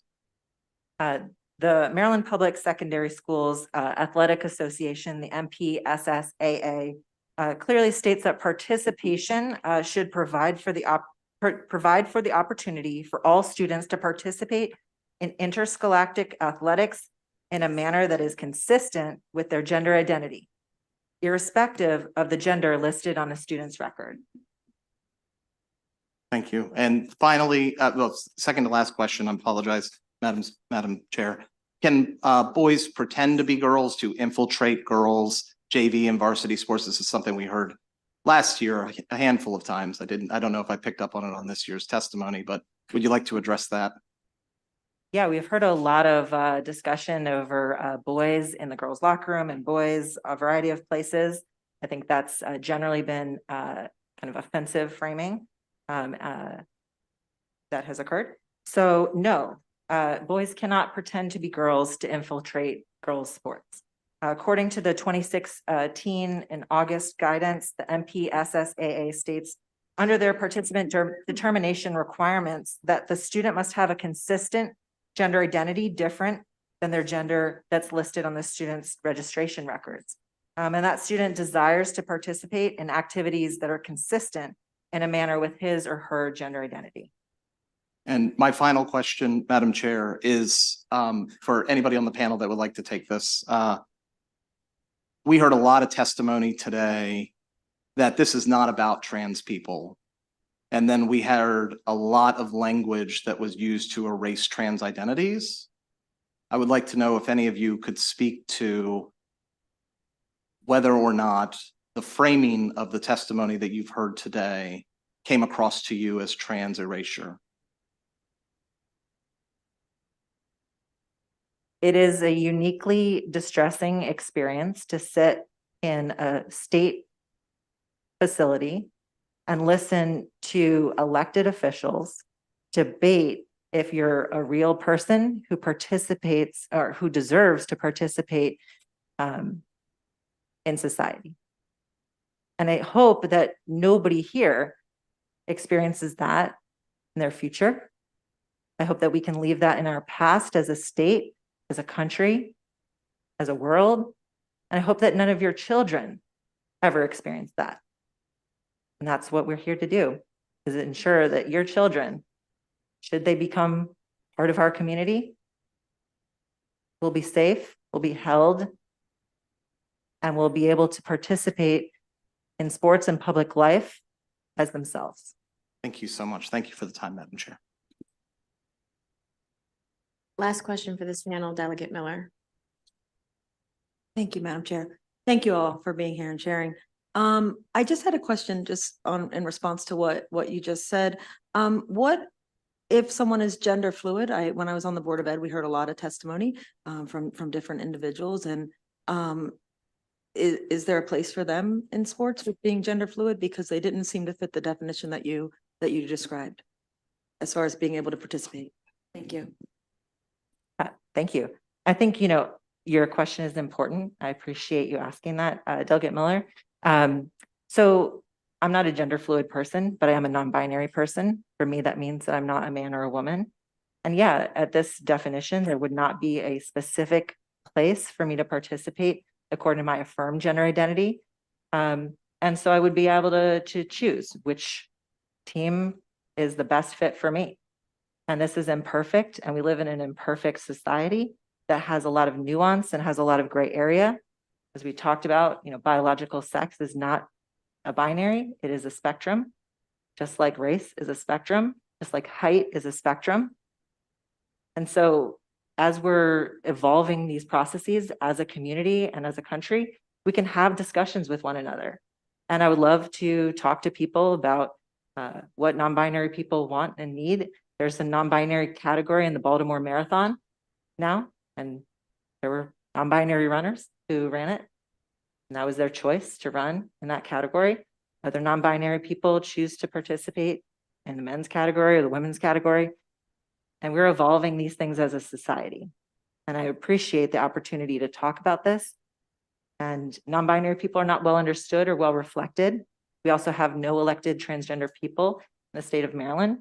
We also have no elected non-binary people in the state of Maryland. And I hope that changes one day. And then we can potentially be your colleagues, and we can talk about these things over lunch in a room, you know, in a hearing room at the end of the day when everybody's done with their hearing, and just converse as people. Okay, thank you. Thank you all for being here very much. We have some folks that hopefully are still with us virtually. I see one, Sarah Partial.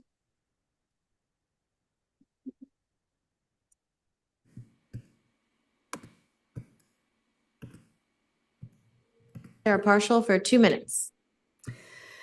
Good afternoon, Madam Chairwoman and members of the committee. My name is Sarah Partial Perry. I'm a senior legal fellow at the Heritage Foundation, a Baltimore County resident, the mother of a varsity girls volleyball player, and former senior counsel for civil rights at the United States Department of Education, tasked with national enforcement of Title IX. HB 47 builds upon the foundation of Title IX and ought to be viewed as completely uncontroversial. It took a House and Senate conference committee several months to work through more than 250 differences between versions of education bills until Title IX was born. Congress has had ample opportunity, even after amendment, to expand the provision against sex discrimination to include gender identity or transgender status, but chose not to. In high school athletics alone, the rate of girls' participation is now more than 10 times what it was prior to Title IX, an increase of over 1,000%. 94% of senior female executives have played competitive athletics. Title IX has successfully changed the lives of girls and young women in America by setting them up for career success later in life. In a study by 2 Duke University law professors comparing Olympic champion sprinter Allison Felix's 400-meter lifetime best to that of men and boys around the world, the prepubescent and pubescent males of all ages outperformed her in 1 year more than 15,000 times. As Justice Ruth Bader Ginsburg wrote in U.S. versus Virginia, the two sexes are not fungible or interchangeable. The Supreme Court has never held that transgender status is equivalent to sex for purposes of a 14th Amendment equal protection analysis or even a civil rights anti-discrimination analysis, leaving sex as the bright line within federal law and the state laws upon which they are based. This is the moment for this chamber to secure the hard-fought equality of girls in Maryland once and for all through a favorable report on HB 47. If a self-declaration of womanhood is enough to allow a boy to compete as a girl, what was the women's movement for? Thank you. I welcome your questions. Any questions from the committee? Seeing none, thank you very much. Next, Julia Silvaski.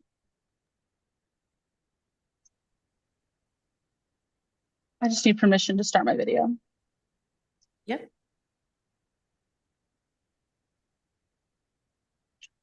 If I could have my time start over so I can have this extra 10 seconds. Yeah, go ahead. Thank you. Hello, my name is Julia Silvaski and I use them, they pronouns. I am a non-binary student. I'm coming from the Trans Law Student Association at the University of Baltimore School of Law. But not only that, I'm also a parent to a high schooler, a boy who plays sports. I also am a community member. I drive all these kids to school in Maryland. And the reality of this bill is doesn't just hurt my identity. It doesn't just tell me that I'm worthless, but it also hurts our Maryland schools. You have put Maryland schools in an impossible position as to whether or not they should comply with Title IX for anti-discrimination, because Title IX does include sex as gender identity and someone's gender identity that they choose. And so schools have to decide if they're going to comply with Title IX or if they're going to be subject to litigation under this particular bill, which does allow for someone who is harmed indirectly or directly to file a suit against the school. Not only does this put our school at funding issues, we are literally putting our Maryland schools in a position where they will lose money, and that is going to be determined by whether or not they are going to support a trans student or not. Two laws in conflict. It doesn't work. It's illegal. This is not a constitutional law. This is not a law that can be upheld illegally. It has implications of FERPA, where we are violating student privacy rights. for a claim to even succeed under this law, somebody would likely have to violate a trans student's privacy rights, and maybe even not a trans student. It could be a cis student who just happened to be questioned, their gender happened to be questioned, and their privacy rights need to be violated to disclose what their biological sex was. Further, recently the Fourth Circuit had ruled that the ADA does recognize gender dysphoria. The accommodations may include participating in the sport. And I want to end on something more important. I was a volleyball player, and I also was a football player. And the reality is there was a girl on my team who gave 3 concussions to someone in 1 year because she hit at over 100 miles per hour. It's not about how hard you hit. That's not what makes you a good player. Thank you. Thank you. Any questions from the committee? Okay, thank you very much for being here. Nicole Hollywood for 2 minutes, please.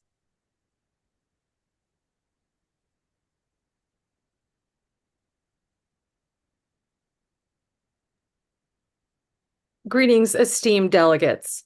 My name is Nicole Hollywood. I'm a professor in the University System in Maryland, a member of the Maryland Commission for LGBTQIA+ Affairs, a board member of PFLAG Salisbury, resident Eastern Shore, and a parent. I'm submitting this testimony opposing HB 47 on behalf of PFLAG Salisbury. HB 47 is a misguided bill rooted in transphobia that is simply not backed by the scientific research, creating the false narrative that trans feminine athletes are stronger than cis women athletes, pushes incorrect information, neglects what medical science tells us, and ignores the standards that are set for athletes across the board. Bills such as HB 47 are being used as a way to discriminate against transgender Americans, opening the door to the humiliating treatment of any and all youth who don't fit culturally accepted gender norms. According to the ACLU, there is no one way for women's bodies to be. Women, including women who are transgender, intersex, or disabled, have a range of different physical characteristics.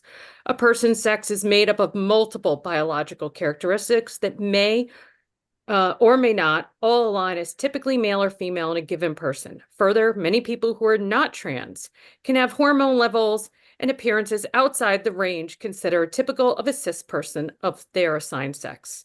Transgender athletes participate in sports for the same reasons as everyone else, to get and stay healthy, be part of a team, and build a sense of belonging with their peers. Many who oppose the inclusion of trans athletes erroneously claim that allowing trans athletes to compete will harm cisgender females, but excluding transgender and gender nonconforming students hurts all students. HB 47 is discriminatory, not rooted in science, runs contrary to the purpose of youth sports, and is publicly opposed by all our nation's most renowned medical, psychological, and child development professional organizations, including the American Academy of Pediatrics and the American Psychological Association. As such, PFLAG Salisbury strongly opposes this legislation and recommends an unfavorable report. Thank you. Thank you. Any questions for Dr. Hollywood? Okay, seeing none, thank you very much. Jaden Ferris, 2 minutes, please. Good afternoon. Thanks for bearing with me. Or evening, actually. For the record, Jaden Ferris, representing Glisson, Maryland, and Annapolis Pride. We oppose House Bill 47, which fails in its stated purpose on scientific grounds and only serves to exclude trans youth from participating in team sports. Excluding trans youth from sports is discriminatory and psychologically harmful. Gender is central to how children see themselves. Various research, which I've provided in my written testimony, finds that there are no difference in how trans youth and cisgender youth understand their gender. Therefore, major mental health associations agree that trans girls are girls. They are not boys and do not belong on boys' teams. Requiring trans youth to athletically compete on teams based on their sex assigned at birth is the same as banning them from athletic competition entirely. Excluding any subset of girls from sports encourages divisiveness and compromises group cohesion, undermining the benefits that all youth deserve from team sports. The IOC and the NCAA have allowed trans athletes to play sports for the past 2 decades.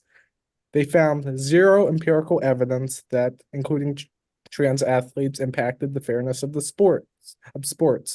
Athletic ability is influenced by a complex interplay of factors beyond just biological sex, genetics, training, nutrition, psychological factors, and access to resources. For instance, trans women may have genetic predispositions that contribute to their athletic abilities, just as cis women do. Additionally, Dedicated training and optimal nutrition play a significant role in athletic performance, regardless of biological sex. Many trans athletes undergo years of testosterone suppression before even entering into competitive sports, further mitigating any potential advantage. Research finds that participation in sports results in positive outcomes such as better grades, greater homework completion, improved self-esteem. All youth should have access to these benefits. Thank you. Thank you very much. Any questions from the committee? Okay, seeing none. The final witness of the evening, Lauren Pruitt, please, for 2 minutes. Good evening. My name is Lauren Pruitt. I'm the legal director for Free State Justice, Maryland's civil rights advocacy organization for LGBTQIA plus Marylanders. I'm speaking today in opposition to House Bill 47. Despite claims of its proponents, this bill is not based on legitimate research. The science behind this bill is unsupported and at times contradictory. I've even been looking over the Maryland sports participation forms that were mentioned earlier. I don't see a question regarding sex assigned at birth. So regardless, when a girl's eligibility is questioned, I'm wondering what is supposed to happen next. Are the proponents of this bill saying that the Inquisition ends at looking at a form? I sincerely doubt that, and especially when you have opposing teams and players that can bring legal action. Our schools have adopted a sport-by-sport approach that preserves opportunity for transgender student athletes while balancing fairness, inclusion, and safety for all who compete. They recognize that a one-size-fits-all ban is inherently unfair and discriminatory and have worked to find a solution that is fair to everyone. Prohibiting trans girls from sports will have a significant detrimental impact on the girls themselves. Please consider how crucial sports are to the lives of many youth, regardless of whether they are transgender or cisgender. I cannot speak directly for trans girls, but as a cisgender woman who grew up playing team sports from the age of 5 until playing Division I soccer and lacrosse, also playing professional football, and as I testified to last year, which was mentioned, I have memories of being taken into a tent during an international soccer tournament in Spain as an adolescent to ensure that I was a girl. And so, again, it was stated that this bill is not going to require medical examinations, but what happens when a person's eligibility is challenged? When age is challenged, we look at birth certificate. In Maryland, you can change your birth certificate. So what is next? That in other states, we see medical examinations, menstruation records that are needed to be kept in schools. And is this what we want for girls who are playing sports in Maryland? For this reason, I urge an unfavorable report on House Bill 47. Thank you. Any questions? Okay, seeing none, that concludes the hearing on House Bill 47. Thank you very much, committee members. We'll see you later this evening.